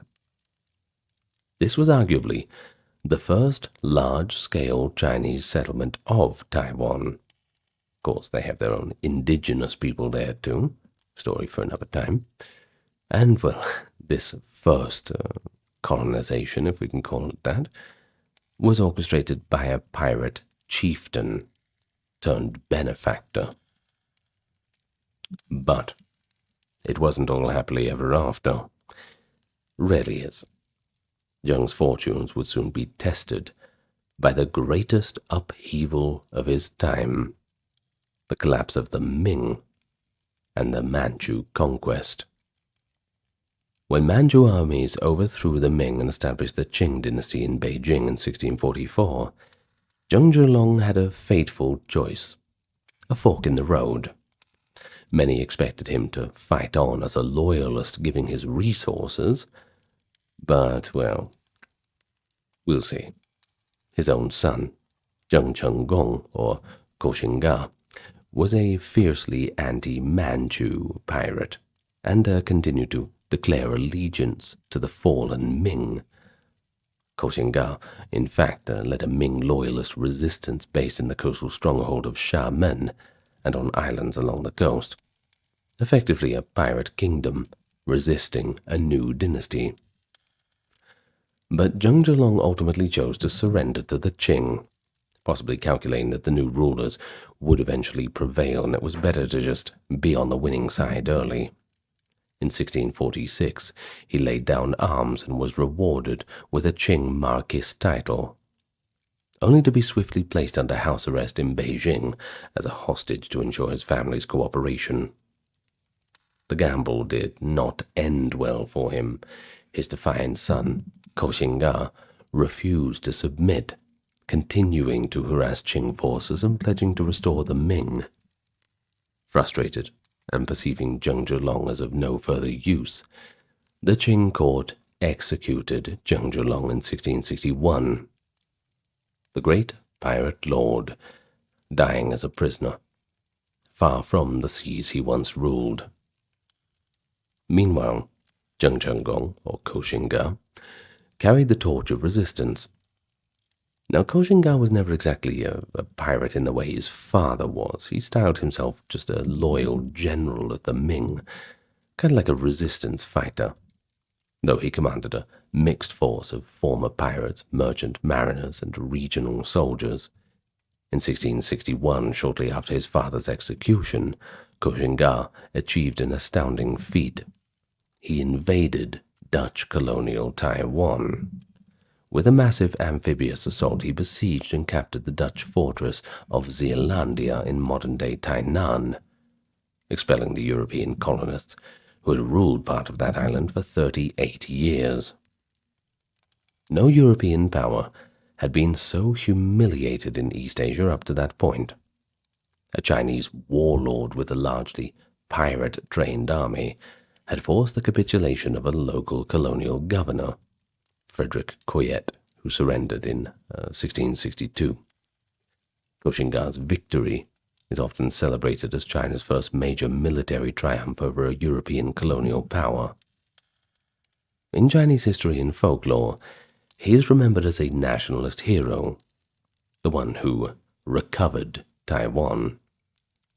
However, it's worth noting that Koxinga essentially established his own independent regime on Taiwan, which became a haven for refugees from the Qing conquest.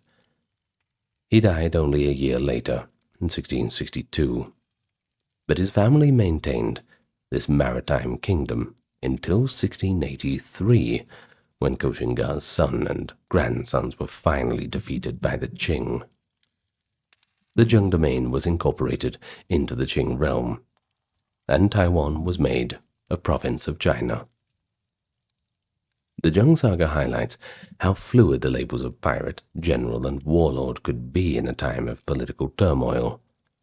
Zheng Zhulong started as a pirate and died as a nobleman turned prisoner. Koxinga grew up amid pirates, but he recast himself as a patriotic avenger. In their wake, the early Qing rulers learned to take maritime threats seriously.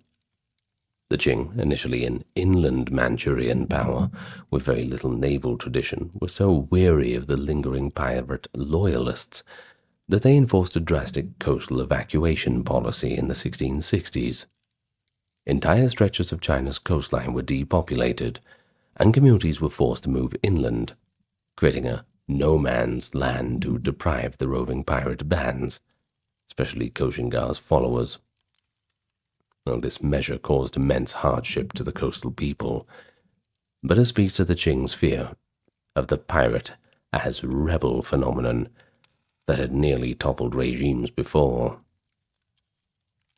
With the pacification of Zheng's domain by 1683, the Qing believed they'd finally extinguished the pirate menace, and for much of the 18th century, piracy indeed went into a relative lull as the Qing dynasty enjoyed its high noon of prosperity and a strong central authority. But peace on the high seas would not last forever. By the late 18th century, new cracks in society began to appear. Population growth, economic distress among coastal communities, and the Qing government's own policies, i.e. including renewed attempts to restrict private trade and shipping, it all gave rise to yet another generation of pirates, and this time they would produce arguably the most powerful pirate coalition that the world had ever seen. In the 1790s and early 1800s, the waters of the South China coast, especially around the Pearl River Delta, i.e. Guangdong province, Hong Kong, Shenzhen, that kind of thing, and extending west into the Gulf of Tonkin, swarmed with pirate fleets once more. Now, several factors had set this up. The Qing dynasty was facing internal troubles, and its naval defenses had grown to be quite complacent. Across the border in Vietnam, a fierce civil war, the Tai Son uprising, had spilled over, with Vietnamese factions hiring Chinese pirate bands as mercenaries and naval auxiliaries. Many Chinese seafarers from the Guangdong-Guangxi border region found employment under the Tai Son rebels in the 1790s, learning tactics and gaining some nice equipment. When the Nguyen dynasty in Vietnam crushed the Tai Son in 1802, those battle-hardened Chinese pirate crews were suddenly out of a job. They returned to Chinese waters, armed to the teeth, and with quite a lot of military experience, and they formed the core of what would become a super-pirate confederation.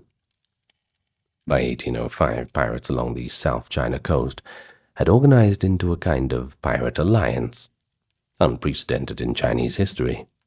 The alliance was divided into multiple fleets, each identified by a colored flag. There were the Red Flag Fleet, the Black Flag Fleet, the White Flag Fleet, the Blue, the Yellow, and the Green, and so on. Now, each was led by its own chief, but they operated in loose coordination. At their peak, these combined fleets might have boasted over 50,000 pirates manning hundreds of junks, a floating force larger than many national navies at the time. At the head of the strongest fleet, the Red Flag Fleet, was a bold Chinese pirate named Zheng Yi. Alongside him was his wife, Zheng Yisao, a woman who would soon eclipse all other pirate captains in fame and ability. Now, first, as for Zheng Yi, he had been among those who served in Vietnam. He returned to Guangdong around 1802 and quickly asserted leadership over the disparate pirate gangs, unifying them under the Red Flag banner. He took as his wife a former prostitute from Canton, whom history remembers by her title, Zheng Yisao, meaning the wife of Zheng Yi. Now, her personal title might have been Shi Yang, though it's not recorded clearly. She was likely in her late 20s when she married him around 1804. Now, despite the male-dominated world of piracy, Zheng Yisao proved to be an astute strategist and a formidable presence. Together, the couple forged the coalition of the fleets through a mix of diplomacy and force, convening a pirate council of sorts that agreed on mutual codes and spheres of operation. It helped that they had powerful patrons on land.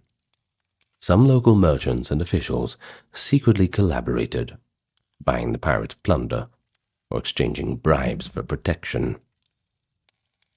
Tragedy and opportunity came hand in hand in 1807 when Zheng Yi died, reportedly in a storm off the Vietnamese coast. Bad luck. In an extraordinary move, Zheng Yisao assumed full command of her late husband's fleets.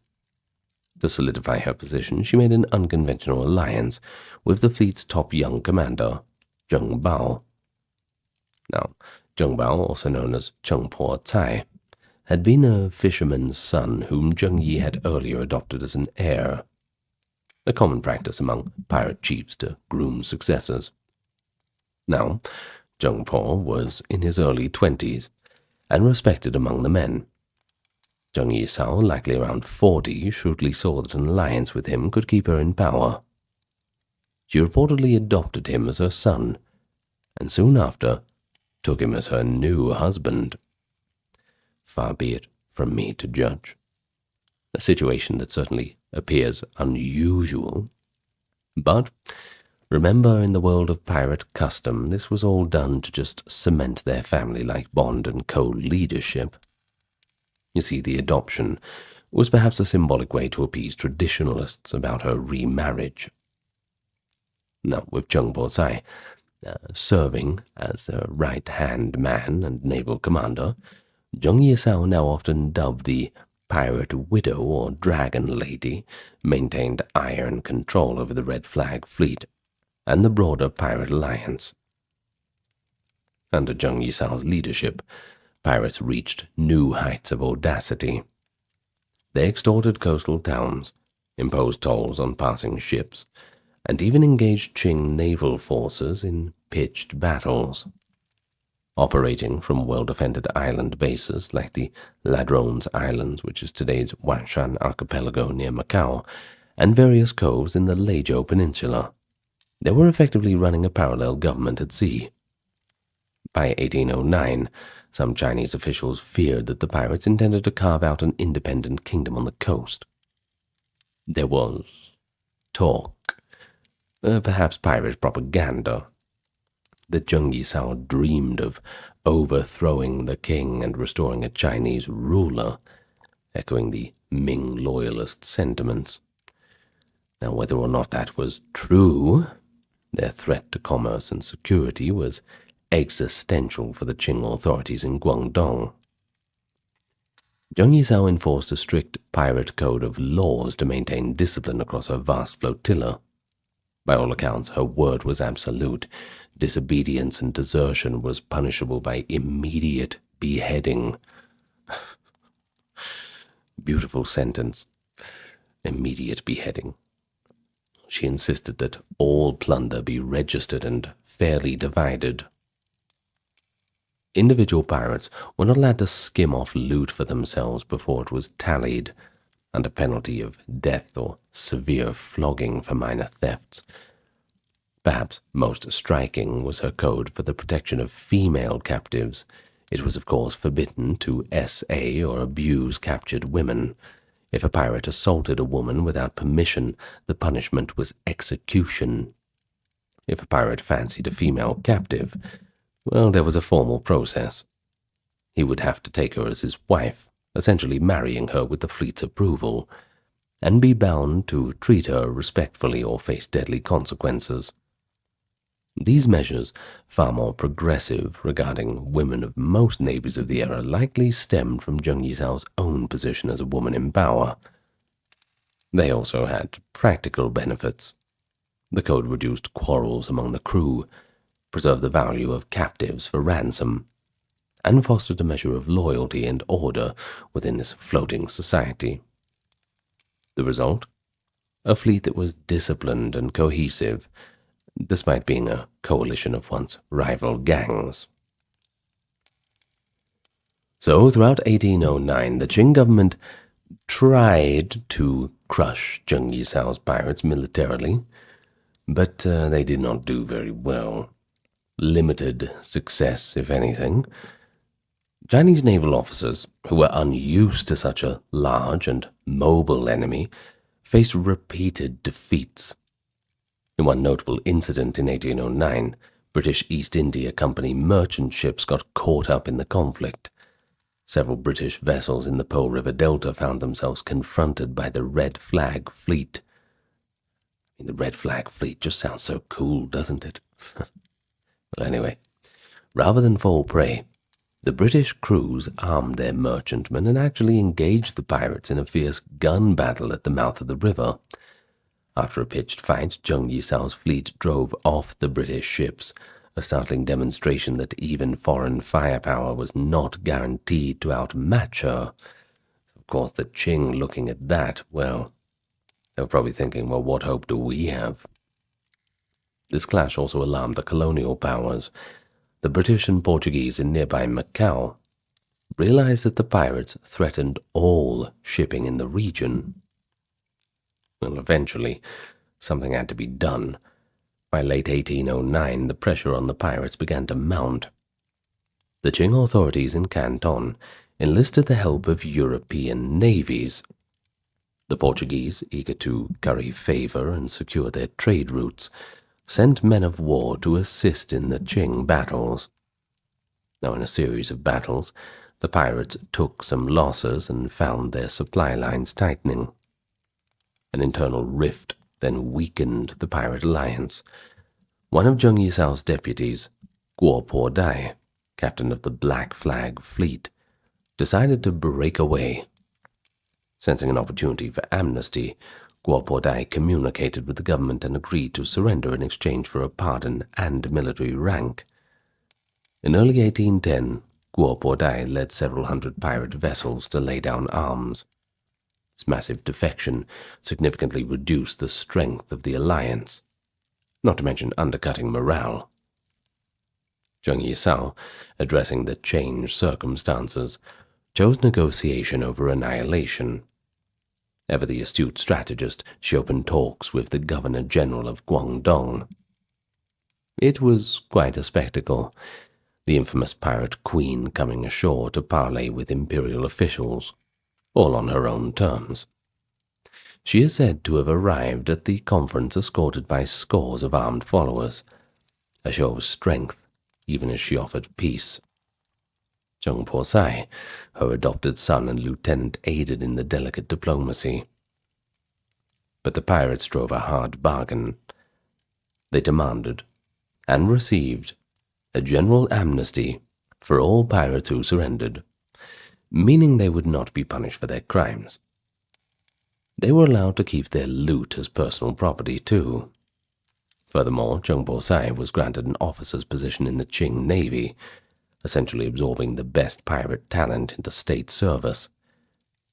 As for Zheng Yisao, well, the government granted her clemency, and perhaps a nominal title. One account suggests she was given the title of Lady by Imperial Decree, allowing her to retire with dignity. And retire she did. Zheng Yisao disbanded her fleet in 1810, ending the reign of the Red Flag Fleet, without a final fight. Just a calm retirement. It was a nearly unprecedented outcome. The most powerful pirate in China, if not the entire world, negotiated her way to safety and honor. In the aftermath, Zheng Posai took his new commission and spent years in an anti-piracy patrol, rather ironically hunting down those few former comrades who had refused the amnesty. They probably should have took it while they had the chance, but, everyone makes their own choices, don't they? He would serve the Qing and live out his days as a respectable naval officer. Zheng Yisao settled in the city of Canton, Guangzhou, where she lived a long life running a tavern and gambling house. Quite the gentle retirement for the terror of the South China Sea. By the time of her death in 1844, as an old woman in her 60s, she had become an almost legend in her time. Locals whispered of her past exploits, and foreign visitors who heard rumors about her could scarcely believe that the frail gray-haired lady in the tea house once commanded the largest pirate navy in the world. And so, the saga of Zheng Yisao and her pirate federation stands out not only for its sheer scale, but also for how it ended, through peaceful integration, rather than a bloody battle to the death. And it demonstrated a final time that the Qing dynasty's approach of offering clemency to neutralize a threat, an approach that had worked with pirates in the past, was still working in the present, as with the Yuan and Ming examples. Once Zheng Yisao's fleets dispersed, the South China Sea did enjoy a brief calm. For a generation after 1810, piracy was diminished and largely under control in Chinese waters. Largely. And indeed we say largely because it didn't just disappear overnight. Local seafarers still occasionally turned to brigandage, especially during the economic downturns. Got to get the bag somehow, don't you? By the 1840s, a new wave of Chinese pirates emerged, albeit never on the scale of the Red Flag Fleet. These pirates prowled the Guangdong and Fujian coastlines, At a time when China was being drawn into a conflict with the West, the First Opium War would occur in 1839 to 1842. The weakening of Qing authority and the disruption of coastal economies by war created ripe conditions for pirate revival. Among this later generation, two figures gained notoriety, their names recorded in both Chinese and Western account. One was known as Sai, a Cantonese nickname meaning 15th child. Now, Sai led a fleet of junks in the 1840s and 50s, terrorizing the Guangdong and Gulf of Tonkin waters. He reportedly commanded up to 70 ships and several thousand men at his peak, operating from hidden coves in the maze-like coast of Guangdong. He and his men plundered merchant ships, extorted villagers, and even kidnapped the son of a provincial official for ransom. His daring acts and elusiveness frustrated both Qing authorities and the newly arrived British colonials in Hong Kong. In fact, Sai's pirates murdered crews of captured Western merchant vessels, drawing direct ire from the British Navy. Another pirate of that era, possibly a contemporary of Sai, was called Cui A Po, sometimes identified as Xu Ya Ba in Mandarin. Now, Cui A Po led a gang that one British officer described as, quote, the most audacious ruffians of the coast, which I'm sure when the pirates heard that moniker they would have had quite a good laugh. Now, by the 1840s, the presence of the British Royal Navy in East Asia meant that these pirates could no longer roam unchecked. The jig was up. In 1849, the British mounted a significant anti-piracy campaign with the cooperation of the Qing government. A squadron of Royal Navy ships tracked Cui A Po's fleet to a fortified anchorage. One account places it near Bias Bay, northeast of Hong Kong. In a fierce battle, the Royal Navy warships bombarded the pirate fleet, reportedly destroying over 20 junks and killing hundreds of pirates. Cui A Po himself is said to have fled wounded, but was later captured by Chinese forces, handed over to the British, and off with their head, I'm afraid. Now, that same year, Sai's fleet was engaged by a joint Anglo-Qing force near the Vietnamese coast. Facing superior firepower, Sai managed to escape the trap, with some of his ships intact, seeking refuge in the mangrove labyrinth of the Gulf of Tonkin. But his days of freedom were numbered. In 1859, after years of evading capture, Sai finally accepted an amnesty offer from the Qing government. Much like Cheng Po Sai before him, he surrendered his remaining fleet in exchange for a pardon and military post. The Qing recognized that his skills could be useful, and they made Sai an officer in Guangdong. He lived until 1879, spending his final years defending the same waters he once preyed upon. The mid-19th century thus saw the waning of the great era of Chinese pirates. Several factors contributed to that. First, Western colonial powers were increasingly policing Asian waters with modern steamships and heavy naval artillery, making it far more difficult for traditional pirate junks to operate openly. Secondly, the Qing dynasty, despite its internal troubles, undertook modernization and expansion of its coastal defenses in response to the foreign threats, an infrastructure that also suppressed local piracy. Thirdly, the opening of China's ports after the Opium Wars starting in 1842 ironically reduced the allure of piracy as trade became legal and more lucrative under foreign control. Many who might have become smugglers or pirates instead became laborers or sailors in the new treaty ports under European presence. By the 1800s, or the late portion of it, piracy in Chinese waters had mostly shrunk to small gangs of ship bandits, without the grand scale or political clout of earlier times. The South China Sea, however, has never been completely free of piracy. Even into the 20th century and our modern day, sporadic incidents have occurred. Notably, colorful legends persisted. For example, Western newspapers in the 1920s told tales of a mysterious female pirate named Lai Choi-san, who supposedly commanded a fleet out of Macau. Now, while these stories were probably made up, and Lai Choi-san's historicity certainly remains debated, they do show us an enduring fascination with the idea of the pirate, and even the pirate queen, a legacy undoubtedly inspired by the real Zheng Yisao a century prior, and of course, an enduring fascination that has led you to stay this long in the video. I think the allure of pirates is not going away anytime soon. Take a look at the western coast of Ireland on a map. Hundreds of inlets, hundreds of islands, sheltered anchorages tucked behind headlands where a ship could disappear in minutes. It is one of the finest coastlines for maritime raiding in the Atlantic world, and people have been using it for exactly that purpose for nearly 1,000 years.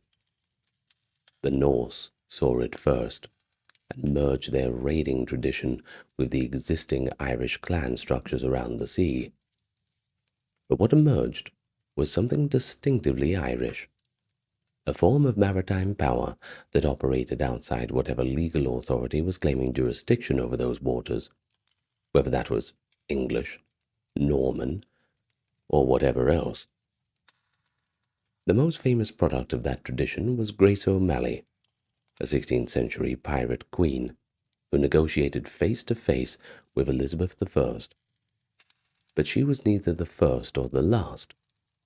And so today, along with her, we are going to meet 6 figures from a tradition that spans a millennium. Welcome back to Pirate Week. Good to see you all here. I hope you're enjoying the pirate-themed videos. And just a quick reminder, we are a crowd-funded venture here, so if you want to support us, check out the pinned comment video description. We've got Patreon, donation link, a merch store, YouTube memberships, that kind of thing. If not, that's fine. Give it a like, comment, and subscribe anyway. That's completely free and helps us out more than you'd believe. Anyway, let's get on with the video. The Irish relationship with the sea as a space of both commerce and predation begins in the earliest recorded history, and it shows the specific geographic character of an island whose coast is long and indented relative to its interior. The western coast of Ireland in particular, the Connacht coast from Donegal south through Mayo, Galway, and Clare to the Aran Islands and beyond, is a shoreline of extraordinary complexity. Hundreds of islands, deep-sea locks penetrating far inland, sheltered anchorages accessible to those who know the waters and deadly to those who do not, and a maritime population that had been fishing, trading, and raiding for centuries before any English authority attempted to impose order upon it. The O'Malley clan, whose territory covered the baronies of Burrishoal and Murisk in Mayo, and whose fleet controlled the fishing and trading rights around Clew Bay and its hundreds of islands, were the most powerful expression of this specifically Connacht maritime tradition. But they were not unique. The O'Flahertys of Galway, the O'Driscolls of West Cork, and other maritime clans of the western seaboard, they all operated on a similar model of sea-based power, whose distinction between legitimate trade and tribute collection and outright piracy was largely determined by the relative power of the parties involved. Now, the legal framework within which Irish maritime activities operated in the medieval and early modern period was complicated by the overlapping jurisdictions of Irish Brehon law, English common law, and the various charters and arrangements by which English authority was being progressively extended over Ireland. Now, from the English perspective, Irish maritime raids on English and other shipping were pure and simply piracy. From the Irish clan perspective, The same activities were legitimate exercises of traditional rights over adjacent waters, the collection of duties from vessels passing through clan territory, the raiding of vessels that had not paid those duties, the recovery of goods that had been taken from clan vessels by others. The specific collision between these two legal frameworks was one of the defining features of Grace O'Malley's career, and of the careers of subsequent Irish pirates who found themselves on the wrong side of whichever legal system happened to have jurisdiction over their activities at any given moment. Well, the religious dimension of Irish piracy in the early modern period adds another layer of complexity.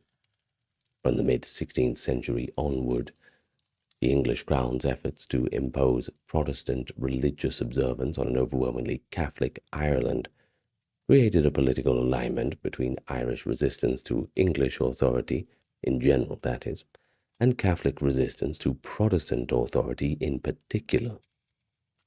The Irish pirates of the 17th and 18th century who operated against the English shipping were not simply criminals by their own community's understanding.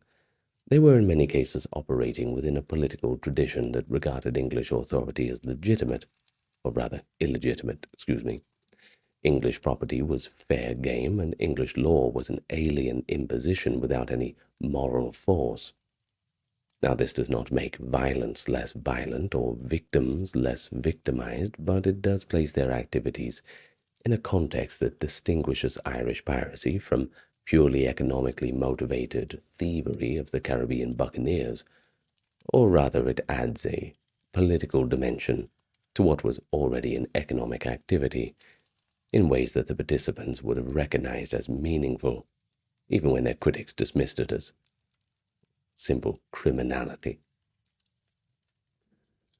So let's get straight into Grace O'Malley, born around 1530, the daughter to the chieftain of the O'Malley clan of Connacht.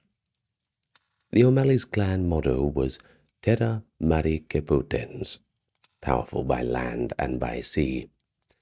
And their power was indeed genuine. They controlled the fishing and trading rights of the Clew Bay and the surrounding waters. They maintained a fleet of galleys and sailing vessels, and collected tolls from any vessel wishing to trade in their territory. Grace grew up in this maritime world, reportedly sailing with her father against her family's wishes from childhood, and she absorbed both the practical skills and political intelligence of the clan system, with an aptitude that would define her later life. She married twice too, first to Donal, next to Cogie O'Flaherty, the son of the chieftain of the O'Flaherty clan of Galway, with whom she had 3 children, and after his death to Richard Aneurin Burke, a powerful Connacht chieftain, whose castle in Rockfleet she seized in a typically bold maneuver that gave her a strategic base on the Atlantic coast of Mayo. The specific activities that Grace O'Malley made herself a pirate, by the English definition at least, and a sea lord by the Irish tradition's definition, were the collection of tolls from shipping in her waters, and the raiding of vessels that either refused to pay or that belonged to enemies of the clan. The English authorities were progressively extending their jurisdiction over Connacht through the second half of the 16th century, and they regarded these activities as piracy and made repeated attempts to suppress them. Grace was captured and imprisoned in Dublin Castle in 1577 by the governor of Connacht, Sir Henry Sidney, who described her as, quote, a most famous feminine sea captain, a description that captures both the English authorities' genuine amazement at the specificity of her power and the uncertainty about what legal category she actually occupied. She was eventually released, returned to Connacht, and continued her maritime operations with apparently undiminished energy. Among the many stories that have accumulated around her One of the most frequently repeated concerns the specific manner of her dress and comportment at the Greenwich meeting. The court of Elizabeth I was famously ceremonious, with elaborate protocols of dress, address, and gesture that signaled the exact position of every person within the social hierarchy. And into this environment came a woman who by some accounts arrived in Irish dress rather than the court fashion of the day, who by other accounts declined to bow to Elizabeth on the grounds that she herself was a queen and therefore on the equal terms of any other queen. Now, whether that's accurate or later elaborations, well, we don't quite know. But their persistence in the oral tradition reflects the specific quality that Irish cultural memory has wanted us to see the meeting. Well, facing Elizabeth as an equal, refusing the physical gestures of submission that the English court required, maintaining the dignity of a woman who did not consider herself subordinate to anyone, well, that was certainly something unique, but not many people had the guts to do that. The legend captures something true about the political relationship between the two women, as the documentary record presents it. The 1593 meeting with Queen Elizabeth at Greenwich was the culmination of a long and complicated negotiation between the Irish clan and the English crown, conducted over years through letters and intermediaries. The specific circumstances were these. The English Lord Deputy Richard Bingham had been conducting an increasingly aggressive campaign against the Connaught chiefs, had imprisoned Grace's son, Tibbot Burke, and her half-brother Donal, and had confiscated many of her properties and her cattle. Grace wrote directly to Elizabeth, requesting redress, and Elizabeth responded by authorizing a meeting. The questions that Elizabeth sent before the meeting and the answers that Grace sent back are preserved in the State Papers, Ireland, and constitute one of the most remarkable documents in Irish history. A pirate chieftain explaining her activities and her rights to the Queen of England with a directness and confidence that suggests Grace understood herself as operating within a legitimate political framework, even if that framework was not the English framework. The meeting itself produced an agreement. Elizabeth would instruct Bingham to release Grace's son, restore her properties, and Grace would maintain order in her territory and use her fleet against Elizabeth's enemies. The agreement was only partially kept on both sides. Bingham remained hostile and continued to harass the Connaught chiefs, and Grace continued her maritime operations in ways that did not entirely conform to Elizabeth's understanding of the deal. But the fact that this meeting and, specific equality with which the two women engaged it made it one of the more defining episodes in historical memory. Grace O'Malley died around 1603, the same year as Elizabeth, by the way, having spent nearly 3/4 of a century as the most powerful maritime figure in the west of Ireland. She was probably in her 70s. Her legacy in the Irish tradition is enormous and has only grown with time. She is a figure of nationalist mythology, an icon, and a historical reality simultaneously, a combination that makes her one of the most written about figures in Irish history, and one of the most difficult to disentangle from the romanticism that has accumulated around her. You'll find that that's a common thread. All right, next up we've got Luke Ryan. Luke was born around 1750 in Rush. You probably haven't heard of it, it's a small village. 2 jobs you can get there, a fisherman or a smuggler, depending on your disposition. It's in the coast of County Dublin, about 25 kilometers north of the city. Rush's specific character as a community shaped Ryan in ways that his subsequent career would make visible. The village was known throughout the 18th century as a center of the smuggling trade, particularly in tea, tobacco, and brandy between Ireland and France, and its maritime community existed in a state of permanent low-level conflict with the revenue officers and naval vessels tasked with suppressing it. The men of Rush knew the Irish Sea with exceptional intimacy, and regarded the customs laws of the English government with the same combination of contempt and pragmatism that characterized the Irish coastal community's general relationship to English legal authority. I mean, you can't blame them, right? I don't. Anyway, as for Ryan, he went to sea quite young. He worked in the smuggling trade between Ireland and France, and by the mid-1770s, he'd established himself as a competent captain, with a network of contacts on both sides of the Irish Sea and a thorough knowledge of the waters between them. When the American Revolutionary War broke out, France entered the conflict as America's ally in 1778. The political landscape of the Atlantic changed in ways that transformed Ryan's existing skills and connections into a valuable military asset. Finally, a job. Hard to get a job in a small town. And from what I hear, the situation in Ireland now, well, the fishing trade's gone. The smuggling trade is gone, at least on paper. What jobs are left? Anyway, that's a bit too modern. Let's not go into that.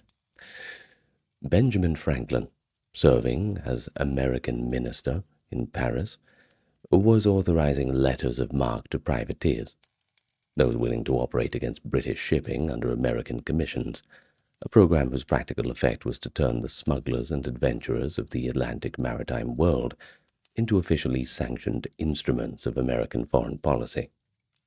Ryan secured a commission, took command of a vessel he called the Black Prince out of Dunkirk. Hell yeah, it's a bit better of a pirate ship name, I suppose. And began operating against British merchant shipping in the Irish and North Sea, with an effectiveness that quickly attracted both official attention and official alarm. He knew the coastal geography of the operating area, better than most of the Royal Navy officers who were sent to intercept him. He had contacts in Irish and French ports, provided intelligence about shipping movements, and he had the specific combination of aggression and navigational skills that made a privateer genuinely dangerous rather than just a mere annoyance. So in the years between 1779 and 1781, Ryan and the vessels under his command captured or destroyed somewhere in excess of 100 British merchant ships, an extraordinary figure that placed him among the most effective privateers of the war. But you might have noticed it wasn't a long career. Long careers are kind of rare in the pirate trade. His luck ran out in 1781, when the Black Prince was taken by a British naval vessel after a period of sustained pursuit.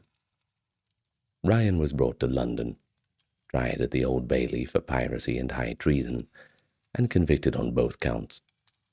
The conviction carried the death penalty, and for a period it appeared that Ryan would follow so many other Irish maritime figures to the gallows at the execution dock in Wapping. What saved him was the specific legal and diplomatic complexity of his situation. You see, he'd operated under genuine American and French letters of marque, which under the law of nations made his operations acts of war rather than piracy, and the American and French governments both made representations on his behalf. Franklin's intervention was particularly significant. The formal position that Ryan had been acting under valid American authority was one that the British government found difficult to dismiss entirely, given the diplomatic context of the ongoing peace negotiations. Ryan's sentence was eventually commuted, and he was released after several years of imprisonment, though the precise terms and timing of the release are unclear in the surviving sources. Still, pretty good luck. But this is where the story becomes a little murky, in ways that the historical record cannot fully resolve. There is evidence that he was pressed into service with the Royal Navy under conditions that amounted to a kind of enforced loyalty. There are accounts suggesting he ended his days in Dublin's debtors' prison around 1789, his privateering fortune long gone. Should have invested. Well, whether he died a wealthy man or completely broke, or a broken man gone home, or something in between, we don't know, and we'll probably never know. But what we do know is that it's clear that his career, from rush smuggler to the most feared privateer in the Irish Sea, to a condemned cell at the Old Bailey, to whatever happened next, is among the most genuinely remarkable in the Irish maritime tradition. And it is a story that connects the specifically Irish experience of the 18th century, the Catholic fishing village and the smuggling economy, colonial legal framework and Atlantic diaspora, to the global political conflict of the American Revolution, in ways that make Ryan something a little more than just another pirate. He was an Irish privateer who fought, under legal authorization, against the same British Empire that his community had been resisting in smaller and less sanctioned ways for generations. Benjamin Franklin knew what he was buying when he signed the commission, and so did Luke Ryan. Well, the next one we've got for you is Edward England, whose real surname was reportedly Seeger, with England being the alias he adopted during his piracy career. Born around 1685, almost certainly in Ireland, though the precise locations disputed. Captain Charles Johnson's General History, the primary documentary source for most of the Golden Age pirates, describes him as an Irishman, without further specificity. What is documented is that he went to sea quite young, served as a mate on a Jamaican sloop, was captured by the pirate Charles Vane in the Caribbean around 1717, joined the pirates, voluntarily or under compulsion. The distinction, of course, was one that the courts debated in trials throughout the era, and eventually took command of his own vessel. He operated primarily in the Indian Ocean and along the African coast, taking prizes across the full range of the trade, and his career lasted from 1717 to 1720. Pretty normal pirate tenure. But what makes England so distinctive among the Golden Age pirate? And what eventually got him disposed by his own crew and marooned in Madagascar?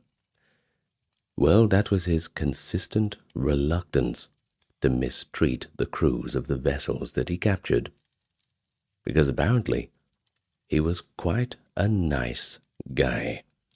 I know, right? In an era when pirate captains varied enormously in their treatment of prisoners, from the calculated restraint of Black Sam Bellamy to the genuine violent sadism of some of his contemporaries, England occupied the moderate end of the spectrum, with a consistency that Johnson attributed to his natural temperament. Quote, "He had a great deal of good nature, and did not want for courage. He was not avaricious, and always averse to the ill usage of prisoners." The specific episodes that demonstrate this are documented in the sources. England repeatedly intervened to prevent his crew from killing or severely abusing prisoners, sometimes against the wishes of his crewmen who wanted to use violence to establish dominance and extract information about the location of valuables. The battle between England's fleet and the Cassandra is worth talking about, because it shows both England's specific tactical situation and the specific quality of the violence that the Golden Age pirates routinely inflicted, even in the more constrained moments.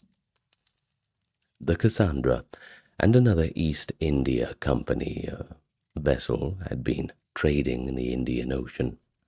When England's fleet, as in the person England, of 2 ships came upon them, and, well, it wasn't a social visit, never is. The other company vessel escaped. The Cassandra, however, unable to run, turned to fight. The battle lasted several hours and was fought at close range with significant casualties on both sides. England's crew lost about 90 men killed or wounded, and McCrae's crew, i.e. the Cassandra's crew, were similarly depleted. The Cassandra was a well-armed vessel, and McCrae fought her with considerable skill, eventually running her aground on the island to prevent capture and escape with his remaining men into the interior. When England finally prevailed, and McCrae's surrender came several days later, the specific issue of what to do with the man who had inflicted that level of damage on the pirate crew was genuinely quite an urgent concern. Well, the crew's desire for retribution, I suppose, is understandable. I mean, it's all in the framework of their own experience of the battle. And England's refusal of that retribution was an act of personal will against the collective interest of the men that he commanded. His disposition was the crew's rational response to a captain who was willing to override their collective judgment on a matter that they considered essential. And that's the problem, huh? Sure, the captain has the say in things, but pirate ships are meant to be democratic. And when everybody's in agreement, except for one person, well, captain or not, you are not going to be popular. The episode that ended his command came in August of 1720 at the island of Joanna, off the coast of Madagascar. England had captured the Cassandra, commanded by Captain James McCrae, after a prolonged battle in which both sides took significant casualties. And the crew wanted to kill McCrae himself as retribution for the resistance they had encountered. But England refused and insisted on treating McCrae as a prisoner of war instead.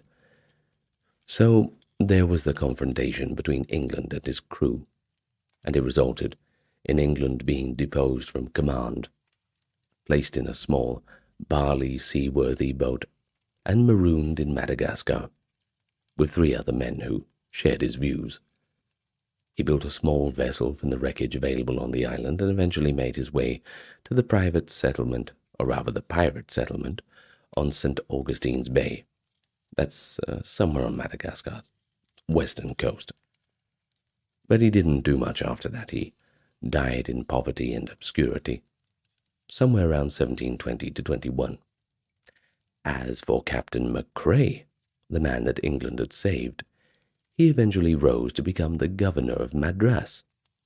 He reportedly acknowledged later that he owed his life to England's intervention, and there's no arguments about that. Well, next up we've got Philip Roche. The Cork maritime world that produced him was one of the most commercially active in Ireland. You see, the city of Cork and its harbour at the mouth of the Lee had been a major trading port since medieval times, exporting wool, cattle hides, and provisions to continental Europe, and importing wine, cloth, and manufactured goods in return. By the early 18th century, Cork's provisioning trade, the export of salted butter, beef, and fish to the Atlantic colonies, and to the naval vessels that called at the port, had made it one of the most prosperous cities in Ireland, and its maritime population of sailors, shipwrights, coopers, that's a barrel maker, by the way, and dock workers was substantial. It was also a population with deep Catholic and Jacobite sympathies, in a city whose Protestant merchant elite controlled most of the formal economic structures, creating the specific social tension that characterized Irish Catholic urban life in the decades after the Williamite victory in the penal laws.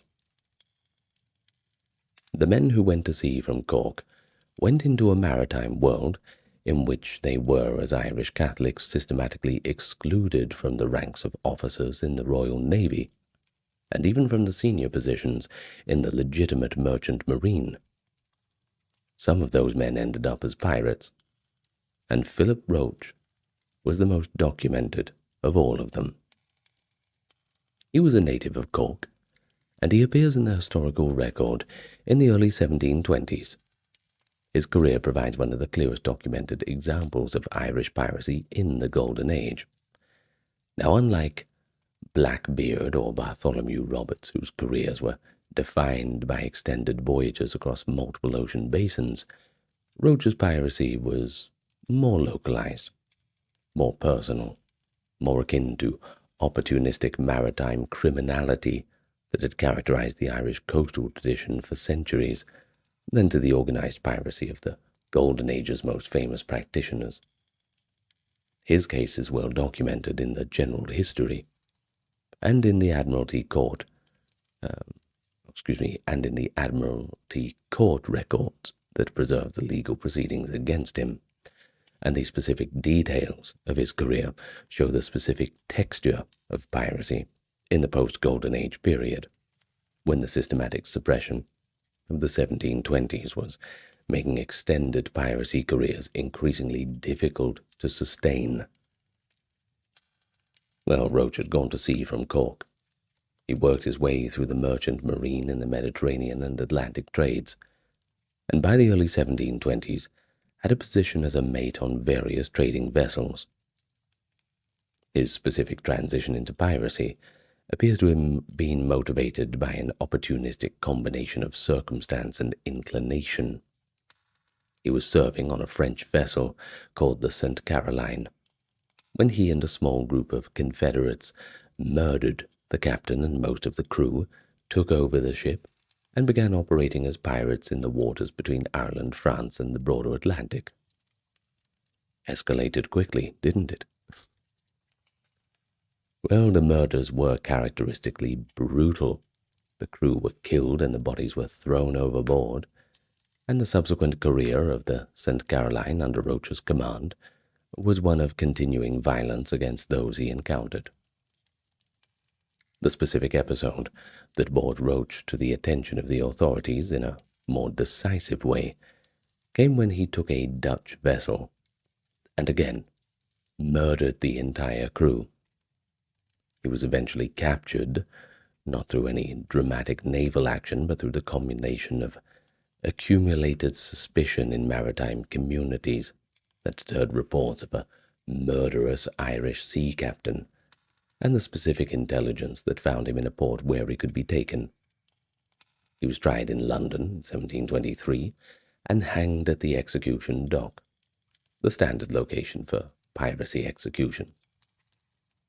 His case attracted enough public attention that Johnson included a detailed account of it in the general history, and the specific quality of his violence, the repeated murders that could have been taken prisoner or simply just put on the shore, distinguished him from pirates like Edward England, whose contemporaneous reputation rested partly on their restraint rather than their brutality. Roche represented the other end of the spectrum, the pirate for whom murder was routine rather than exceptional, and whose career generated the kind of unambiguous public outrage that England's more humane operations didn't manage to do. You'd certainly rather be captured by England, that's for sure.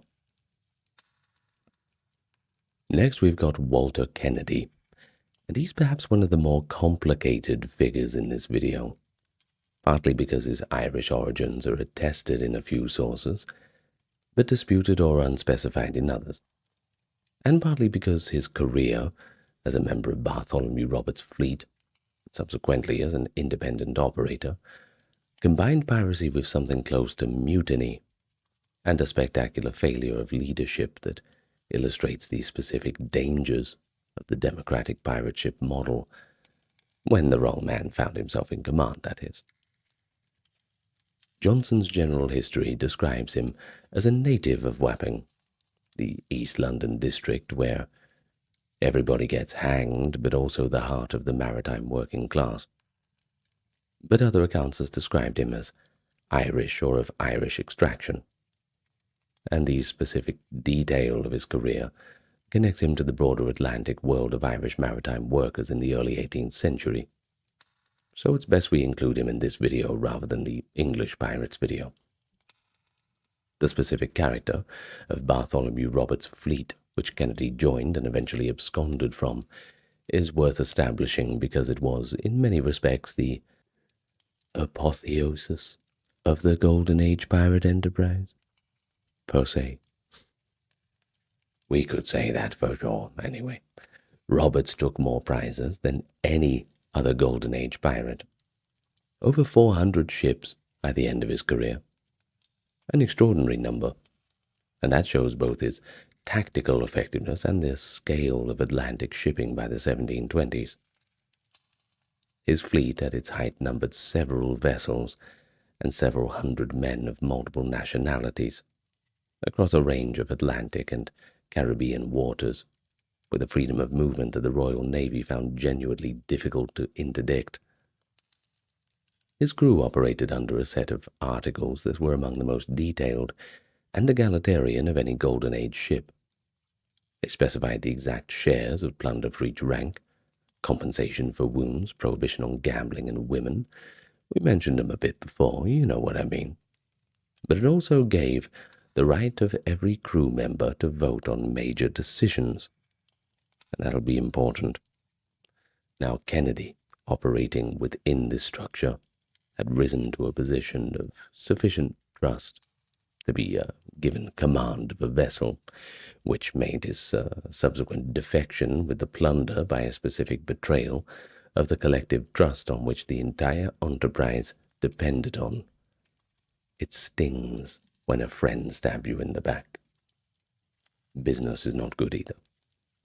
Now Kennedy joined Roberts' fleet as one of the crew members who had been taken from captured vessels, and had joined the pirates either by choice or under compulsion.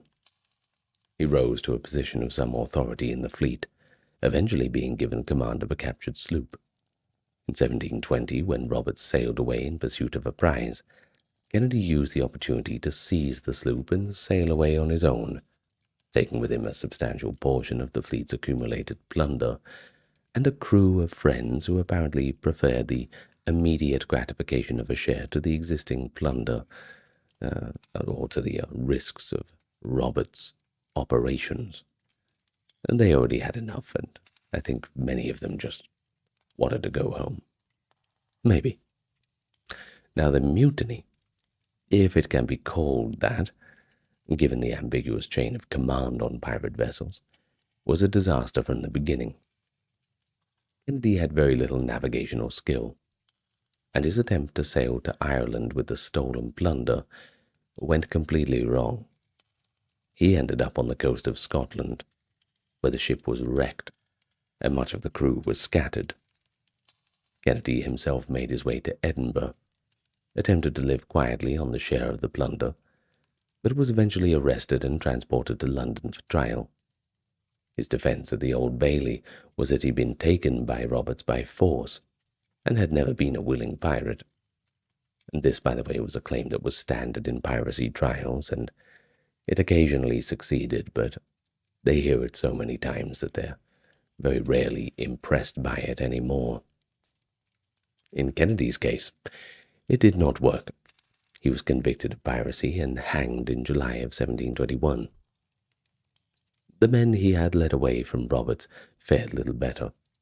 Most were captured and hanged too, some in Scotland, some in London, within months of the failed voyage.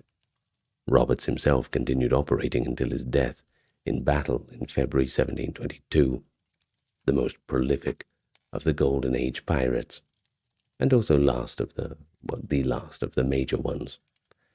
Kennedy had gambled on escape from Roberts' enterprise, and he had lost both the gamble and his life. Too bad. So sad. But, of course, Irish piracy did not begin with Grace O'Malley, or with the Golden Age. It begins in the documentary record with the Viking era, and the medieval Irish sea raiders, whose activities along the coast of Britain, France, and the broader North Atlantic created patterns of maritime predation that were continued and adapted by later generations. The figure of Muirda Muinech, a 19th century Irish king who appears in the annals of Ulster and related sources as a major military figure and sea raider, represents the earliest clearly documented Irish piracy tradition, a king whose power rested partly on his control of ships and his willingness to use them against enemies and competitors. Now, the more immediately relevant medieval figures for Irish piracy are the men who operated along the western Irish coast in the later medieval period, within the specific political structure of the Irish chieftaincies, and in the specific legal framework of the Brehon law, whose provisions for maritime rights and tributes were sufficiently different from the English common law that was being extended over Ireland to create that legal ambiguity that Grace O'Malley would later exploit. The O'Malley clan's maritime dominance was not an innovation of the 16th century, but a culmination of several generations of maritime power building, and the specific practices that made Grace O'Malley famous, the toll collection, raiding, and fleet command, were inherited from predecessors, whose names appear in the Irish annals and clan records as Sea Lords of Western Connacht. Among these predecessors, Grace O'Malley's father was himself a significant figure by the name of Now, hold on, let me slow this down. Duvdaru O'Malley. Okay, did my best. Irish is hard, give me a break. Duvdaru O'Malley, whose fleet and authority over the Connacht fishing grounds had established the foundation on which his daughter built her more famous career. The specifically Irish dimension of medieval sea raiding also includes the activities of the various Irish lords who participated in the broader Atlantic raiding economy of the later Viking Age, when Irish, Norse, and mixed Norse-Irish fleets, the Galgael, or the Foreign Gaels, the mixed Norse-Irish population of the western coast, that is, operated across the North Atlantic with a freedom of movement that showed the specific absence of any centralized maritime authority capable of suppressing them. Now, the Galgael appear in the annals as participants in raids on Scottish and English coasts, in the Irish sea trade too and raiding economy, and in the specific settlement patterns of the western islands of Scotland and the Isle of Man that created the geographical and cultural bridge between the Irish and Scottish maritime worlds. This broader Atlantic context is important for understanding the later Irish piracy tradition, because it establishes the deep roots of a specifically Western Irish maritime culture, in which the sea was not simply a space to be crossed, but something to be controlled, taxed, and raided. A political and economic environment with its own rules, and of course, its own actors that are going to come along and break those rules. So, how do we talk about the, let's just say, the legal and political frameworks of it all? You might have a decent idea already, but the specific legal position of Irish maritime actors in the English framework is complicated, mainly by the particular character of English rule in Ireland, which was simultaneously more comprehensive and more contested than English rule anywhere in the world. The lordship of Ireland, the English claim to sovereignty over Ireland dating formally from the 12th century, Laudabiliter Bull, had been progressively extended and progressively contested through the medieval period, and the maritime jurisdiction that came with it was applied unevenly across a coastline that was geographically difficult to police and politically resistant to such policing. The Admiralty courts that handled maritime crime in England claimed jurisdiction over crimes at sea regardless of the nationality of the perpetrators or the victims. But the practical exercise of that jurisdiction in the Irish context depended on the willingness of local authorities to cooperate and on the presence of naval forces sufficient enough to enforce warrants and execute sentences. The Admiralty's specific difficulties in the Irish context are shown by the repeated complaints of 16th-century English administrators about their complete inability to suppress the Irish maritime raids. The O'Malley clan's activities were repeatedly described as piracy in official correspondence, and repeated instructions were sent from London to the Lord Deputy and the President of Connaught to suppress them. Instructions that were consistently either ignored, incompletely executed, or met with the argument that naval resources necessary to enforce maritime law in the western approaches were simply not available. Everyone was stretched too thin. The specific geography of the Connaught coast, the hundreds of islands, complex tidal currents, its waters familiar to the Irish clans and treacherous to the outsiders, was itself a form of protection that the formal legal system's reach could not easily overcome. The relationship between Irish political resistance to English authority and Irish maritime predation is important for understanding the motivations and the self-understanding of the pirates in this episode. Grace O'Malley operated within a framework of the Irish Brehon law, and that gave her clan legitimate authority over the waters she controlled, at least according to the Irish, and her resistance to English attempts to suppress her activities was simultaneously a defense of her economic interests and a defense of the legal system that she operated within. The later Irish pirates of the Golden Age, Edward England, Philip Roach, Walter Kennedy, they operated in a different context, in which the specifically Irish dimension of their activities was less clearly articulated. But the background of colonial subjugation and economic marginalization from which Irish maritime workers came shaped their relationship to legitimate authorities in ways the English merchant marine or Royal Navy could not entirely catch up with or replicate. The gallows, where Roach and Kennedy both ended their careers, hanged Irish-born men who had found in piracy the specific form of mobility and self-determination that their legitimate options did not provide, and the English legal system that killed them didn't really care about their Irish origins from the nationality of any other pirate.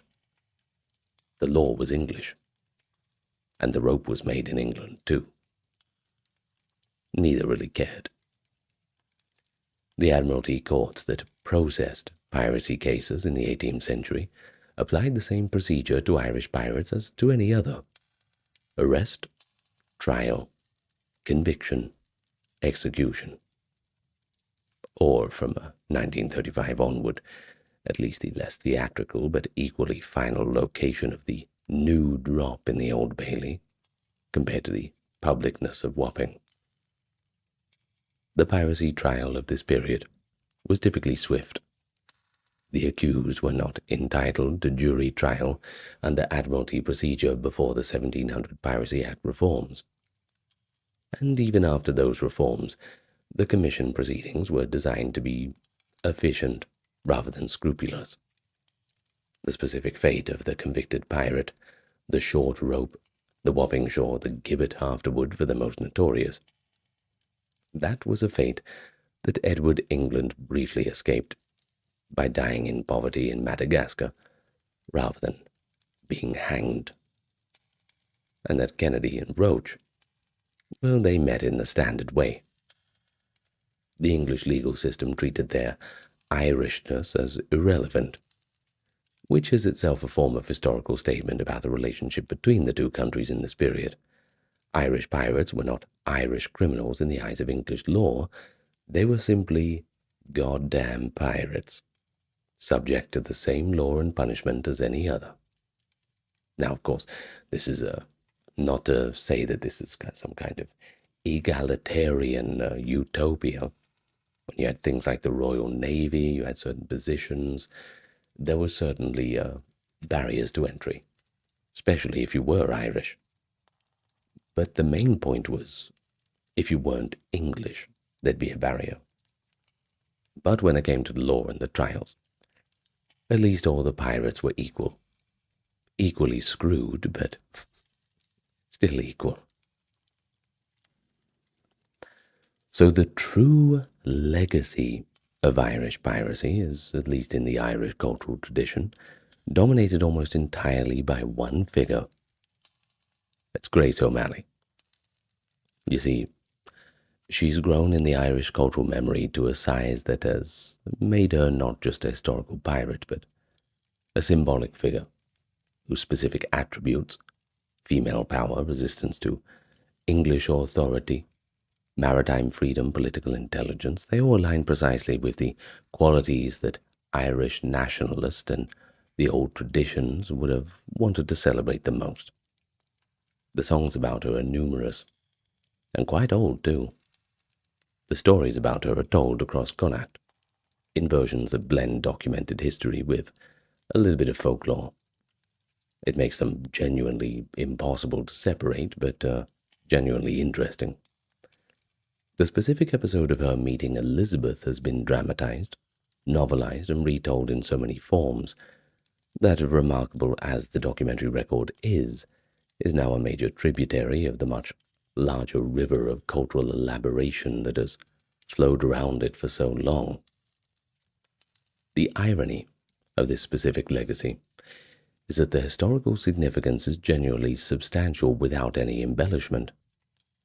She was a real woman who commanded real fleets and negotiated as an equal with the most powerful monarch in the British Isles, and the documentary record of her activities, while incomplete, is rich enough to support a serious historical account that doesn't need any supplement from mythology.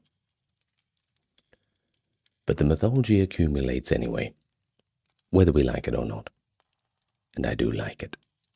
Partly because myth is always more satisfying than history, and partly because the specific qualities of her career, the female pirate chief, the refusal to submit to the English, they were so appealing to subsequent generations that amplification was irresistible. Well, the pirate queen of Connacht has become, in the centuries ever since, one of those figures of Irish national identity that transcends her historical particularity and speaks to something that Irish culture has wanted to believe about itself, that even in the worst periods of subjugation and dispossession, there were women and men of Connacht who faced the English crown as equals, and they refused to be diminished. Now, the other figures in this episode have left a smaller but pretty negligible legacy. Edward England's reputation for relative humanity has made him a recurring figure in revisionist histories of the Golden Age pirates that have attempted to complicate that simple villain narrative. And his specific story has a novelistic quality that has attracted retellings. Luke Ryan, largely forgotten outside of specialist histories of the American Revolutionary War, deserves a more prominent place in the Irish tradition. The Rush smuggler who obtained American commissions from Benjamin Franklin and turned himself into the most effective privateer in the Irish Sea. Now that's a figure whose story connects the Irish Catholic experience of the 18th century to the global politics and independence of revolution, these kinds of things, in ways that no purely piratical career could manage. As for Philip Roach and Walter Kennedy, they're less well served by cultural memory. Their careers were shorter, the violence was less theatrically interesting, and their executions were conducted in London rather than in a location that would have made them specifically Irish episodes. But the specific historical irony of the Irish pirates' position in the Golden Age deserves one final observation. The men who hanged Roach and Kennedy at Wapping in the late 1720s were representatives of the same English system that had dispossessed Irish Catholics of land and legal standing across the preceding century. The specific form of English law that executed them was the Admiralty law of a maritime empire that built much of its commercial wealth on exactly the kind of maritime predation they were being executed for practicing. The difference between being English and being Irish was, well, it was pronounced. But just like we discussed in the English episode, the lines were blurry. Well, the English version was authorized privateers. The Irish version, they were just pirates, criminals. This observation does not rehabilitate the specific violence of anyone's career, not Roach's or Kennedy's, but it does place the legal proceedings against them in a different context, one that the Irish tradition has always found relevant, and the English legal tradition has always found irrelevant by design. The rope at Wapping did not distinguish between justified and unjustified violence. It distinguished between violence authorized and unauthorized. That distinction for the Irish operating in the Atlantic world of the 18th century, and before, carried a weight that was both legal, political, but also historical, in ways that no single episode of maritime crime can really contain. This is going to be one of those videos that comes with the classic caveat. It's not like the movies. Of course, pirate ships were not pleasant. They were not spacious. A pirate ship was small. 30 to 100 men packed into a tiny wooden vessel in tropical waters for months at a time with no possibility of leaving and no way to avoid each other. But that's not to say that the freedom was not real. That really was. They elected a captain, they voted on their course, and divided the plunder by agreed shares, if there was any plunder. But the heat, that was real too. The confinement, that was even realer. The quarters were cramped, the food was terrible. Any injuries you got, well, good luck finding a doctor. The diseases were constant too, and they spread like wildfire. And then there was the social pressure of living at that proximity together with men you hadn't chosen, in conditions that would strike most modern people as unbearable. That was just the daily reality beneath the black flag. The pirate of the Hollywood movies, the popular imagination, was kind of a rebel who opted out of civilization entirely. But the actual pirate just simply swapped one set of rules for another, organized differently, but no less demanding. So let's have a look at what life on an 18th century pirate ship was actually like. Welcome to the channel, everyone. Hope you're enjoying Pirate Week. Black Flag coming out soon. Hope you're excited. Well, just a quick reminder, we are a crowd-funded channel. No ads, no sponsors, nothing annoying like that. We rely on Patreon, YouTube memberships, donations, and the merch store for support. So links in the description if you're interested in that. Otherwise, give it a like, comment, subscribe, that kind of thing, and tell your friends about us. Word of mouth is the best. Anyway, let's get straight to it. Well, let's start with the ship itself, because I'm sure everyone's got sort of a, like an image in their head of what a pirate ship looks like. Now, the vessels that 18th century pirates preferred, they were not those massive, well-armed warships of the popular imagination. Sorry to disappoint you. This video is going to have a lot of these fun-ruining reality checks, I'm afraid. The imposing three-masted ships of the line with rows of gunboats, well, they were naval vessels. They were expensive. They were slow to maneuver, and you needed a very large crew.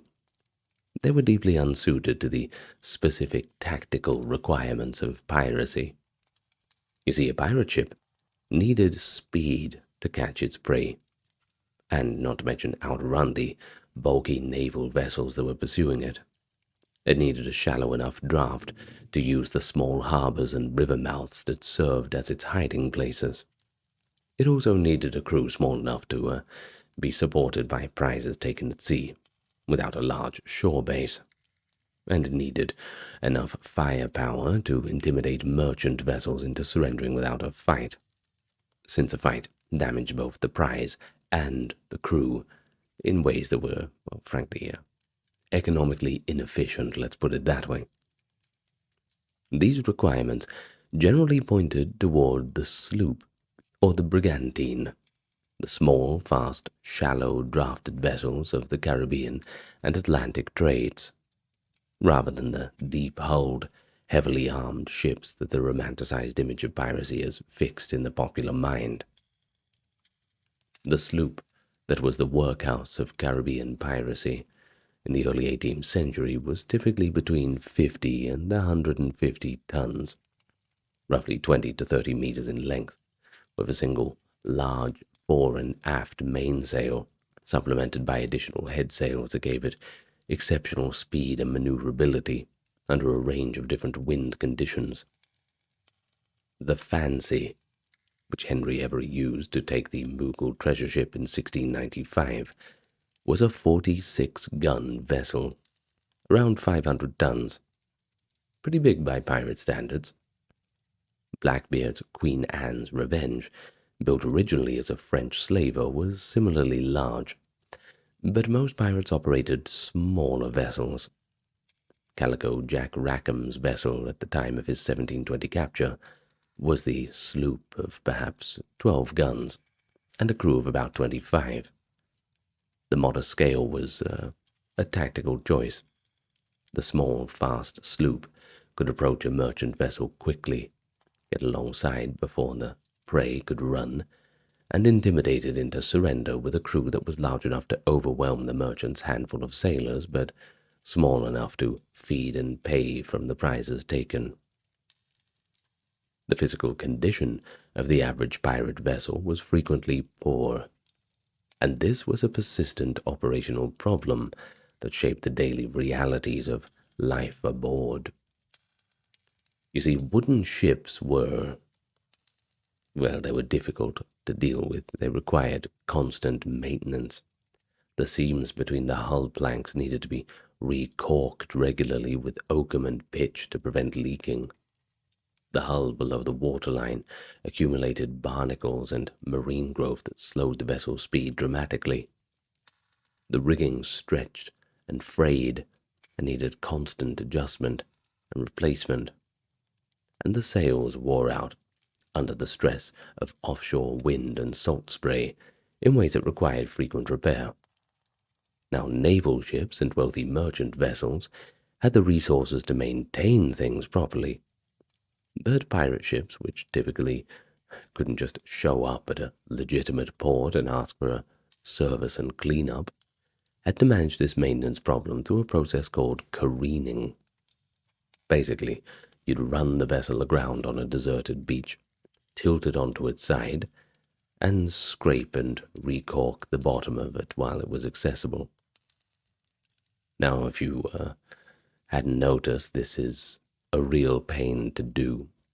Careening was labor-intensive, time-consuming, and left the ship temporarily completely defenseless, which made the choice of careening location pretty important.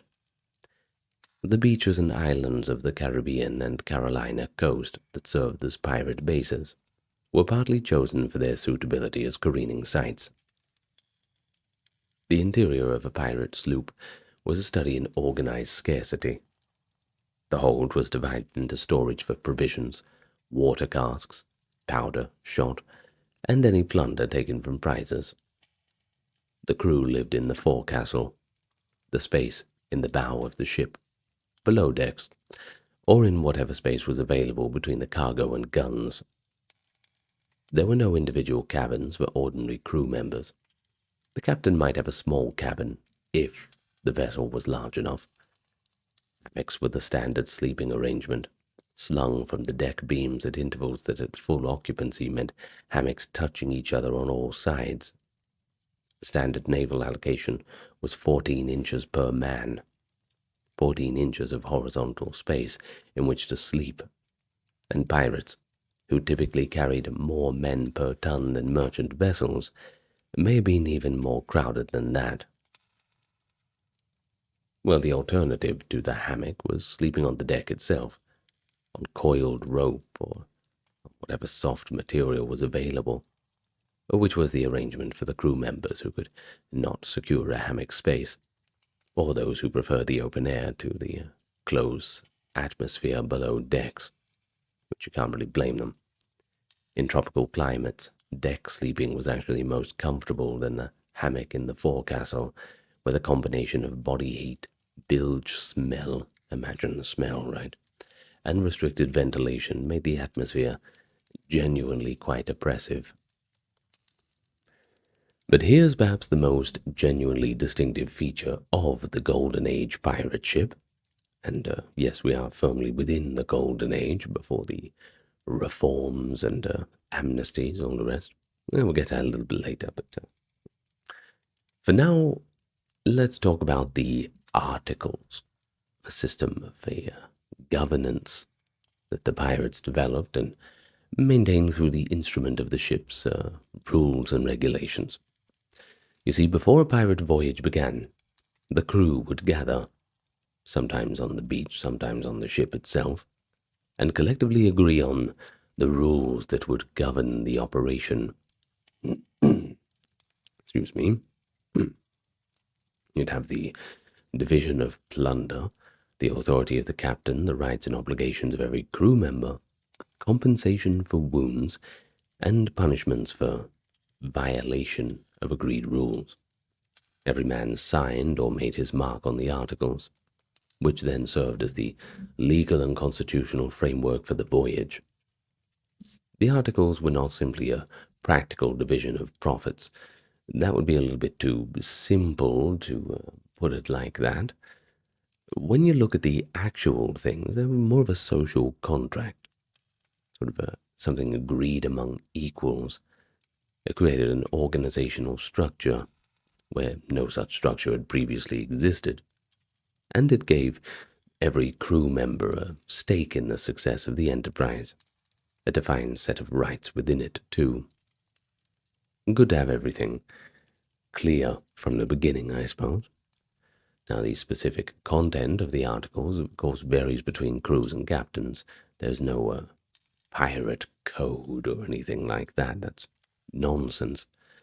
But the surviving examples share enough common features to allow reconstruction of the typical provisions. Now, the plunder division, that was perhaps the most fundamental.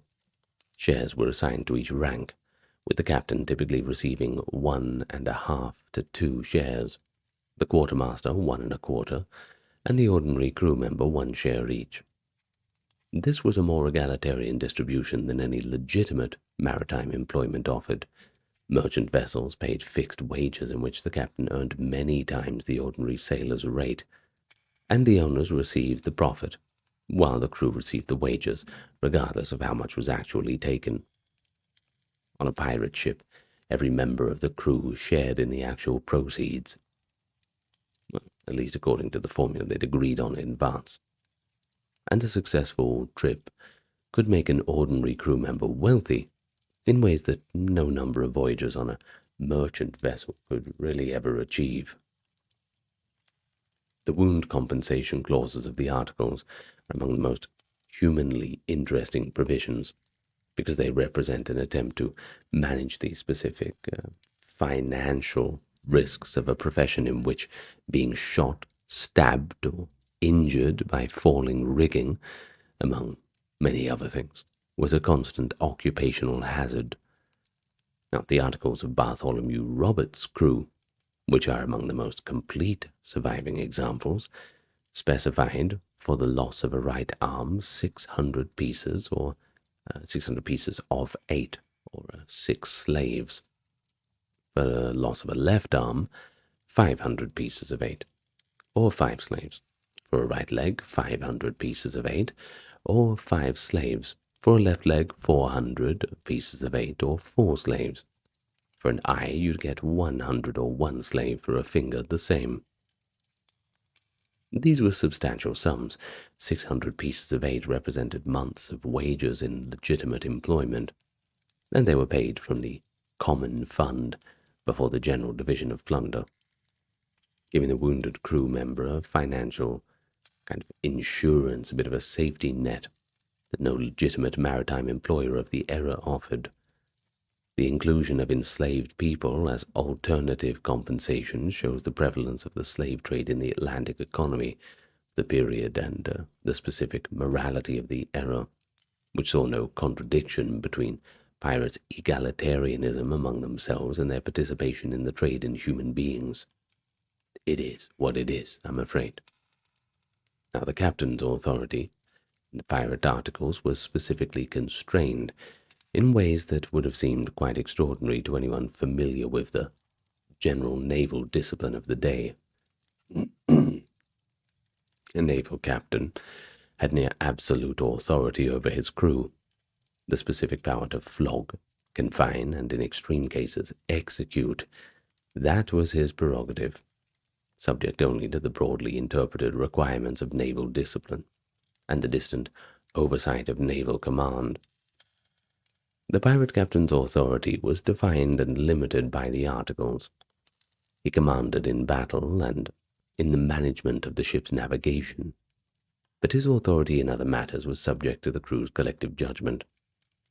The quartermaster, an elected officer whose role was to represent the crew's interests against the captain's authority, could override the captain on most matters of daily governance. Major decisions, including whether to attack a particular prize, which course to sail, and what to do with prisoners, were put to a vote by the whole crew.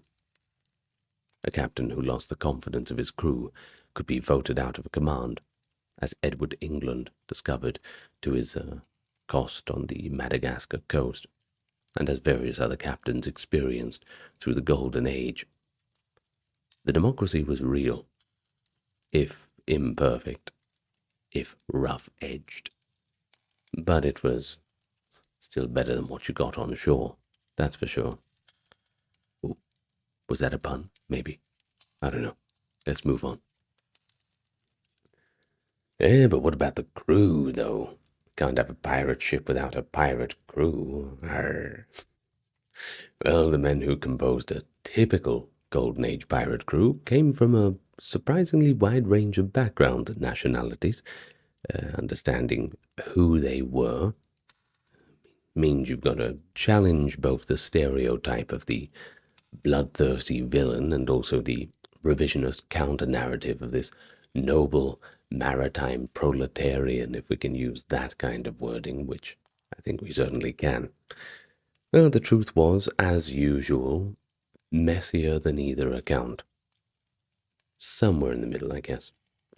The crew of a typical pirate vessel in the Caribbean or the Atlantic in the early 18th century included former naval sailors and merchant marines, the largest single category, as well as former privateers, men who had deserted from naval service, men who had been captured from merchant vessels and who had chosen piracy over return to legitimate employment, men who had been fishermen or harbor workers, and smaller numbers of men from more varied backgrounds.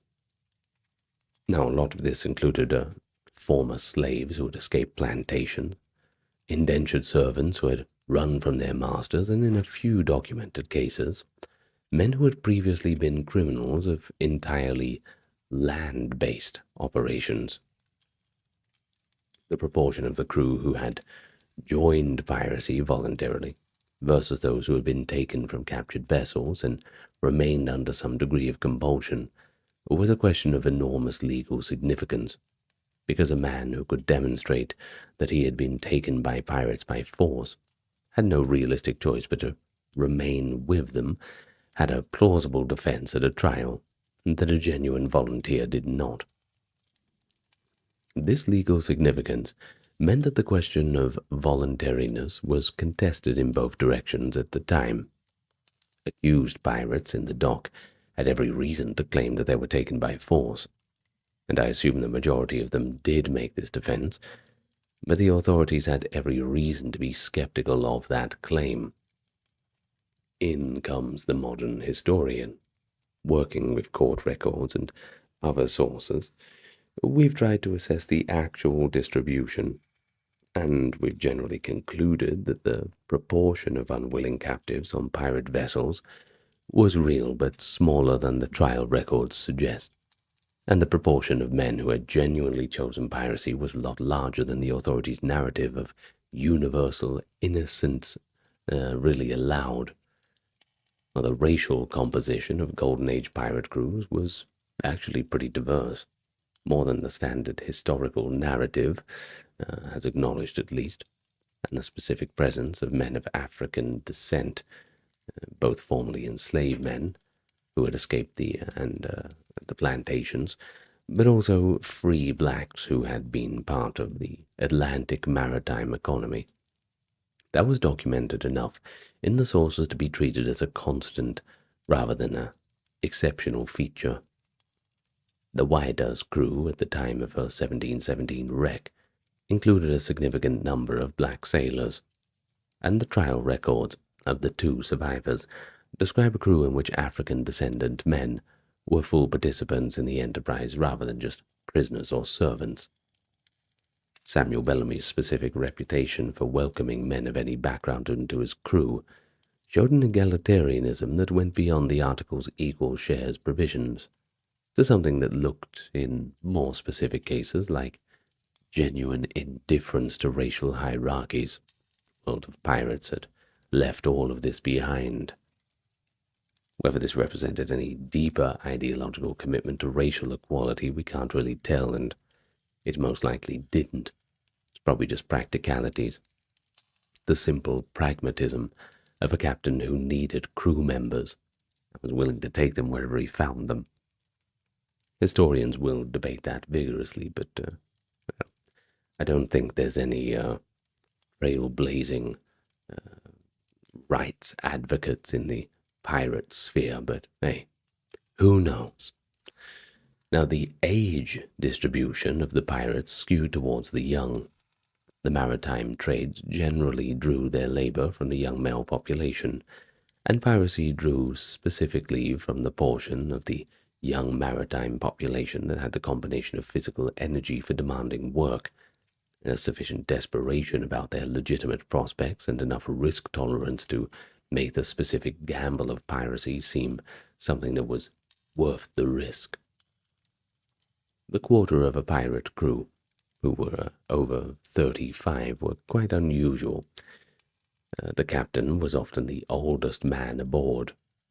This age distribution had practical consequences, of course. The young crew was physically vigorous and capable of the sustained exertion that the work required, but it was also quite impulsive, prone to collective excitement that could produce poor decisions, and likely to have less experience of these specific consequences of a bad income that the veterans who made up a larger proportion of the naval crews had.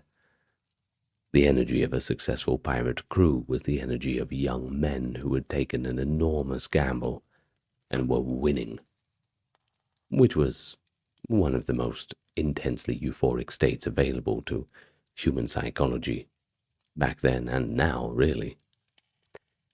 The crash when the luck ran out was correspondingly severe. The provisioning of a pirate vessel was one of the most pressing and persistent operational concerns, and the specific ways in which the pirates solved that problem show a little bit of tactical creativity, but also reveal the vulnerabilities of the enterprise. Unlike naval vessels, which had access to naval stores and could be resupplied from naval bases, and unlike merchant vessels, which could call in at legitimate ports for provisions, pirate ships could not reliably access either of these supply sources. They solved the problem primarily through taking provisions from captured vessels. One of the most consistent things that the pirates took from prizes was food, water, and alcohol, and through periodic stops at the island communities and remote coastlines that would trade with them without asking too many questions, especially about the source of the silver they were paying with. Suppose it's all money, isn't it? The standard diet at sea at the 18th century was not appetizing by any standard, and pirates ate essentially the same food as the illegitimate maritime trades, supplemented by whatever they had, or rather the legitimate maritime trade, supplemented by whatever they had taken in prizes. The core provisions were salt meat, primarily salt beef and pork packed in barrels, with enough brine to preserve them for months at sea. Sounds delicious. Ship's biscuit, which is kind of like dried hardtack. You'd also have dried peas, beans, fish, whatever fresh provisions could be obtained when in port. Now, the salt meat that constituted the main protein source was typically so heavily salted that it required extended soaking before it was edible, and even after soaking, retained a specific quality of preserved, slightly rancid flavor the contemporary accounts describe with not very much enthusiasm. Now, ship's biscuit, i.e., hardtack, was a dense, rock-hard cracker made from flour and water, baked to complete dryness to prevent mold, and routinely infested with weevils by the end of a long voyage, so a bit of extra protein there for you. Experienced sailors either ignored the weevils or tapped the biscuit on a surface before eating it to encourage the weevils to emerge, and then they just ate the biscuit. The protein content of the weevils was not considered a compensating benefit, I suppose. But hey, it's something you get it where you can. Got to get that protein in. Water was the limiting resource on any ocean voyage, more critical than food and more difficult to manage. A ship's water casks decayed over time. The wood absorbed the water's flavor, and the interior of the cask gradually became hospitable to the bacteria that turned fresh water brackish and eventually foul. The specific timeline for water deterioration depended on the quality of the casks, the temperature of the storage, and the cleanliness of the source. But a voyage of 2 to 3 months might see water supply becoming genuinely dangerous to drink. Beer and rum were partly valued as replacements for water, precisely because their alcohol content killed some of the bacteria that made stale water dangerous, though the alcohol also introduced its own complications. Rum, a Caribbean product distilled from molasses, widely available in the Atlantic trading world, and cheap by the standards of other spirits, was the preferred drink of the Golden Age pirates, and appears throughout the sources as both a social lubricant and a source of the collective decision-making impairment that produced some of the worst moments in pirate history. Now, fresh food, when it was available, was enormously valued, and pirates went to considerable lengths to get that. Turtles, caught in the Caribbean shallows, were particularly prized. A large turtle could be kept alive on deck for weeks, providing fresh meat on demand without the preservation problems of salt provisions. Fishing, when underway, supplemented the salt rations with fresh protein that was available at essentially no cost beyond the time of fishing. The pirate cruise that found itself near inhabited coastlines or islands could sometimes trade or raid for fresh vegetables, fruits, and livestock, and these provisions were eagerly consumed. And then there was scurvy, vitamin C deficiencies, basically had everyone get this disease that killed thousands of sailors, not just pirates, but sailors in general on long voyages in this period. It was not unknown on pirate ships, though the relatively short voyages of most Caribbean pirates and their ability to obtain fresh provisions from prizes meant it was less prevalent than on the naval expeditions of the era, whose long voyages and regular provisioning failures made scurvy one of the most significant causes of maritime mortality. Then there's the medical situation. That was a subset of the generally terrible situation of the 18th century maritime world, modified in specific ways by the particular character of piracy as an enterprise. The diseases that killed most sailors of the era, malaria, typhoid, dysentery, yellow fever, they killed pirates just as enthusiastically.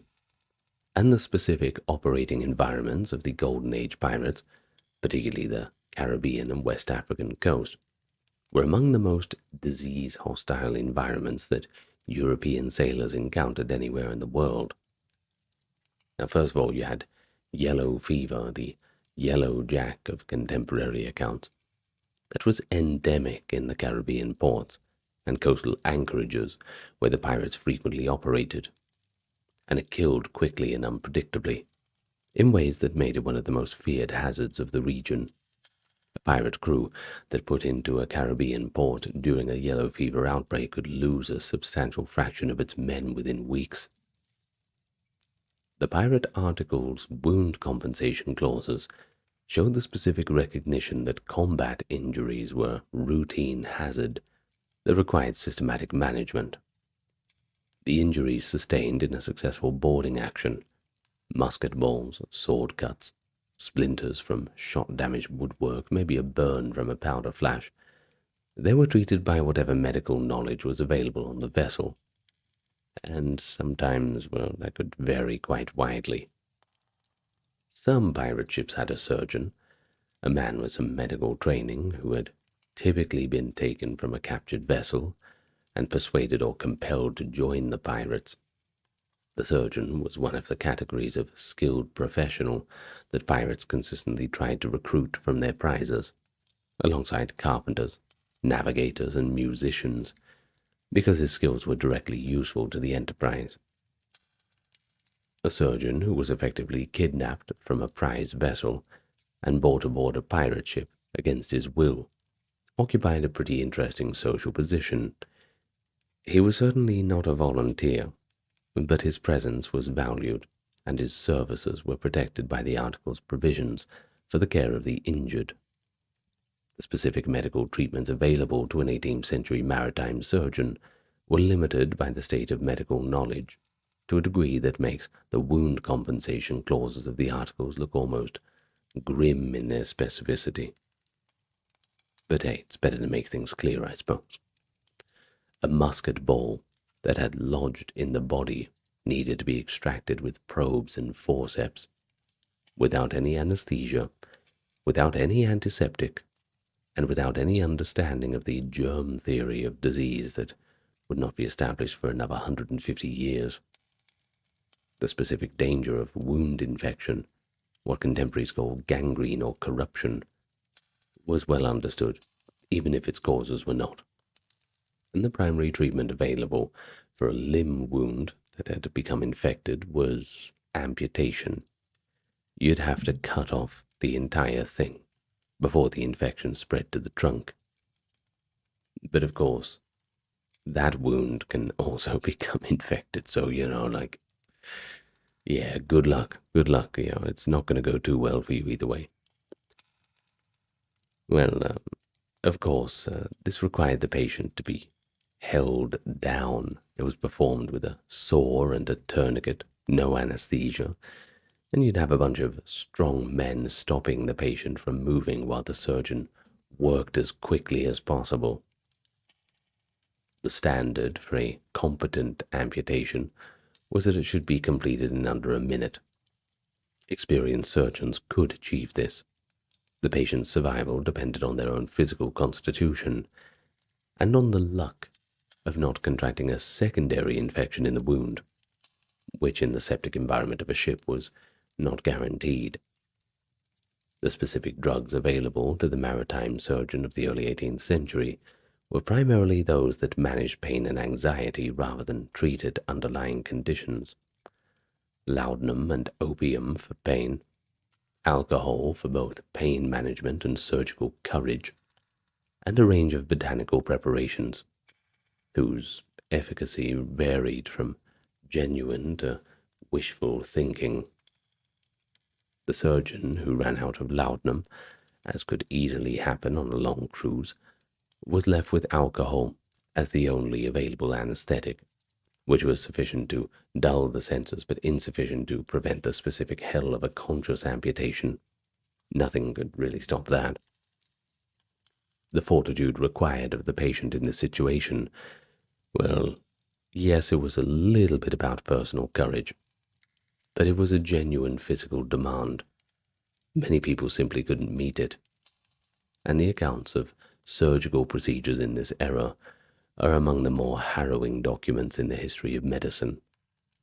Pirates who had been wounded in a successful action and whose wounds were healing cleanly, they were the lucky ones.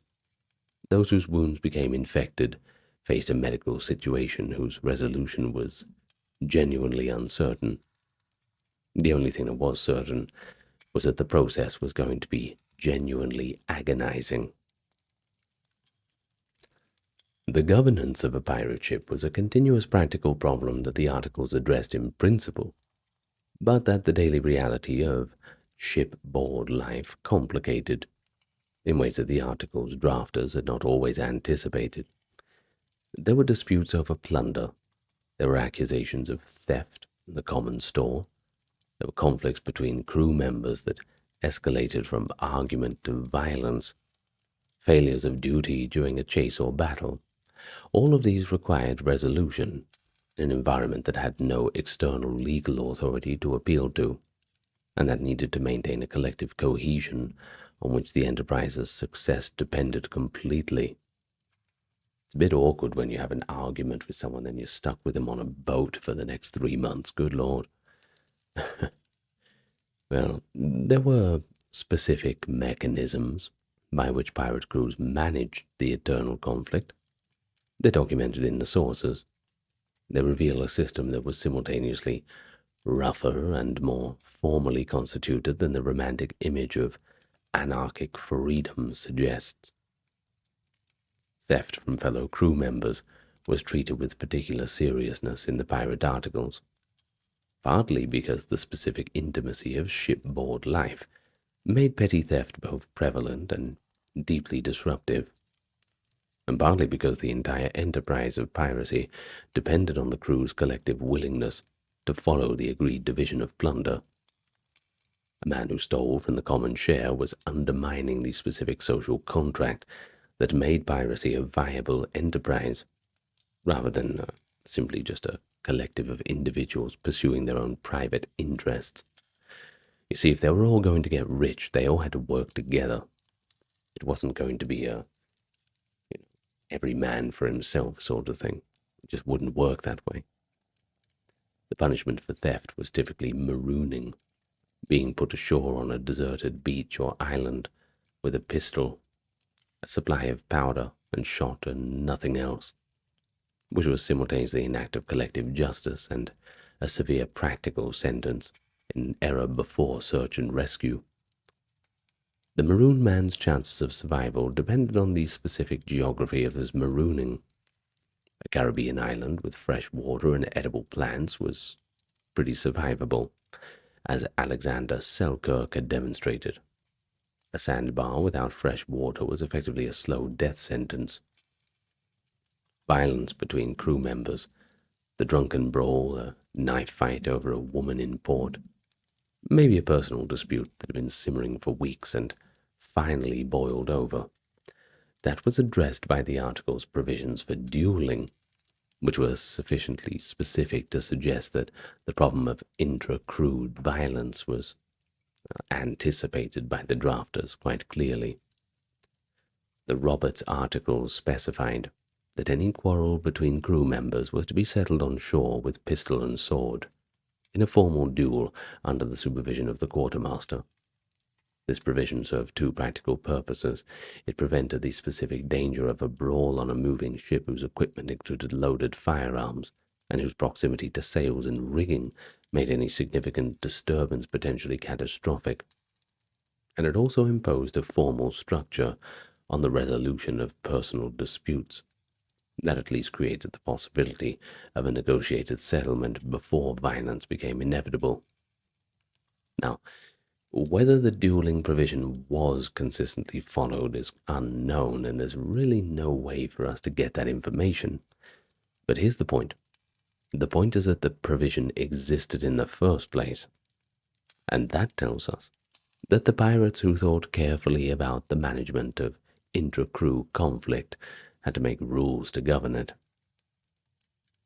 The captain's authority to punish in ways that exceeded the article's provisions was also a source of tension on vessels, and several famous captains were deposed or killed by their crews precisely because they had exceeded the authority of the articles defined. The case of Charles Vane, who was voted out of command of his vessel in 1718 by a crew that considered his decision not to engage a French man-of-war quite cowardly, illustrates the democratic mechanism working against a captain whose decisions the crew rejected. The case of Charles Harris, whose crew killed him in a mutiny, illustrates more violent resolutions that were available when the democratic mechanism broke down. The specific balance between the captain's authority in tactical situations and the crew's collective authority in governance situations was a difficult balance to maintain, especially in the heat of a chase or the aftermath of a battle. It certainly seems that the documentation suggests that it was maintained imperfectly at best.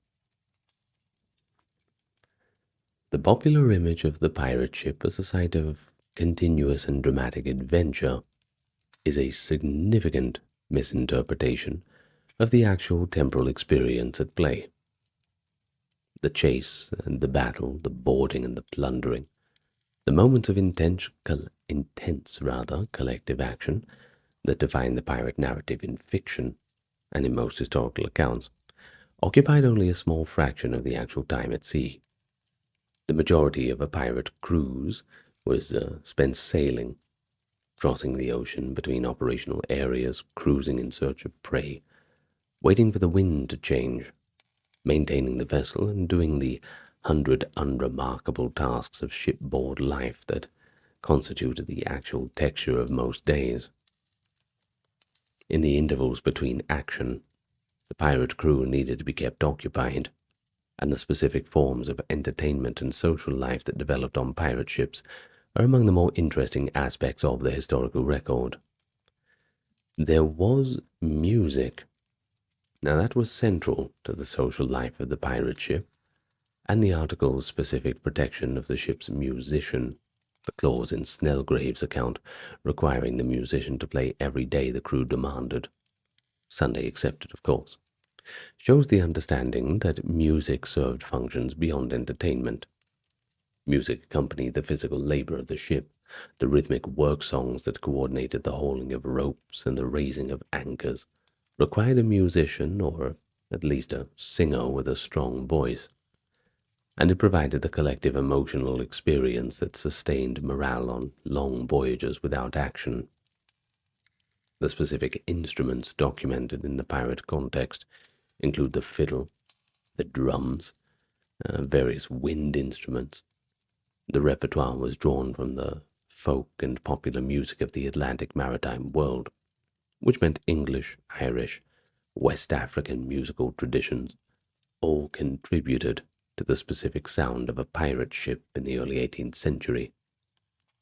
The musician's specific contractual protections, the Sunday exemption negotiated into the articles, suggest a man who had some leverage in the negotiation and who understood the value of what he was really providing.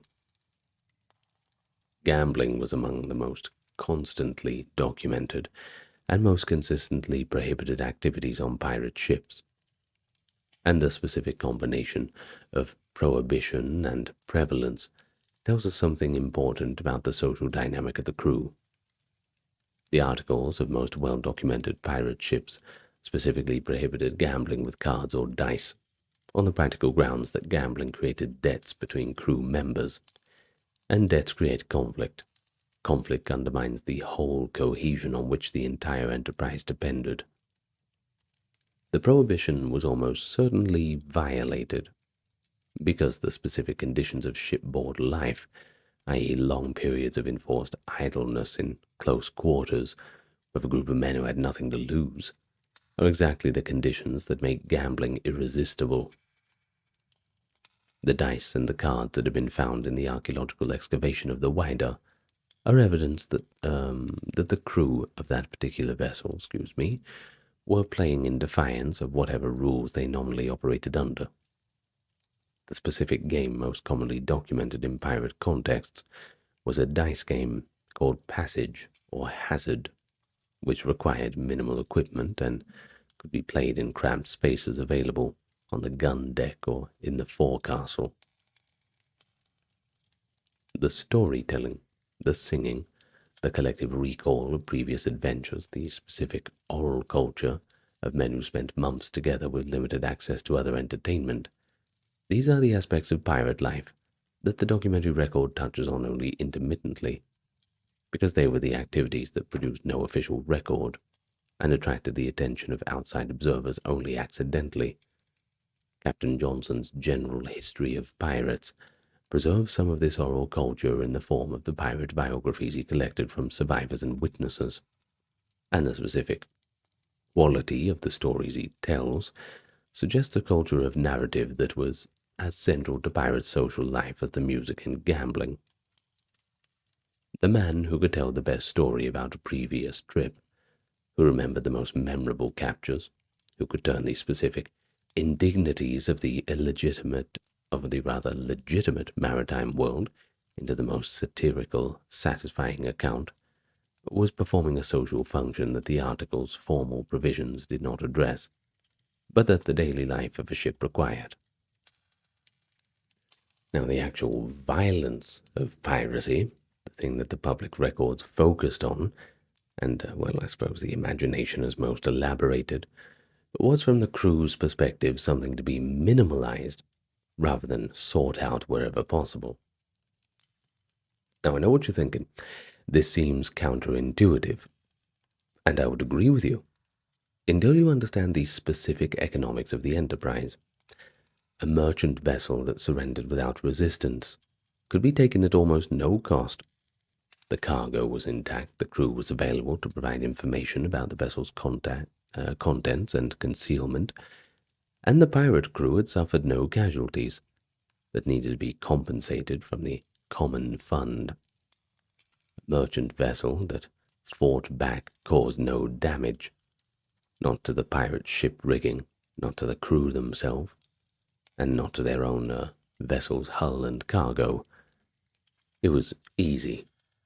Damage to the prize reduced the value of what was taken.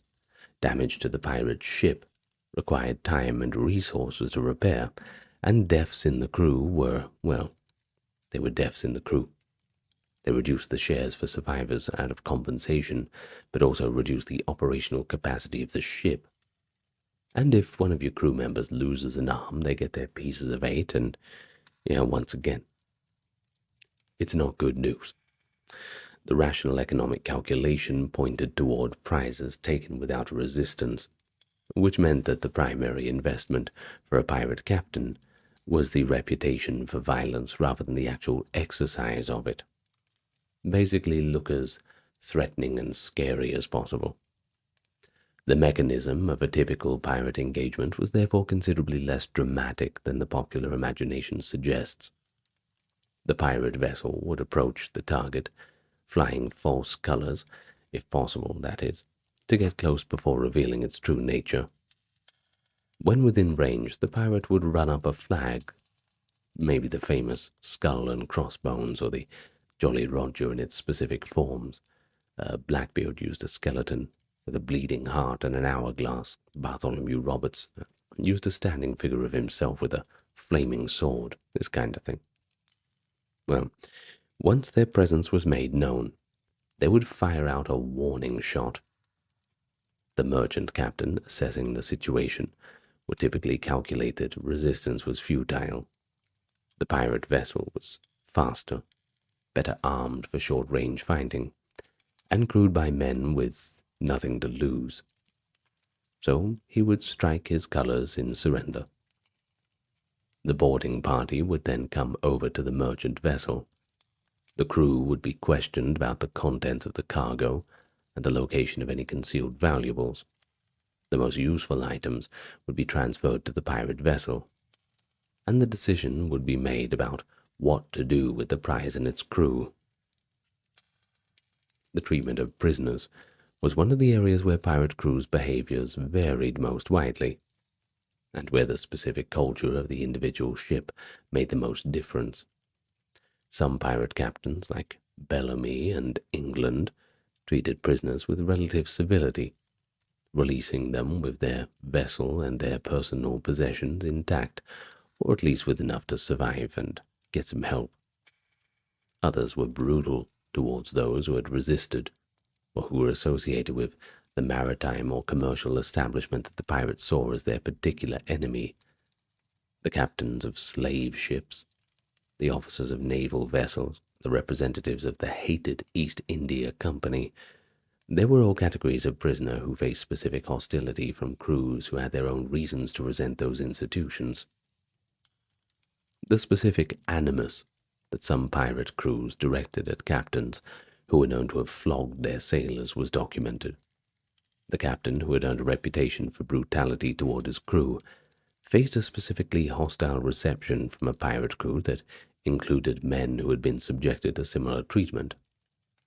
In several documented cases, captured sailors encouraged the pirates in their mistreatment of particularly hated former officers, turning the pirate encounter into a form of collective revenge that the legal system would have never permitted.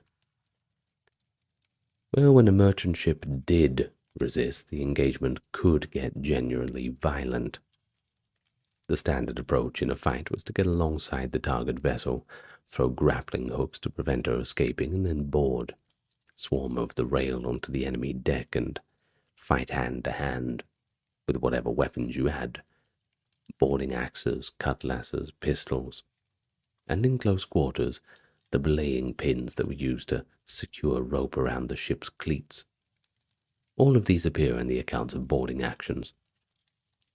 The smoke from the gunfire in a confined space, or the noise, the physical chaos of a crowded deck, where both sides were trying to kill each other in the limited space between the masts and the hatch coamings. These were the conditions of extreme violence in an extremely compressed space, and the casualties could be substantial. The pirate crew that had won a hard fight had won both the prize and the specific kind of collective trauma that the article's wound compensation provisions addressed in financial terms, but that the psychological reality of combat violence produced in ways that no financial settlement could really manage. Well, the specific ending that awaited most Golden Age pirates who were caught, the Admiralty trial, conviction, and hanging, or its colonial equivalent, was understood by the pirates themselves as the probable terminus of their careers. And the specific ways in which they managed this knowledge tells us a little bit about their psychology. The risk was real, and everybody knew about it. No one was trying to downplay it. The Golden Age pirates operated in a world where dozens of their contemporaries had been hanged, where the gibbeted bodies of executed pirates were displayed along the major maritime approaches as a warning, and where the newspapers and broadsides that circulated the Atlantic world regularly reported the capture and execution of pirate crews. The decision to join a pirate crew was thus a decision made with full knowledge of this risk. The specific way in which pirates typically responded to the risk was a combination of present orientation and a fatalistic acceptance that was specific to people who had already made a large and irreversible gamble.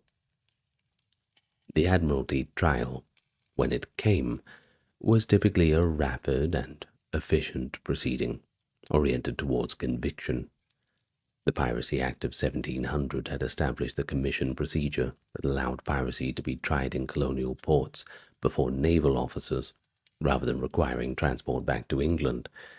and the subsequent mass trials of the 1720s were conducted with a speed that left little room for the kind of procedural defense that might have succeeded in an ordinary criminal court. The standard defense, that the accused had been taken by pirates by force and had no real choice but to remain with them, was in some cases accepted, but viewed with skepticism in most, and the court records show conviction rates that left little doubt about the proceedings' orientation. Men who had been active pirates for years, whose careers were well documented by the testimony of witnesses they had encountered, faced the evidence of their own actions with limited possibility of a successful defense. The execution at Wapping, which was the place where they used to do it, was a public ceremony whose specific choreography had been refined over decades to communicate specific messages that the audience gathered along the Thames shore to watch. The condemned were brought to the gallows at low tide, hanged, and their bodies left until three tides had washed over them, the specific ritual requirement of Admiralty execution that distinguished it from the ordinary hanging. The most notorious were then taken down and tarred, placed in iron cages called gibbets, and hung from prominent points along the river, Tilbury Point, Blackwall, the entrance to major harbours, where passing sailors would see them for months or years until the flesh had decayed and only the skeleton remained in an iron cage. The gibbet was the Admiralty's version of the Assyrian palace relief, a permanent installation of the consequences of defiance, placed where the maximum number of people would see it. But what is perhaps the most interesting about the documentary record of the Golden Age pirates, in the final moments of their careers, that is the specific quality of many of their deaths.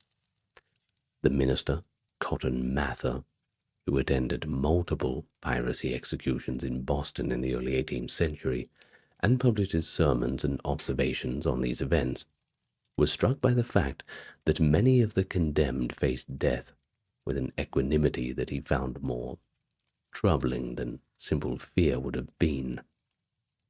They just accepted the gallows as the known price of the life they'd chosen. They expressed neither dramatic repentance nor dramatic defiance. They died with this stoicism, the stoicism of a people who had made a calculation and, well, shrugged their shoulders when it didn't really work out.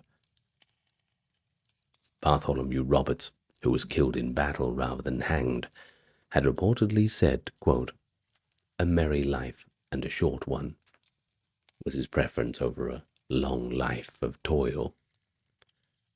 Well, maybe he did say that, maybe he didn't, but either way, everybody shared this sentiment, or found it less appealing in practice than in theory.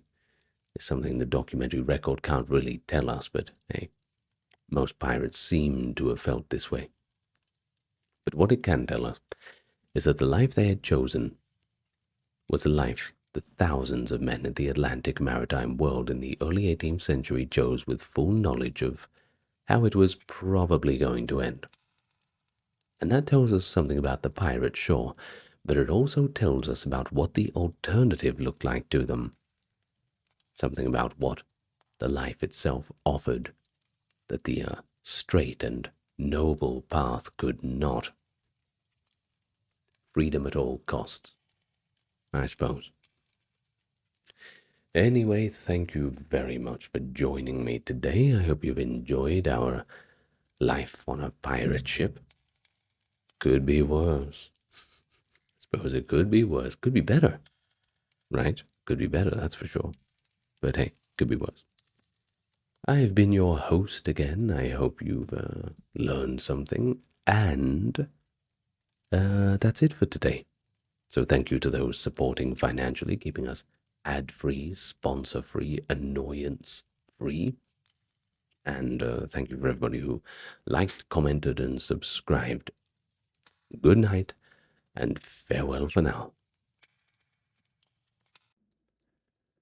In legal theory, the difference between a privateer and a pirate is perfectly defined.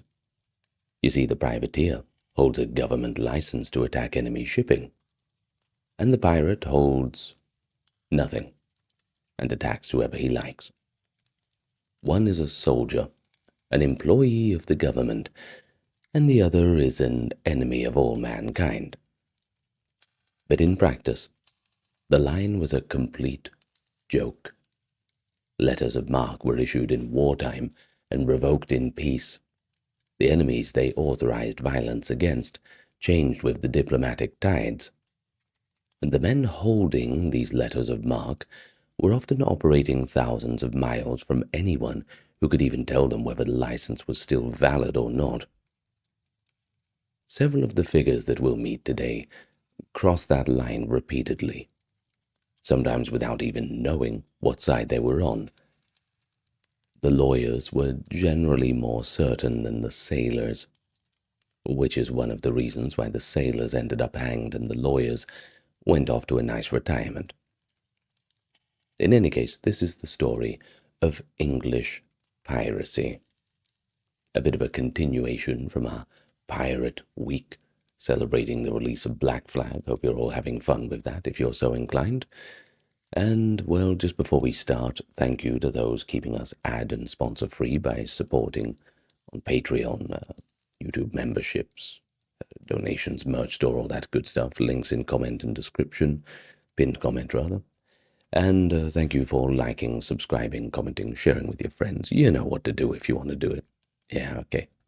Anyway, let's begin where most videos about English pirates should begin, and that is at Francis Drake. Enjoy. Well, Francis Drake's story starts in Devon, around 1540. He was the son of a Protestant tenant farmer, and went to sea as a boy apprentice to the master of a small coastal trading vessel. By his 20s, he was making voyages to the Caribbean under the command of his cousin John Hawkins, participating in the triangular slave trade that the English were developing in competition with the Spanish and Portuguese monopolies. The experience that shaped Drake most decisively came in 1568, when a Spanish fleet trapped Hawkins' ships in the Mexican harbor of San Juan de Ulua and attacked without warning, in violation, by the way, of a safe conduct agreement, and in an act of bad faith that Drake never forgot or forgave. Now, as for Drake, he lost his ships. He barely escaped with his life, and returned to England carrying a grievance against Spain that he would spend the next 30 years converting into one of the most spectacular, sustained campaigns of maritime violence in the history of the age. Drake's raids on the Spanish Americas in the 1570s operated in a kind of gray zone between legitimate privateering and straightforward piracy. But they operated with a freedom of movement that depended entirely on Elizabeth I's willingness to deny knowledge of what he was actually doing. Of course, these denials would come periodically, whenever it suited her diplomatically.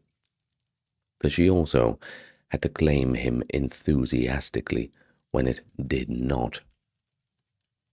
Now, his 1572 raid on the Isthmus of Panama, during which he captured a Spanish mule train carrying silver from the Pacific coast, was conducted without any formal authorization, and produced a profit that he shared quietly with backers who included members of the Privy Council.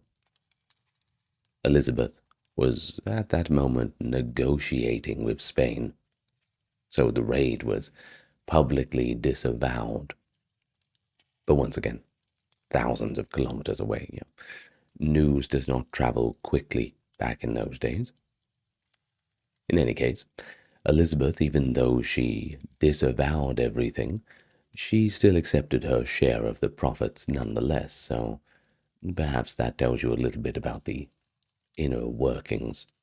Money always talks. And this was a pattern. The public deniability, the private reward. This is truly what characterized Drake's relationship with the crown throughout his career, and really it defines the essential nature of Elizabethan privateering, and that is that piracy that the state found useful, well, that was fine, but when it was inconvenient, it was prosecuted. But when it was profitable, it was celebrated. An episode from the Panama Raid that rarely makes it into the popular accounts deserves a moment of discussion, I think. During the approach across the isthmus, Drake climbed a large tree at a local guide's suggestion and became, according to his own account and the subsequent report to the Privy Council, the first Englishman to ever see the Pacific Ocean, the South Sea, as the English called it, which the Spanish had effectively made their private ocean, and from whose trade routes the wealth of Spain primarily flowed. He prayed, the account says, that God would give him the life and the opportunity to sail an English ship on those waters. The prayer and vow are probably embellishments added in retrospect, but the ambition they express was genuine. Drake was already thinking, in 1572, about what it would mean to break the Spanish monopoly on the Pacific, and the circumnavigation of 1577 to 1580 was the fulfillment of that ambition in the most direct possible sense. Now, this circumnavigation of 77 to 80 was the voyage that transformed Drake from a successful raider into a global celebrity. Explorers were quite popular back then. He sailed from Plymouth in December of 1577 with 5 ships, passed through the Strait of Magellan into the Pacific, and proceeded to sack the Spanish port of Valparaiso, attack several ships on the Pacific coast, and capture the Nuestra Señora de la Concepción, known to the English as Cacafuego, a nickname whose scatological dimensions were apparently irresistible. You get it, surely. Whose cargo of silver, gold, and jewels added something in the reign of £500,000 to the voyage's total. At a time, of course, when the entire annual revenue of the English crown was roughly £300,000. So you can certainly see why he was the golden boy. He then crossed the Pacific, rounded the Cape of Good Hope, and returned to Plymouth in September of 1580. The first Englishman to circumnavigate the globe, by the way. Elizabeth came aboard the ship, the Golden Hind, at Deptford in April of 1581, and she knighted him right there on the quarter-deck. The Spanish ambassador formally demanded his punishment as a pirate. Elizabeth considered the suggestion, but declined to act upon it. Drake lived until 1596, dying of dysentery during another Caribbean expedition, and was buried at sea off Portobello. Whether he was a pirate or a naval hero, that's up to you. It's been debated ever since, and debated largely along the lines of as whether the debater was an Englishman or a Spaniard. Well, next up, we are still in the modern-day United Kingdom, but we're considering this an English pirate, even though he was technically born in Wales. Henry Morgan, born in 1635 in Wales, as we said, probably in Monmouthshire, and his early years at sea are obscure enough that the sources allow for a little bit of invention, and the tradition has not hesitated to supply that. By the 1660s, he was established in Jamaica as one of the leading figures among buccaneers, the loose confederation of English, French, and Dutch raiders who operated from the Caribbean islands against Spanish shipping settlements, holding letters of marque from various colonial governors, and interpreting them with a latitude that their issuers sometimes found to be frankly alarming. Now, it's all about the fine print, isn't it? Now, as for Morgan, he was perhaps not the most colorful of the buccaneers, or the most flamboyant, or the most personally violent, but he was something rarer. You see, Henry Morgan was competent. In a world of men whose careers were defined by improvisation, Morgan was a planner. He organized. He led by a combination of genuine tactical intelligence and a capacity for inspiring confidence that the sources, however grudgingly in the case of his enemies, consistently have to acknowledge. Morgan's raid on Portobello in 1668 was an early demonstration of his methods. Portobello, on the Caribbean coast of Panama, was one of the most heavily fortified ports in the Spanish Americas, the terminus of the silver route from the Pacific, and the site of the great fairs at which the treasure of South America was transferred to the Spanish fleet for its Atlantic crossing. Morgan attacked it with less than 500 men, which is either an act of brilliant tactical calculation or insane recklessness. Once again, it all depends on who you ask. The sources are divided on which it really is. In any case, the proof is in the pudding. He took the city, he held it for ransom, and returned to Jamaica with plunder that the official records describe as approximately £100,000, though the buccaneers' practice of hiding the true value of prize money from their financial backers makes such figures an estimate at best. Of course, when you're doling out shares, you don't want to tell them you've made too much money. The more you quote to them, the more you have to give away. And do remember, we are dealing with pirates here. Now, the governor of Panama wrote to Morgan afterwards, expressing admiration and asking, with what one hopes was genuine curiosity, where he had trained. Morgan replied, in a letter that survives, that he did not come from a family of writers, but from a family of sailors. The exchange has the quality of fiction almost, which is one reason to treat it with caution, but it does appear in the historical record, so there's your reason to treat it as a historical fact.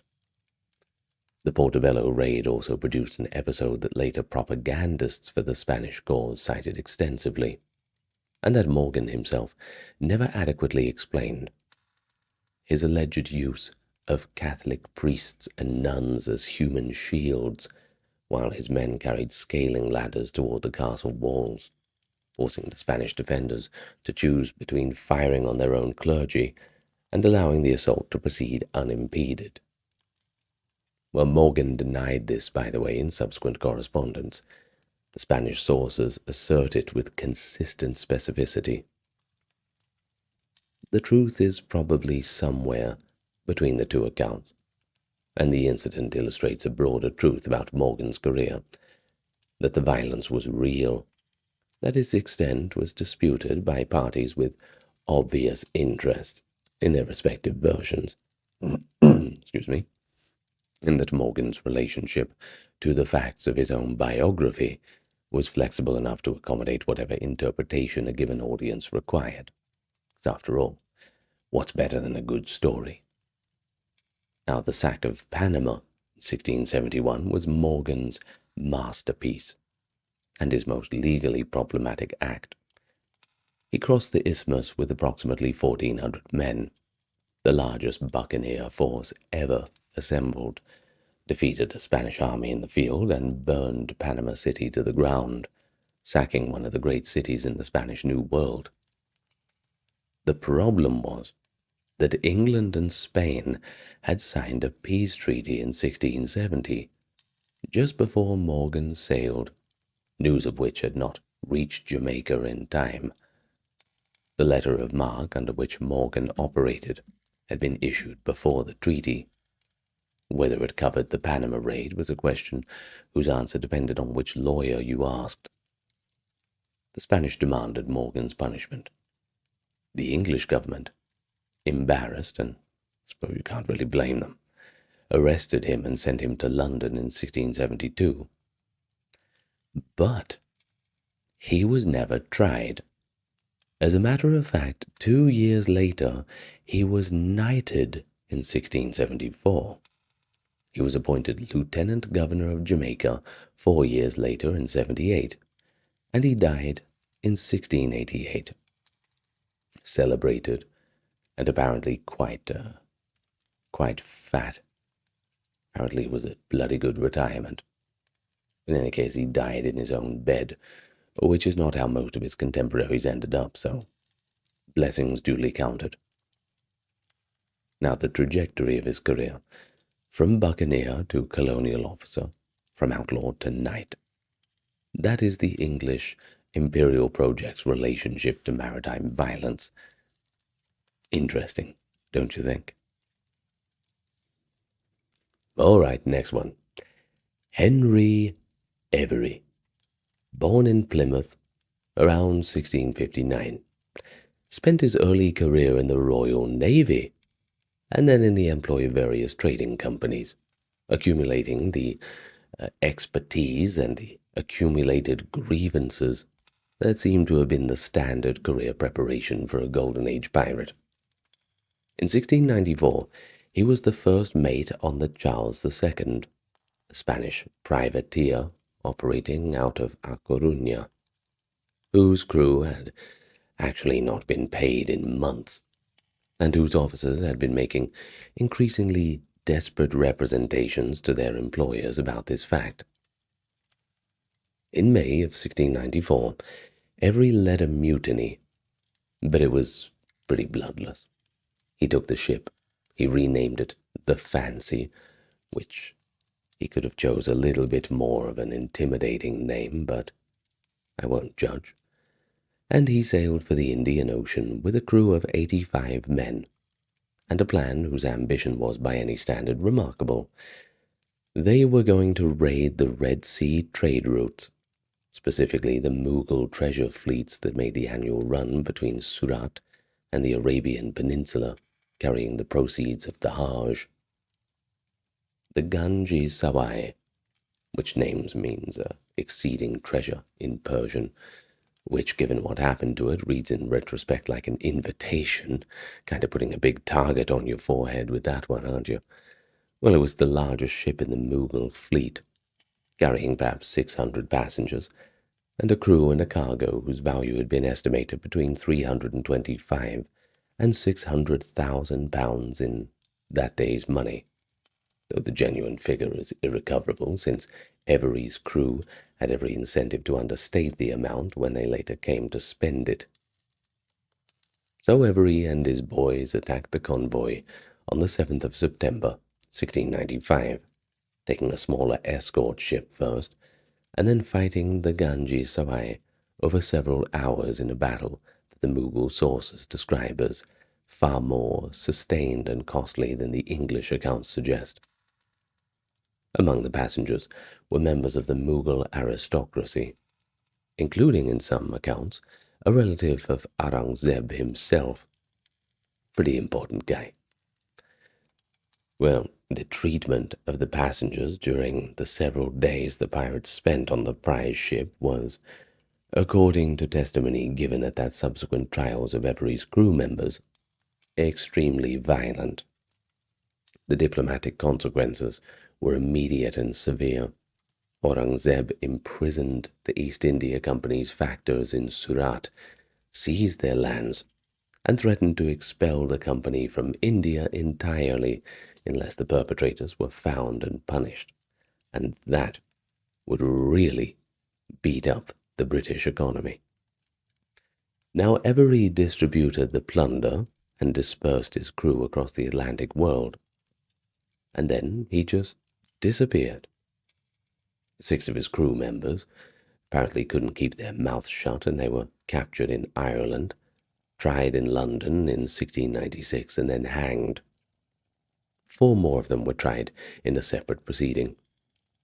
But Henry Every himself just disappeared, never to be seen again.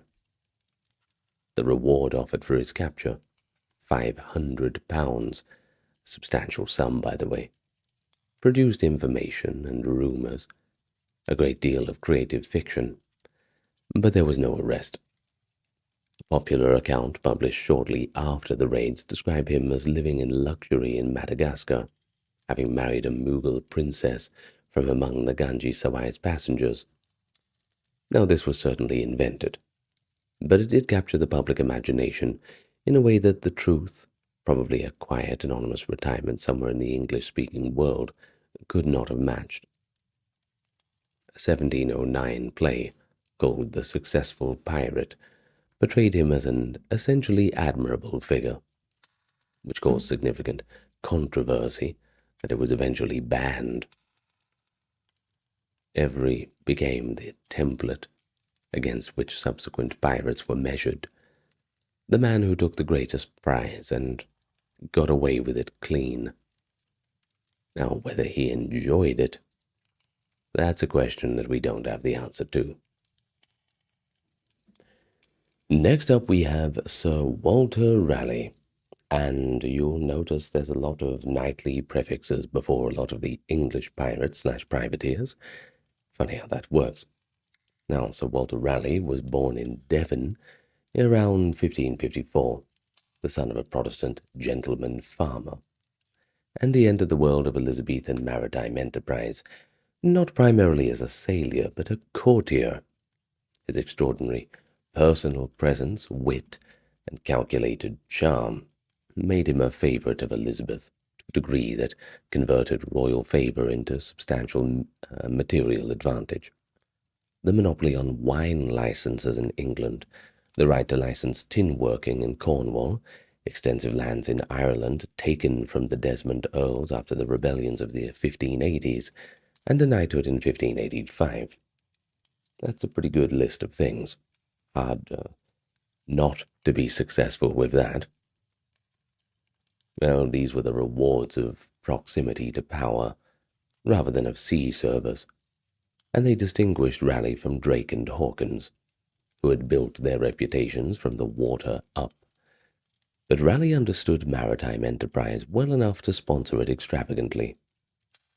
The Roanoke expeditions of 1585 to 1587, which he financed and organized in hope of establishing an English colony in Virginia, were the first sustained English attempt to plant a permanent settlement in North America, and the fact that the second colony completely vanished, the lost colony of Roanoke, whose fate remains one of the genuine unsolved mysteries of early American history, did not diminish his conviction that the Atlantic was England's future. His privateering career was partly sponsored and partly direct. Raleigh financed and sometimes sailed on expeditions against Spanish shipping throughout the 1580s and 90s, operating under the same letter of marque cover that Drake had used so profitably. He was on the 1592 expedition that captured the great Portuguese carrack Madre de Dios off the Azores, and one of the richest prizes taken in the Elizabeth era, by the way. Though he spent most of that voyage under arrest in the Tower after Elizabeth discovered that he had secretly married one of her ladies-in-waiting. You're not meant to do that.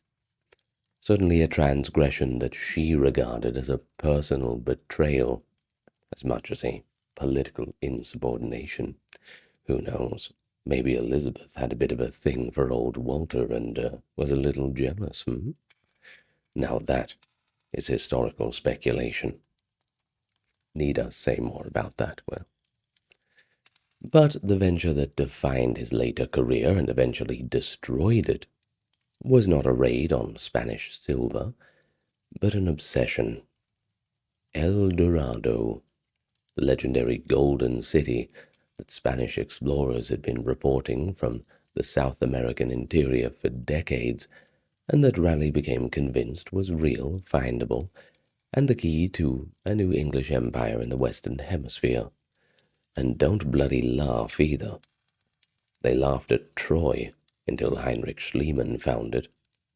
They laughed at a lot of things until they were proven right. Anyway, we're getting a little off topic. Well, his first Guyana expedition of 1595 produced a remarkable book, The Discovery of the Large, Rich, and Beautiful Empire of Guyana. What a title!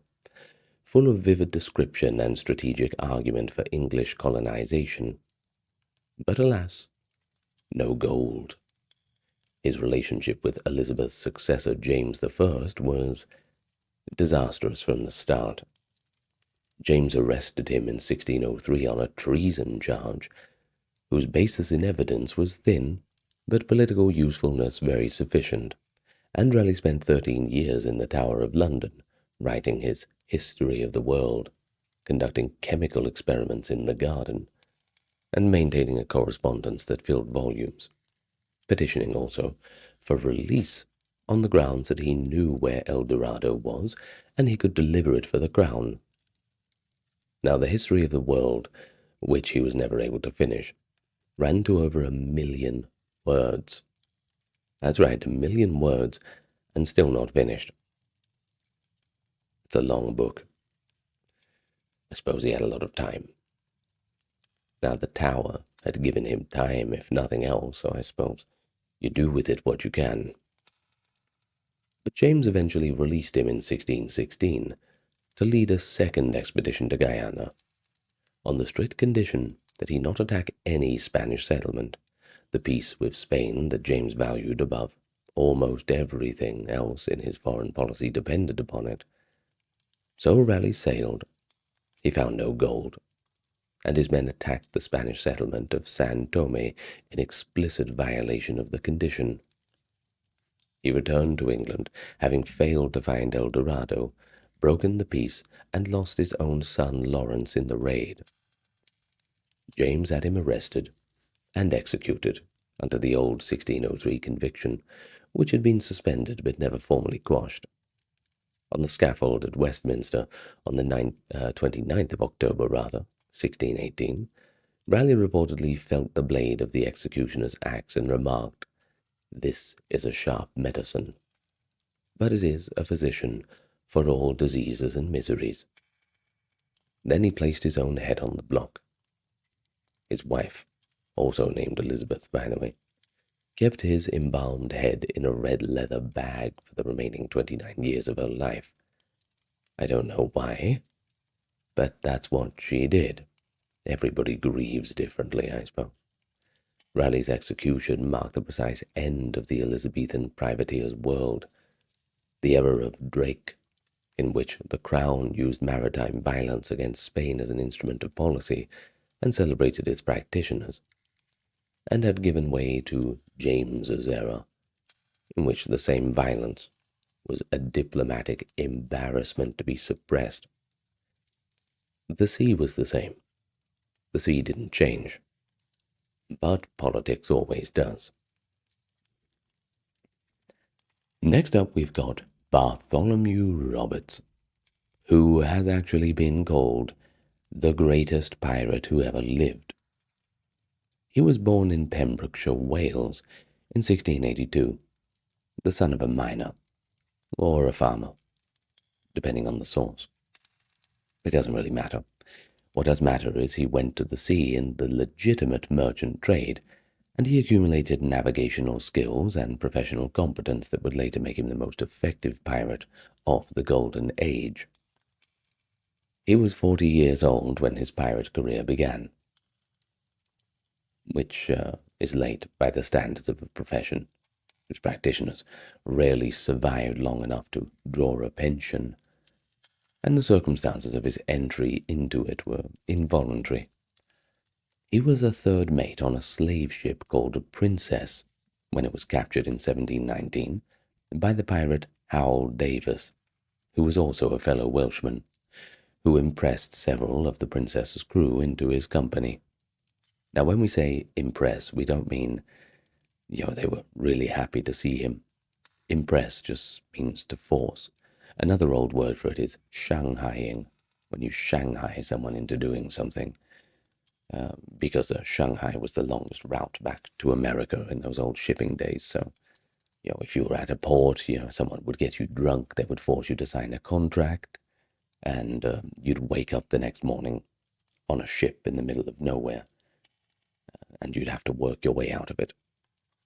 I mean, where else are you going to go? We can use this in a modern sense too. If a friend invites you over to his house and says, oh, come over and have a beer with me on Saturday, and then you show up there, and yes, there might be beer, but he also needs you to move a 400-pound slate pool table or something. You've been shanghaied. Anyway, we might want to bring back that term. So that's what impressing means, okay? Now, Roberts was among those taken, and the accounts suggest that he was initially quite reluctant. He served under Davis for 6 weeks, long enough to decide that the work suited him better than what he anticipated. But then Davis got himself killed in an ambush on the Portuguese island of Príncipe. The pirate crew elected Roberts captain. He was a pirate for less than 3 years, and that time he captured more than 400 ships, a record that, no pirate before or since has approached. So yeah, pretty impressive. Robert's productivity as a pirate was the result of several qualities operating together. Remember how he got his start learning those practical skills? Well, he was an exceptional navigator because of it, which meant that he could operate in areas where the less skilled would not attempt to go. He was a disciplined commander who imposed a code of conduct on the ships. The articles he drew up for his crew are among the best documented pirate codes of the period, and they're quite striking in their specificity. The lights and candles were to be put out by 8 in the evening, and any drinking after that hour was to be done on the open deck. No gambling with cards or dice aboard the ship. Every man be in his quarters by 8, and lights out, on pain of Moses's law, which meant 40 stripes lacking one across one's bare back. Well, women were prohibited aboard, and any man who brought a woman aboard in disguise was to be sentenced to death, a provision whose severity reflected the genuine social and operational complications that the presence of women had caused on pirate vessels. Now, I also imagine that, kind of in a funny way, that they have, Robert's pirate ship, a big sign on the front saying, "No girls allowed." Maybe. Well, women were generally not on pirate ships, but it doesn't mean that, it doesn't mean there were no women pirates. I mean, we discussed Anne Bonny and all that in a different episode, so, there's that. Anyway, every man was to keep his pistols and cutlasses clean and ready for service. The articles also prescribed a share of structure for dividing plunder, provided compensation for men wounded in action, a loss of a right arm and 800 pieces of 8, a left arm 600, a right leg 500, and guaranteed every man a vote in the decisions affecting the whole company. And that was, in its own way, a remarkably democratic document for a business conducted illegally by force. Roberts operated across the Atlantic with a freedom of movement that the naval authorities found maddening and could not effectively counter for the better part of 2 years. He raided the coast of Newfoundland, burning and sinking ships in the harbor at Trepassey, with such impunity that the 18 vessels whose captains fled at his approach were simply left as trophies. He raided the Caribbean, the West African coast, the South American trade routes. He flew various flags. The Jolly Roger, a black flag showing himself and a skeleton holding an hourglass, and on occasion the Royal Standard, which was either a brilliant imposture or a piece of theatre intended for an audience that he knew would somehow appreciate the irony. He dressed with a care that his contemporaries noted, a red damask waistcoat and breeches, a red feather in his hat, a diamond cross on a gold chain around his neck, that had reportedly been taken from a Portuguese prize that was intended for the King of Portugal himself. He was killed on the 10th of February 1722 off the coast of West Africa when the HMS Swallow under Captain Chaloner Ogle caught his ship, the Royal Fortune, in a night anchorage. A grape-shot charge struck Roberts in the throat in the first exchange of fire. His crew, finding him dead at the helm, followed his standing instruction and threw his body into the sea before surrendering. Over 100 of his men were subsequently tried at Cape Coast Castle. 52 were hanged, and their bodies were tarred and gibbeted along the West African coast as a warning to others. Well, the warning was by that point somewhat redundant. The Golden Age was already ending.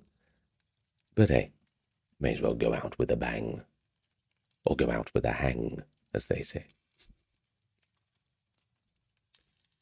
Well, next up we've got John Ward, born around 1553 in Faversham, Kent.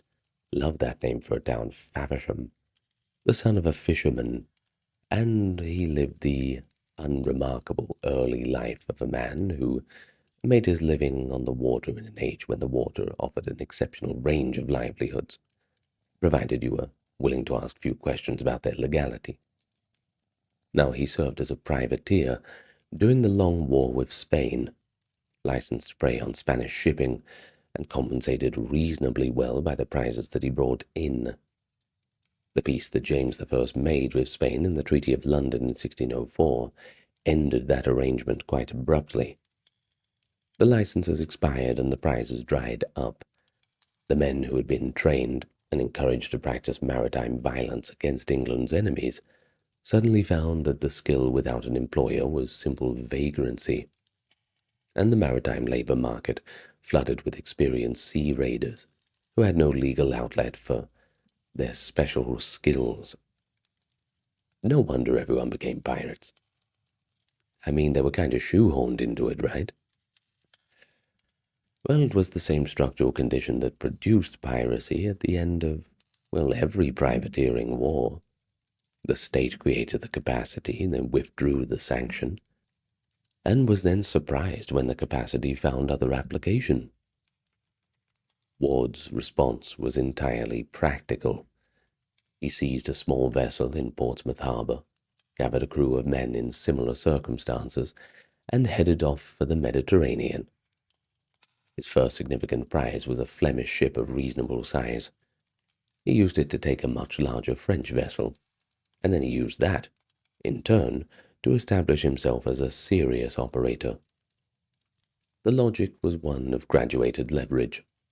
Each prize funded the capacity for a larger one, the process accelerating until he had the ships and the crew to raid at a scale that made the Dey of Tunis interested in hosting him.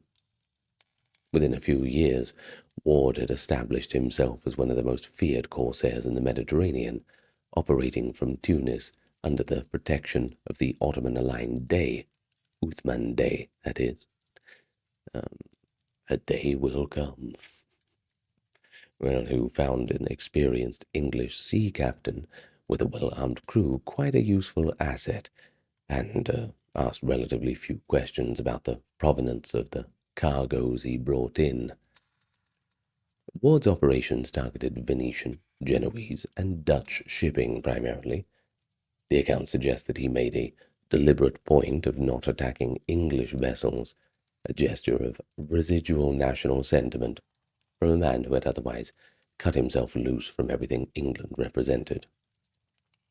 He also converted to Islam, took the name Yusuf Reis, and became, by the accounts of European diplomats and merchants who encountered him, a figure of considerable local prominence, living in a fortified house in Tunis, maintaining a large household, entertaining visitors with a generosity that several English travelers noted with some ambivalence, given that the hospitality was funded by the plunder of European shipping. The English ambassador attempted multiple times to broker his return and pardon from the crown. Ward refused, or the crown refused. The sources are not entirely clear on who was the less willing party. In any case, Ward never went back to Britain. Well, England, rather. He died in Tunis around 1622. Old, wealthy, and not willing to convert back to Christianity, which was the detail that disturbed English commentators who wrote about him. A Jacobean play, A Christian Turned Turk, by Robert de Born, performed in 1612 while Ward was much alive, dramatized his story for London audiences, staging his conversion as a moral catastrophe, one whose theatrical logic demanded a kind of punishment. De Born's Ward is destroyed in the final act, as the genre required. The historical Ward, dying comfortably in his Tunisian house at roughly 70, was a more awkward story than the play could accommodate, and his life raises questions that the stage ending neatly avoids. Whether a man who has been made a pirate by his government's own policy decisions owed that government any particular loyalty afterward, and whether the Protestant English identity the state had built into its subjects could survive the withdrawal of everything that identity was supposed to provide. Ward found a different patron, a different faith, a different name, and appears to have been content with everything. He's one of the most genuinely unusual figures in the entire history of English maritime violence, not because he became a pirate, but because he stayed one, on his own terms, right up to the very end. And that's pretty impressive. Next up, we've got Henry Mainwaring, born in Shropshire, 1587, educated at Brasenose College, Oxford, and called to the bar at the Inner Temple. A background so far removed from a typical pirate origins as to constitute a category error. Well, he should, by the logic of his formation, have become a lawyer or a clergyman, or maybe a minor official in the creaking administrative machinery of Jacobean England. But instead, in 1611, he obtained a letter of marque, purchased a ship, and went to sea ostensibly to intercept the pirate Peter Easton, who was operating out of Newfoundland, and whom the government wanted suppressed. Mainwaring never found Easton, but what he found, somewhere in the process of looking, was the life of the licensee captain that offered freedoms and opportunities that the Inner Temple did not. And he made that transition from privateer to pirate with the decisiveness that suggests the law had never really suited him in the first place. He established himself at Marmora on the Moroccan coast, and over the following years built a pirate operation significant enough to draw formal complaints from the King of Spain, France, Venice, and various other powers who found their shipping being taken by some Englishman operating outside the scope of any commission he still held. What distinguished Mainwaring from most of the men he was operating alongside was what he did when the government offered him a pardon in 1616. He took it, but he did not take it quietly. He went to King James I and offered something genuinely remarkable in return. A treatise, his Discourse of Pirates, formerly titled Of the Beginnings, Practices, and Suppression of Pirates. It's one of the most extraordinary documents in the history of maritime law, a systematic account by an active former pirate of exactly how piracy worked, how pirates recruited from the pool of underpaid and mistreated legitimate sailors who found the pirate ship's democratic articles offered better conditions than any merchant vessel, where they obtained their bases and political cover from the states willing to turn a blind eye in exchange for a share of plunder, of course. What the Crown would need to do to suppress them effectively, address the conditions in the legitimate maritime labor market that made piracy a rational choice rather than simply hanging everyone. These were the main things that the book was doing. So I suppose it's valuable to someone who wants to stop piracy. You have to understand it first, right? The discourse also contains a revealing passage on why men stayed pirates, even when pardons were available. They did not trust the pardons, because previous pardons had been honored selectively, and a man who accepted a pardon was then prosecuted anyway on a technicality, and that was worse off than if he had just kept raiding. Mainwaring had negotiated his own pardon with considerable care, precisely because he understood the risk from the inside. The document reads like the work of management consultant hired to analyze a failing organization from the inside. It's frank, it's detailed, and it's entirely free of the moral condemnation that characterized almost every other official discussion of piracy in the period. It's very straightforward. I suppose that's refreshing. Mainwaring was not sorry for what he'd done. He was just explaining it, for the government's benefit and his own. James knighted Mainwaring in 1618, the same year he executed Raleigh, which tells you something about the relative value the Jacobean crown placed on usefulness versus inconvenience. Mainwaring went on to a naval career of genuine distinction, rising to Vice Admiral of England under Charles I, commanding fleets in the North Sea, and producing a nautical dictionary that remained in use for decades. He was also elected a Member of Parliament for Dover in 1621, completing the institutional transformation from pirate to parliamentarian through a thoroughness that would have been unimaginable to the men he had preyed on in a decade earlier. He sided with the Royalists in the English Civil War, lost his position and much of his fortune when the parliamentary side prevailed, and died in reduced circumstances in 1653, which is perhaps a more characteristic end for a man of his generation than the comfortable Tunisian retirement that Ward got to enjoy.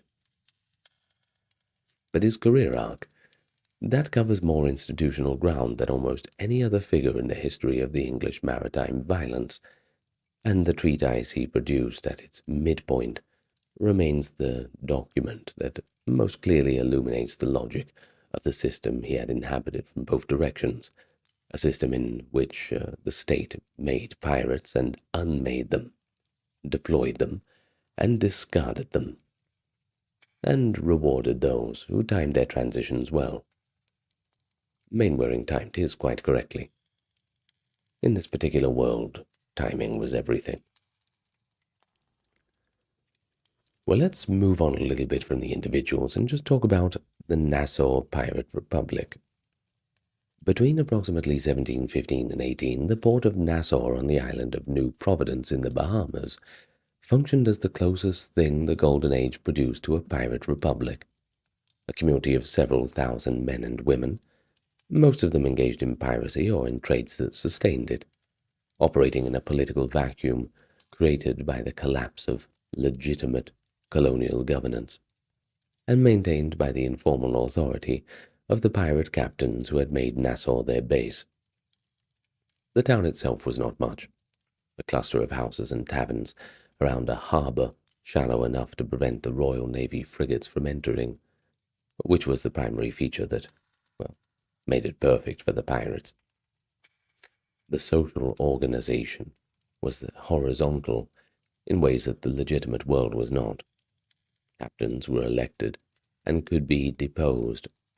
Plunder was divided according to agreed articles, and the community was racially mixed, since escaped slaves and free black sailors formed a significant proportion of many pirate crews in circumstances where skin color was considerably less determinative of a man's standing than his usefulness with a cutlass or a rope.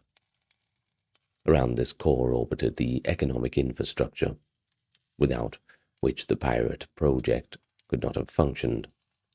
You had tavern keepers who extended credit against future plunder, women who took up with successive crews and acted as informal bankers for sailors with no other means of safeguarding their shares, and a network of receivers and merchants extending up the American seaboard to Charleston, the Carolinas, and as far as New York, where colonial buyers were willing to take stolen cargoes at favorable prices and ask no questions. The pirate economy was not a closed system. It depended on the quiet complicity of respected colonial commerce, and that complicity is part of why suppression took so long. The Nassau community had been built from roughly 1714 onward by Benjamin Hornigold, who recruited from the same pool of unemployed sailors and expired privateers that the end of the War of Spanish Succession had deposited on the Atlantic maritime labor market, the same structural condition that had pushed Ward into the Mediterranean a century earlier. Hornigold, however, retained a curious residual loyalty. He refused to attack English shipping, restricting his depredations to Spanish, French, and Dutch vessels, and this scruple became the fracture line that eventually split the Nassau community into rival factions. Charles Vane, one of the most violently uncompromising of the Nassau pirates, had no such restraint, and he led a faction that regarded Hornigold's restraint as sentimentally unworthy of the trade. When Woodes Rogers arrived as governor in 1718, Vane refused the pardon, fired a broadside at Rogers' ships as a farewell gesture of defiance, and escaped through the harbor entrance to continue his career, until he was eventually captured, tried, and hanged in 1720. The social world of Nassau, the taverns, the shared prizes, elections and arguments, the occasional community violence, it was all the context in which the democratic elements of the pirate code made practical sense. Men who could leave had been given reasons to stay, and reasons to stay were fundamentally a question of whether the community's internal arrangements were fair enough to be worth tolerating. Now, Woodes Rogers, when he got there in July of 1718, as a newly appointed governor of the Bahamas, what a job for an Englishman, carrying a royal proclamation of pardon for any pirate who surrendered within a specific period, and a mandate to hang those who did not. He was, by any reasonable assessment, a very impressive man. He had commanded a privateering expedition around the world between 1708 and 1711. He'd rescued Alexander Selkirk, the model for Robinson Crusoe, from his island, and he had a practical understanding of maritime violence and the men who practiced it that purely civilian administrators lacked. His management of Nassau was a combination of administrative competence and ruthlessness. But the pardon was genuine. Hundreds of pirates accepted it, including Hornigold, who became useful to Rogers as a hunter of his former colleagues. Well, the hangings were genuine for the people who didn't either. 8 men who had accepted the pardon resumed piracy, and they'd been captured again. They were tried and executed in December of 1718. Their bodies were gibbeted in the harbor entrance as a statement of policy that the new governor intended everybody to understand in no uncertain terms.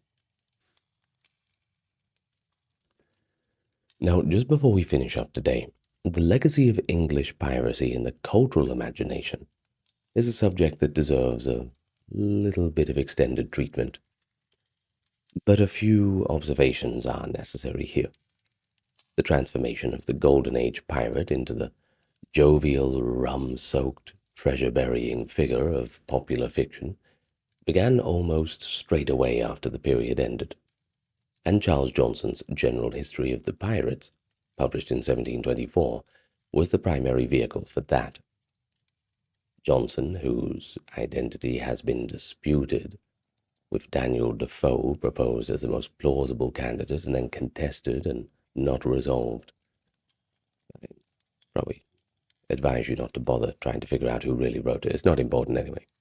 Either way, whoever it was, wrote accounts of pirate lives that were partly accurate, partly elaborated from available testimony, and partly invented to satisfy a London readership hungry for adventure narratives from the distant seas. The book was enormously successful, of course. It ran to multiple editions and shaped the popular image of the Golden Age pirate in ways that persist directly into the present. Stevenson's Long John Silver and Barry's Captain Hook are both recognizable descendants of Johnson's pirates, filtered, of course, through 2 centuries of progressive romanticism that stripped out the violence and amplified the freedom.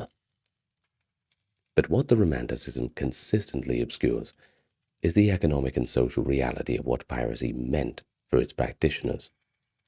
The average Golden Age pirate was not a romantic outlaw. He was not chasing freedom over convention. He was a man from the lower ranks of the maritime labor market who had made a rational calculation that the risks of piracy were preferable to the conditions of legitimate employment. The merchant sailor in the early 18th century was typically underpaid, subject to corporal punishment at his captain's discretion, given food that was often inedible, and died at a rate from disease, accident, and naval impressment that made the pirates' chances of survival, at least in the short term, broadly comparable. The pirate code's guarantees, the compensation for wounds, the democratic election of officers, and agreed share of prizes, these were all attractive, precisely because they addressed the specific indignities of legitimate maritime employment that the men had experienced firsthand. The pirate ship was, in this reading, a labor organization as much as criminal enterprise, which is probably why the authorities who suppressed the Golden Age were so determined to do it so thoroughly and so anxious that its more democratic elements should not be examined too carefully in the public eye. So, the figures we've talked about: Drake, Morgan, Avery, Raleigh, Roberts, Ward, Mainwaring, they're all interesting guys, I think. But they're all a bit different, aren't they? They span a spectrum. Drake was knighted on his ship's quarterdeck. Morgan was knighted too, after sacking a city during peacetime. Mainwaring was too, after writing a manual explaining how everything worked, and Raleigh was beheaded under a conviction, 13 years old already when the diplomatic climate required a sacrifice. Ward got off easy. He died an old man in Tunis, under a different name and a different faith, having decided the state made him a pirate had forfeited his loyalty. As for Roberts, he was thrown into the sea by his own crew after taking a grape shot to the throat. Now that's not a good retirement. Well, the difference in outcomes was not primarily a difference in the character of acts committed. It's not always that simple. Drake and Avery were plundering ships of a Mughal-adjacent fleet, and the violence at stake in Drake's raids was not obviously more restrained than anything that happened in the Red Sea in 1695. The difference always comes down to politics. What the crown needed at a given moment, and whether the man in question was useful to it or inconvenient. The pirates who ended well were the ones whose violence coincided with the crown's interests at the right historical moment. The ones who ended badly were the ones who did not, or the ones who just ran out of favor and good luck.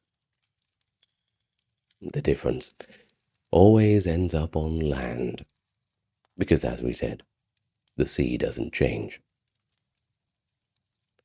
And you know I'll never change, my friend. I'll be here doing these narrations on YouTube every single day, until the one day I get tired and go and retire off to Tunis. Die like the luckiest pirate in a warm bed in a warm country, huh? Well, I don't have to think about that for many years, touch wood. But thank you for joining me. I hope you're enjoying these pirate videos. We certainly are. And, yeah, thanks for liking, subscribing, supporting, all the rest. Lots of love to you all, and I will see you when we next set sail. Good night, and farewell for now.